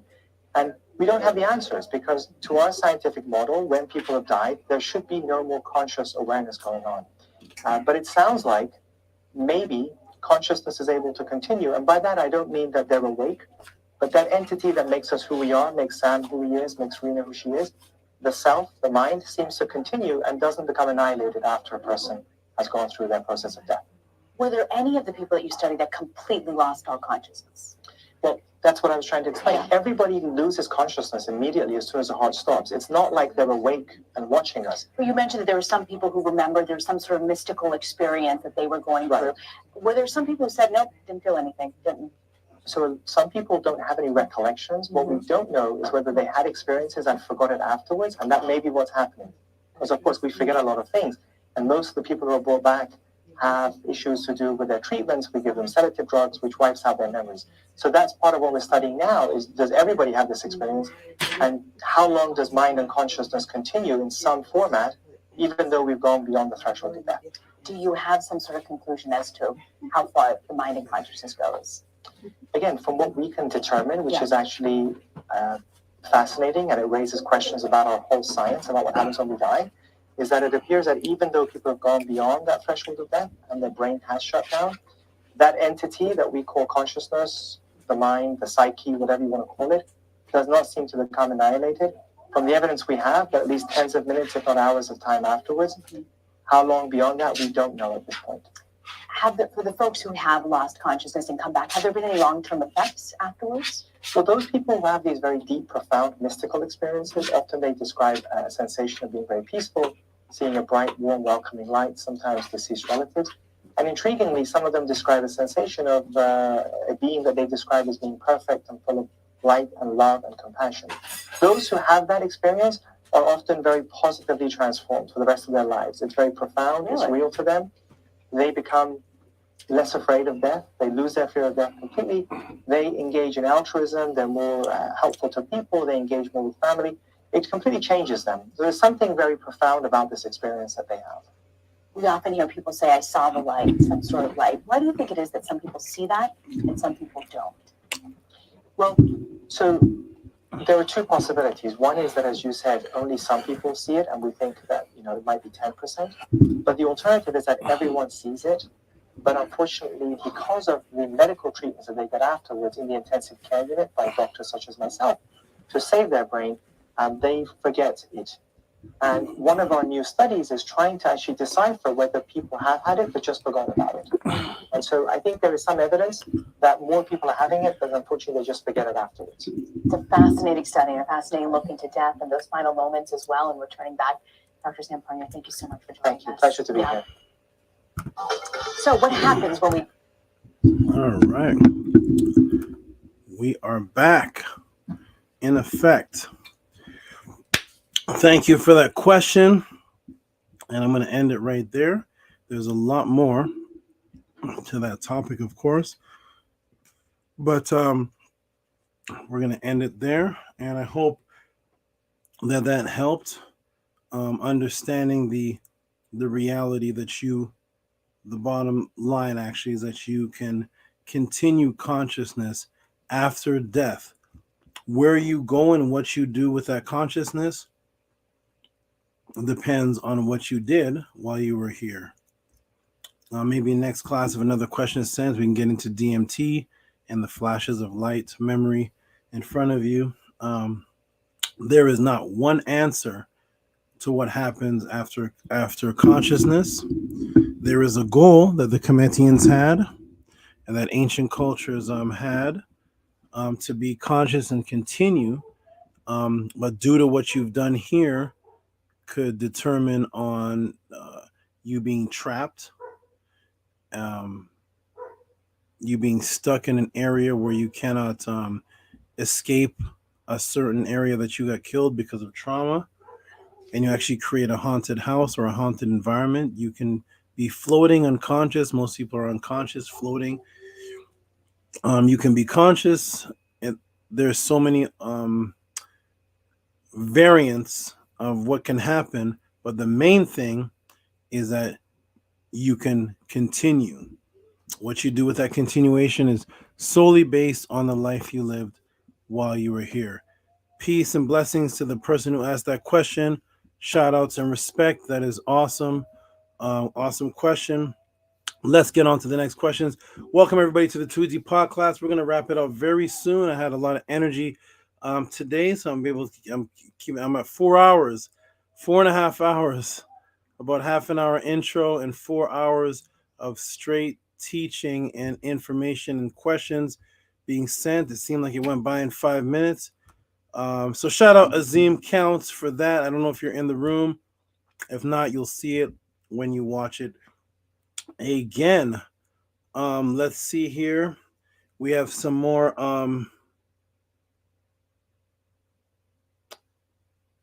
some I can get to, some I can't due to time constraints. We have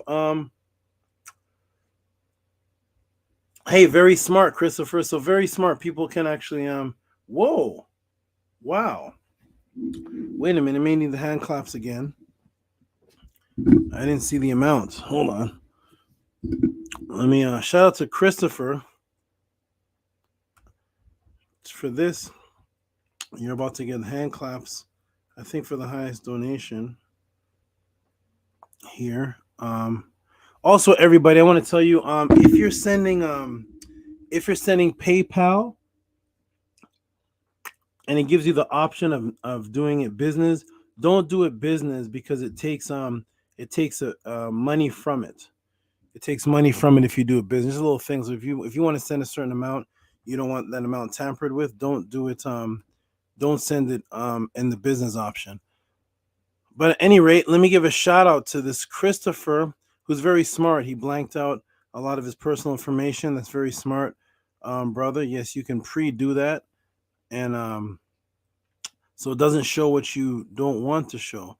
Let me go ahead and put this, Christopher, because you are, I think, the highest of the day. Let me, I'm doing this all manually, everybody. Welcome, everybody, to the Tehuti Podclass, where you can come and ask questions live, send them in, and get interactive answers with visual demonstrations, videos, archaeology, anthropology, whatever it takes to answer the question. And we keep each other sharp, and you help support the mission. And we have no foul language here. We have no insults. We have no ad hominems.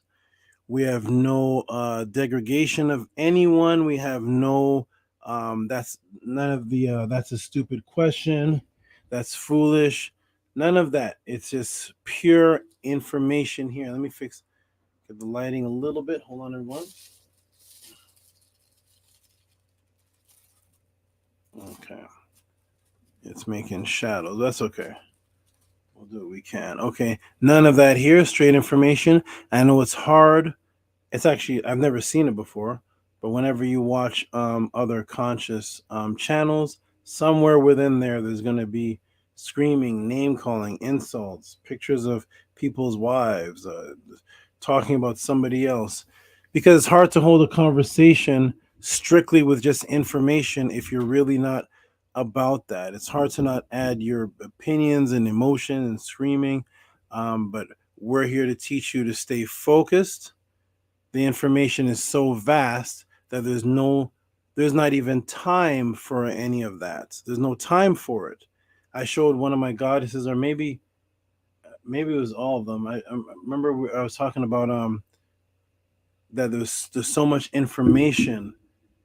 Oh, it was the video of the tomb.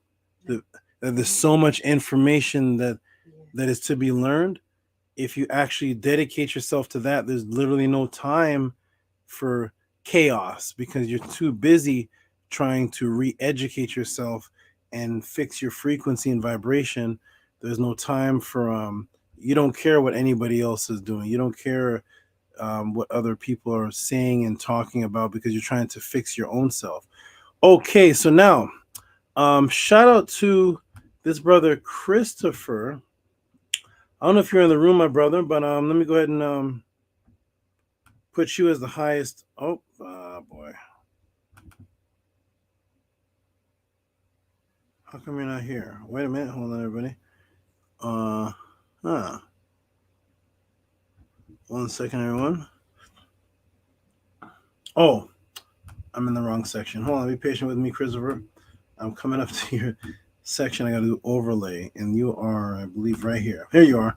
Got you. Shout out to Christopher. Boom.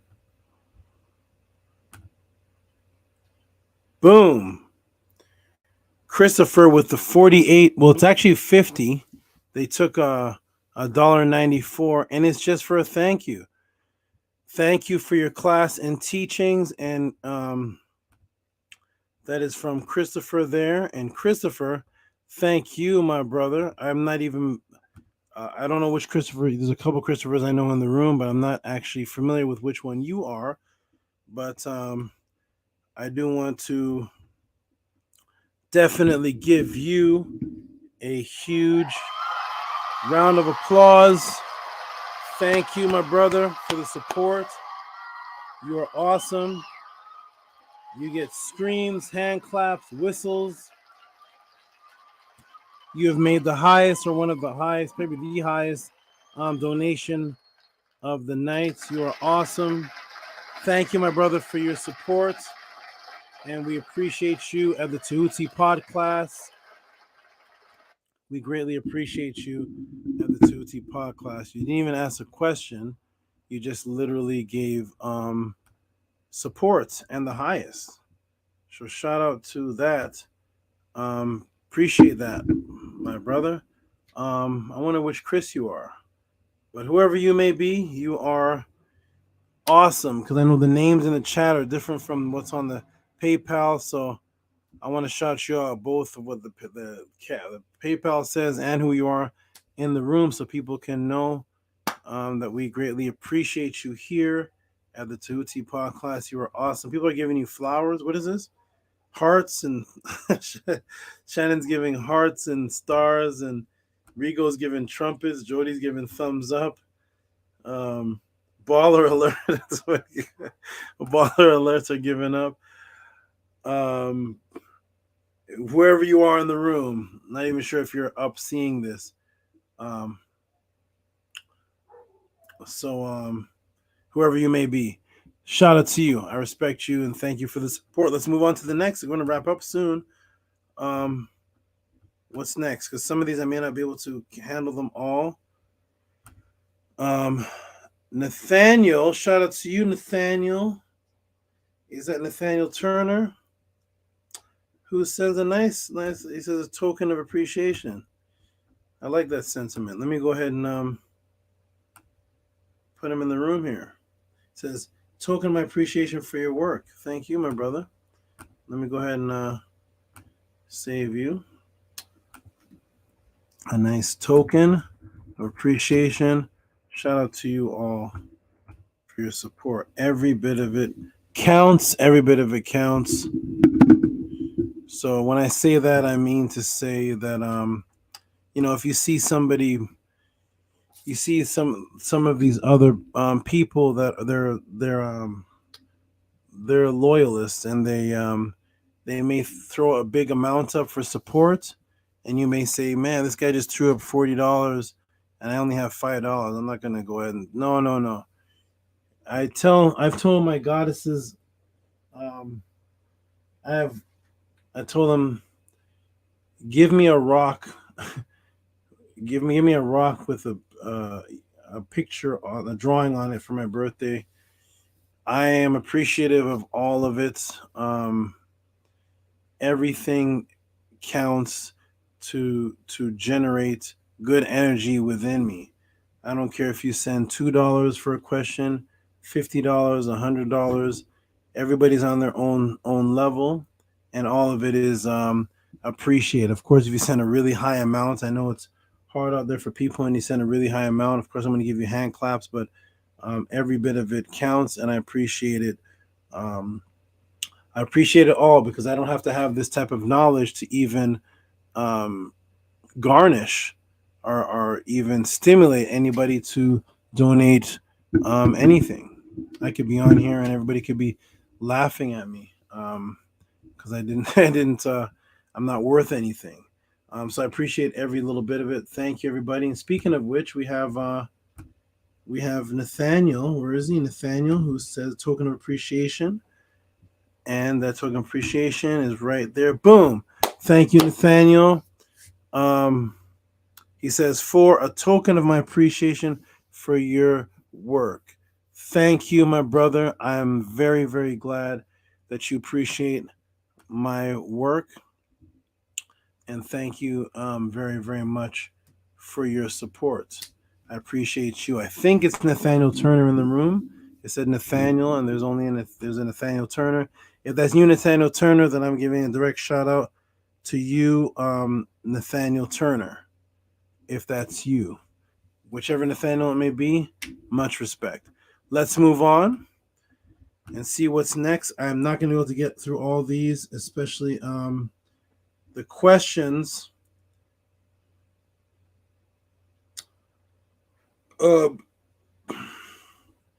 Anthony Peden, 1072. That's why I think some of these I think some of these are repeats sometimes, because the amounts are the same. It's 1072. I appreciate that, everybody. But I am looking at the dates and I see that they are not repeats. They are fresh donations, so thank you. We have Anthony Peden with the 1072. Was that 9?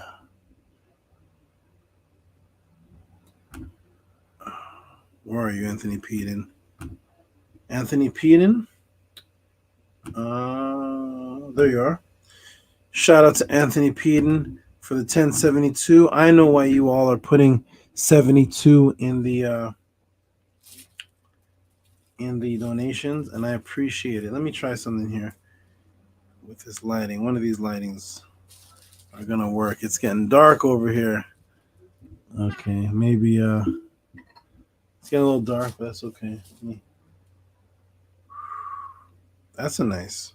I wish I could levitate like that and stay like that. Okay. No, there we go. Okay. It's like it's shifting. That's strange. Okay. Shout out to where is he?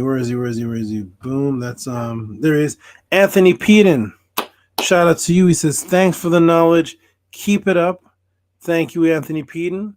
He's also one of the people that I believe have both of the books. Thank you for that support. I appreciate you all putting in the sacred number messages for me. Putting in like 72 cents. That means a lot, because you're putting in numbers that are significant to what I teach on the Podclass. So all those little things I noticed. Thank you, Anthony Peden. Appreciate that. Let me go look and see. We have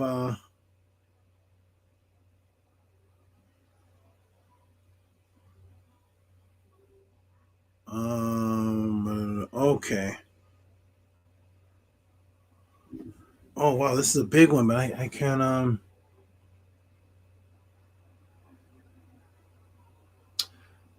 hold on everybody. I have to decide here because I'm literally out of time, and I see I'm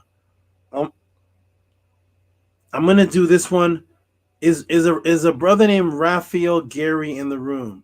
He gave a huge donation for a question, and it has a two-part question: who's responsible for the Coptic language, and why? That's what's gonna make it that's what's gonna make the answer longer. But I want to give this brother a shout out. I'm gonna have to answer this. I'm gonna have to put this for next week because I'm running out of time. You all know though, every time I put your answers for next week, it always becomes more elaborate because then I have more time. You guys see how I answer questions that are asked off the bat. So if you ask me a question and I'm gonna answer it next week, that's when you actually get the most elaborate answers. And I start off the class with your question. But since this is such I would love to answer this, but it's almost 12 o'clock. I'm gonna shout it out though and put it on record that I will definitely get to this the next Podclass because it's not the amount that was sent and the question that was asked. I want to pay this the proper respect that it actually deserves. But it's Raphael Gary even in the room. Here he is. Raphael Gary, man. Yep, I'm here. Raphael Gary, you get my undivided attention to begin the next Podclass with this question because the amount you gave for the question and the details I may want to give you, I don't have time right now. I don't just want to brush it off. So your question will be the introduction to my next Podclass, and thus you'll get an even more elaborate answer. Let me go ahead and put you in the room because I majorly appreciate this. Shout out to Raphael Gary. Where is he? Is this him? Boom. Raphael Gary with the $40. Wow. Raphael Gary with the $40. You are, I don't know where this came from. I mean,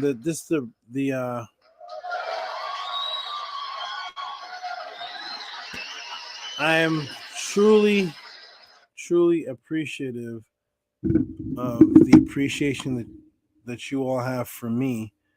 I'm really appreciative for the appreciation that you all have for me to send such awesome support for questions in faith that you'll get the answers thoroughly from me. And I really appreciate that, everybody. Raphael Gary, thank you so much.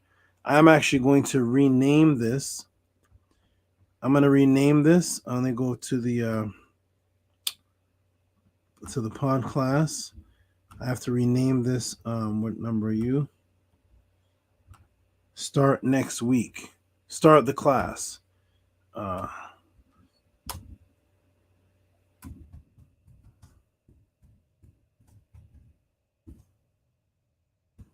Okay. And the next class starts off with this because it's almost 12 o'clock here. I'm actually slowly starting to break down finally. But Raphael Gary, you are awesome, my brother. He has a 72 Cash App name. Let me see. Right, yes. He has 70. Let me see that. Thank you, Ahati. I didn't even see that he has 72 in his Cash App name. I don't know when. That's interesting. Raphael Gary, you're awesome. 1 second, everybody. Let me fix something here. Oh, that's good. That's lighting. That's good lighting. Okay. All right. Shout out to Raphael Gary. We'll begin with you. Definitely. We'll begin with you. Okay. He says he appreciates that. I appreciate you, my good brother. I appreciate you. Synchronicity. Yep. Okay. Shout out again. Let me give a shout out to the moderators who are staying up helping me keep things organized. Many things have been brought to my attention from the helpful moderators. Thank you all. You all are doing great. Anki M. Ma'at, Nani Aset Mur, Saneti Amun, Ahati Ma'at. I'm going to take your name off Ahati so they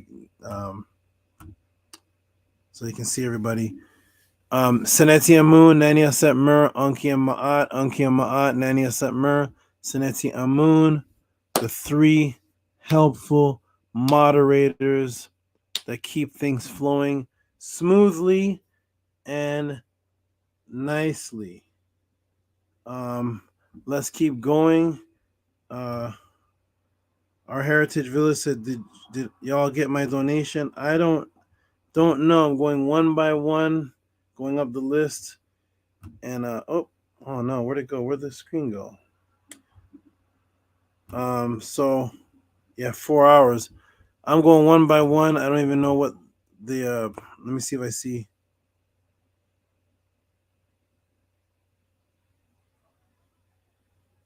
Oh, I see.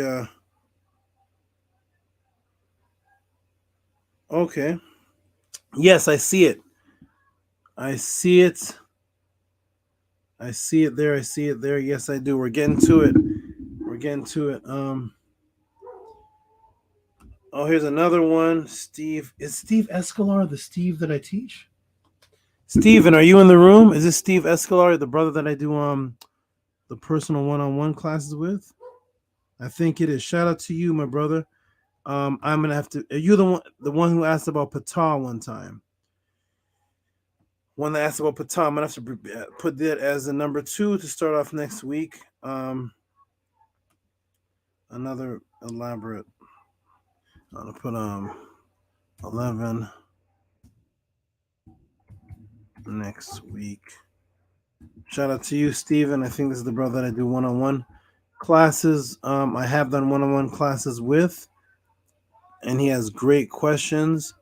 And let me go ahead and let me get this off the screen.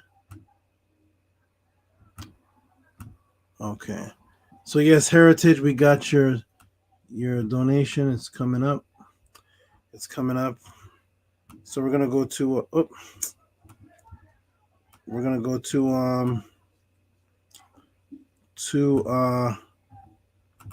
Steven Escalar.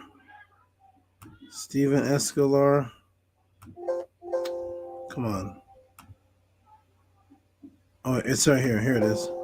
Here you are. Steven. Shout out to Steven Escalar, who says, explain relation of Natiru and Anunnaki, please, Saba.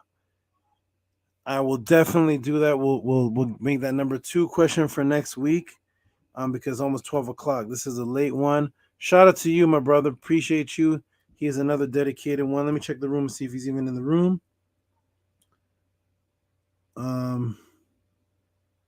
She's gonna take a nap. Hold on. Hold on. Oh, it's 3 a.m. Oh no, hold on. One moment. Hold on. 1 second. Hold on. Okay, we might as well jump right to it. Here we go. So we got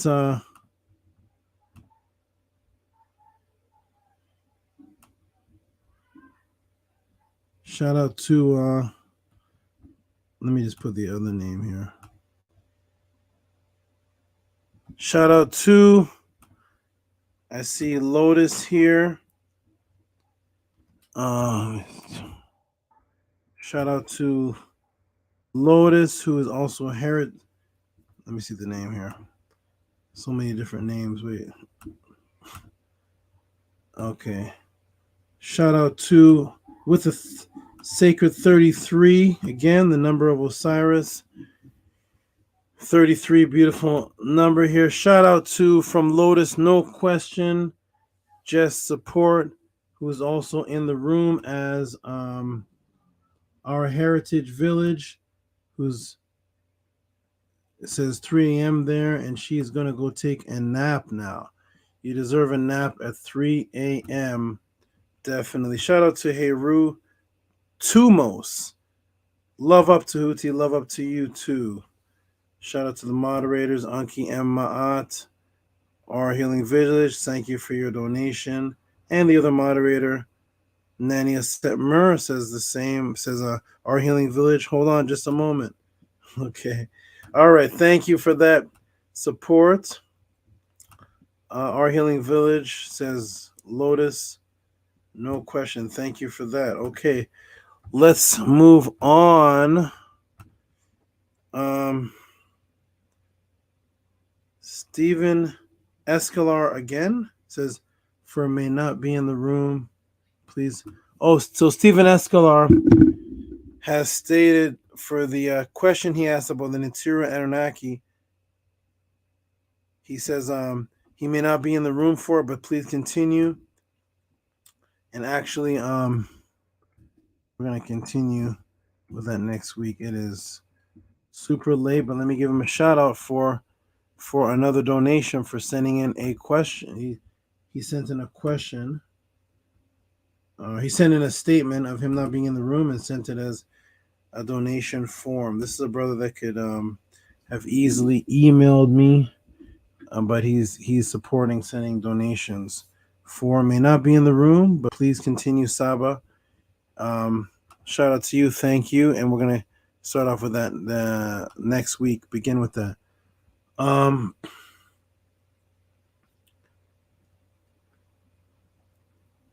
Anthony Payton says, Ma'u?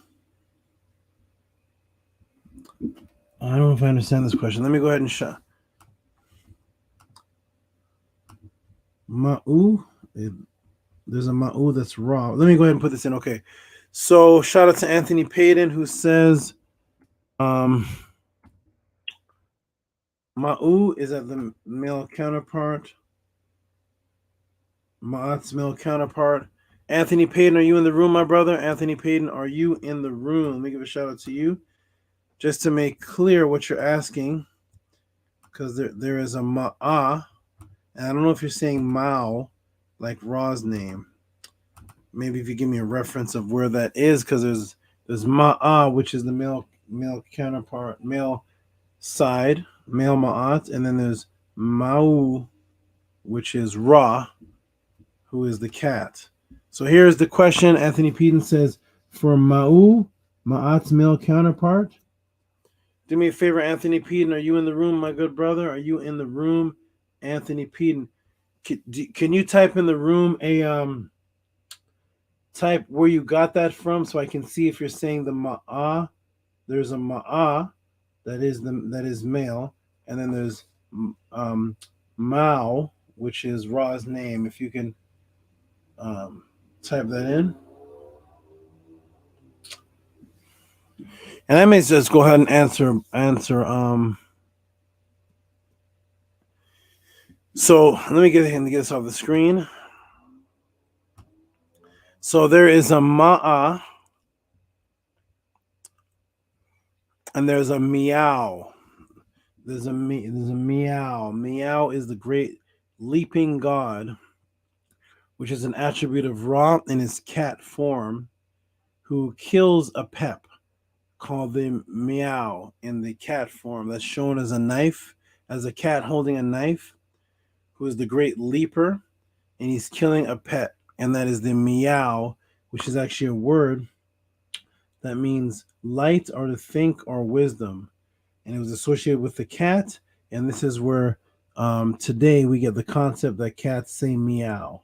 Well, there's actually no cat that we have ever heard say meow, because cats do not put their lips together to make an M sound. The actual meow comes from the name of the Kemetic god Ra, who is depicted as a cat or the great leaper. So if that's who you're referring to, it is not the male counterpart of Ma'at, but Ma'a is, and I may be able to get into that next week if you're asking about that.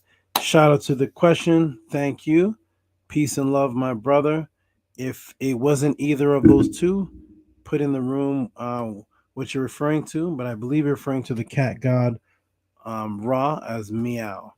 And next week, actually ask it again, and I can play some more videos and show where the leaping cat is. It's just getting really late right now. Let me check the room because we're about to close out in just a moment. It's going to 5 hours. My.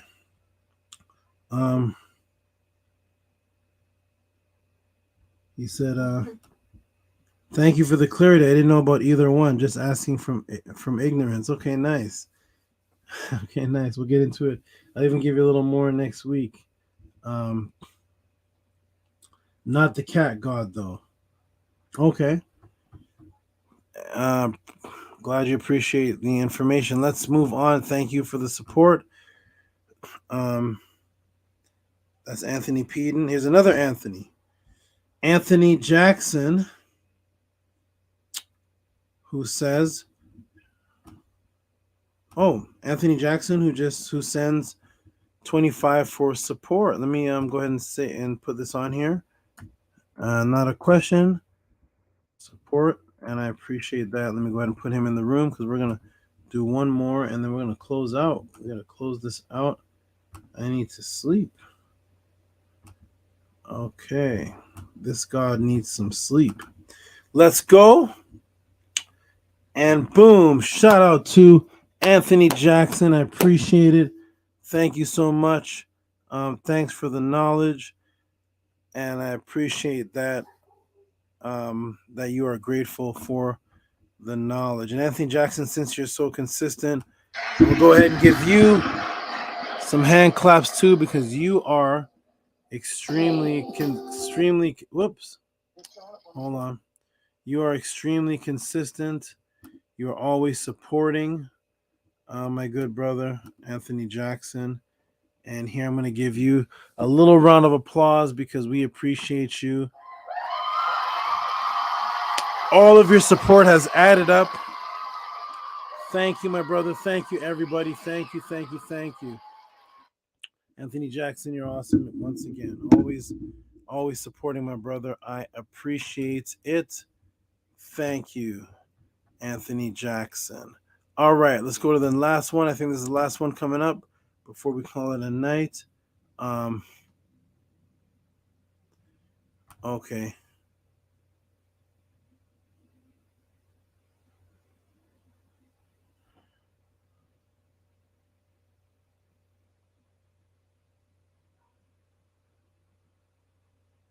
Okay. Oh, that's a message from one of the moderators. Oh, okay. All right. Let me refresh the page and see if that's the last of it. That is the last of it. Beautiful way to end. Awesome. I think that's everybody. Yep, that is everybody. Wonderful. We can end off the Podclass 5 hours. Oh, my. 5 hours. 5 hours. Oh, beautiful, though. Beautiful. 5 hours. Look how fast 5 hours went by. If you were working at your job, 5 hours goes by so slow. So slow. You want it to be over with. But here, 5 hours. It's like we just started the Podclass. So let me give a shout out to everybody in the room before we close up. Shout out to Jody Southworth. Shout out to Cash Peden. Shout out to Rigo Buenas Noches. What is that? Is that potato chips? What is Buenas Noches again? That's good. What's Buenas Noches?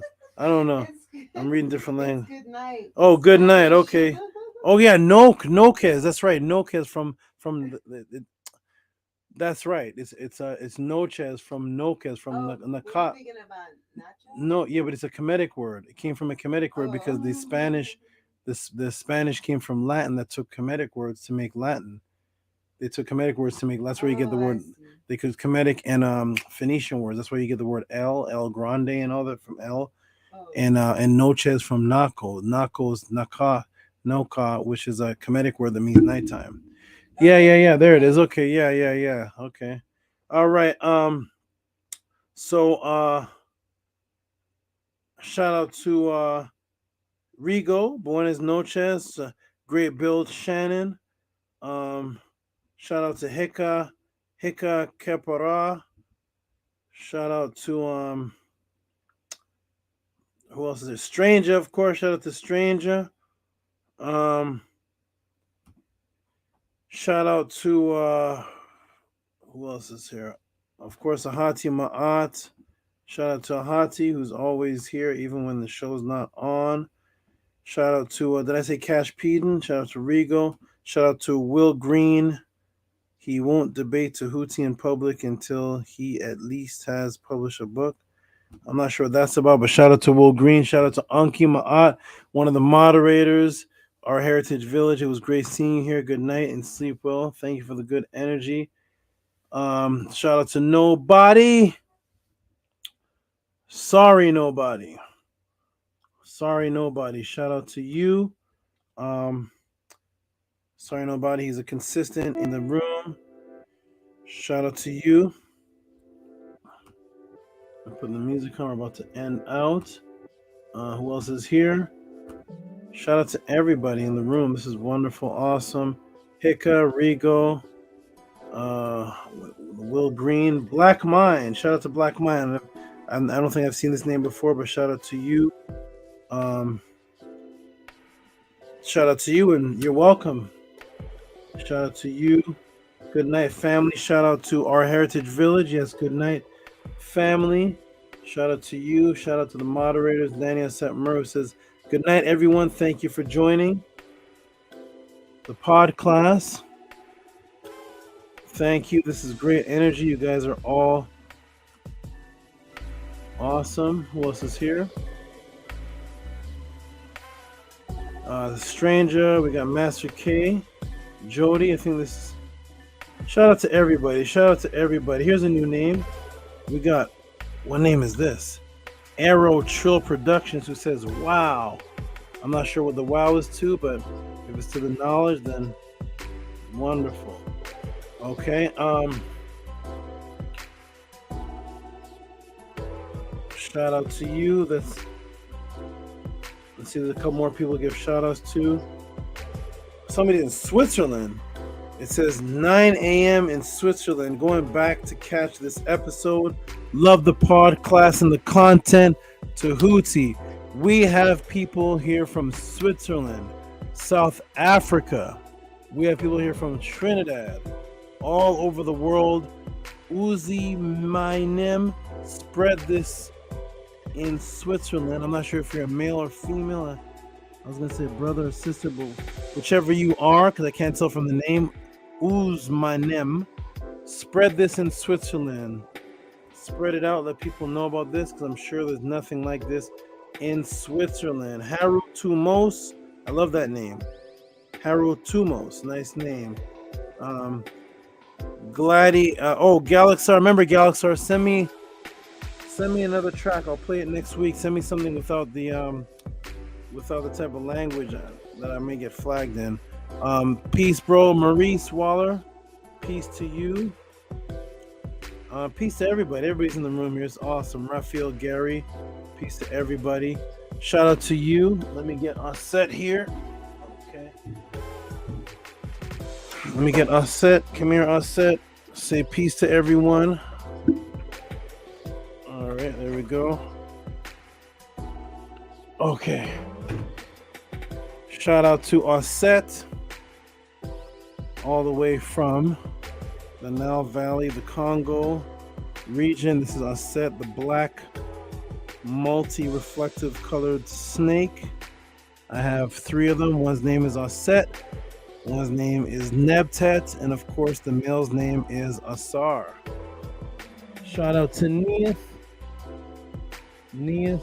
the Weaver, who represents string theory, and the Weaver, Neith. Shout out to you. Shout out to everybody. I'm going to shout out to the shirt given to me from one of my goddesses that says, living within Ma'at. There it is, living Anki Ma'at. That is the affirmation. Thank you for giving me that as a gift. Shout out to everybody. Thank you all for coming to the Tehuti Podclass. You have all been excellent. You all help me. I help you. You all keep the motivation and energy going. For those who are just watching, this, I'm going to say definitely spread the word, share it on Facebook or wherever you are.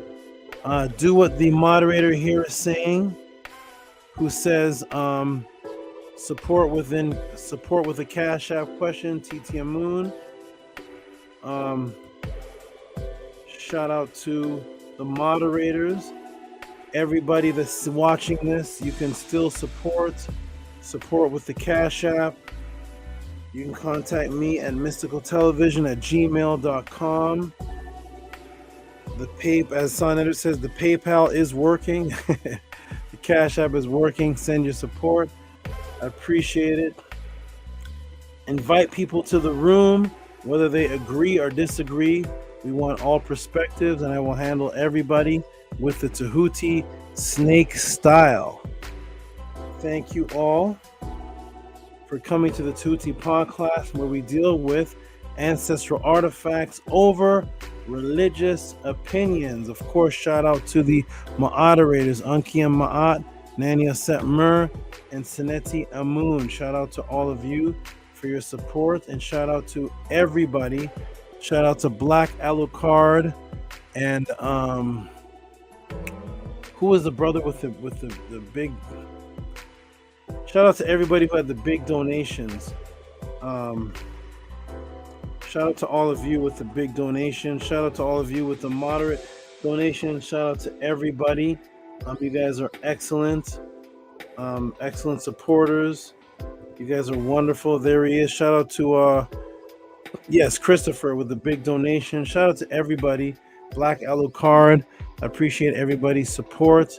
Tune in next week, Friday, 7 o'clock, for the Tehuti Podclass. I love you all. Peace and love to everybody. I'm glad you appreciate me. Thank you for the great questions. Shout out to my bodyguard and protector, Ahati Ma'at. Shout out to Jody, who always supports, who's always in the room. Yes, this is the end. 5 hours. Can you believe this is the longest podcast? This is the end. We gotta end it, man. I have to sleep. I have a big day tomorrow with my family. I got it. Where's Bossfy? Hold on. Can't leave without shouting out. There he is. That's Black Alucard.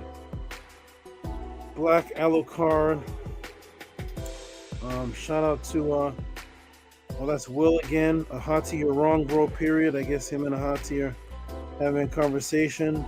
Shout out to you. Shout out to everybody. Cash Peden, you're great. Cash Peden, and everybody in the room, even the person up from Switzerland. Shout out to you. This is the end of the Tehuti Podclass. I'm going to end with the affirmation. I'm also going to put the affirmation on the screen for everyone to see, and I will end with the affirmation. Anki Ma'at un ms nintet oset mayat min habapet mayat her and hukiwi per ikut. I live from Mayat. I exist within her. I do not speak in the place of Mayat. Every day I advance towards Ma'at. My being is surrounded in darkness. I come forth as conscious light, as my shirt says. Anki Ma'at. Peace and love, everybody. You all are beautiful. We would not be able to have the Tehuti Podclass without you. And on that note, we will see you all next week. Feel free to contact me throughout the week. Peace and love. Hetapu.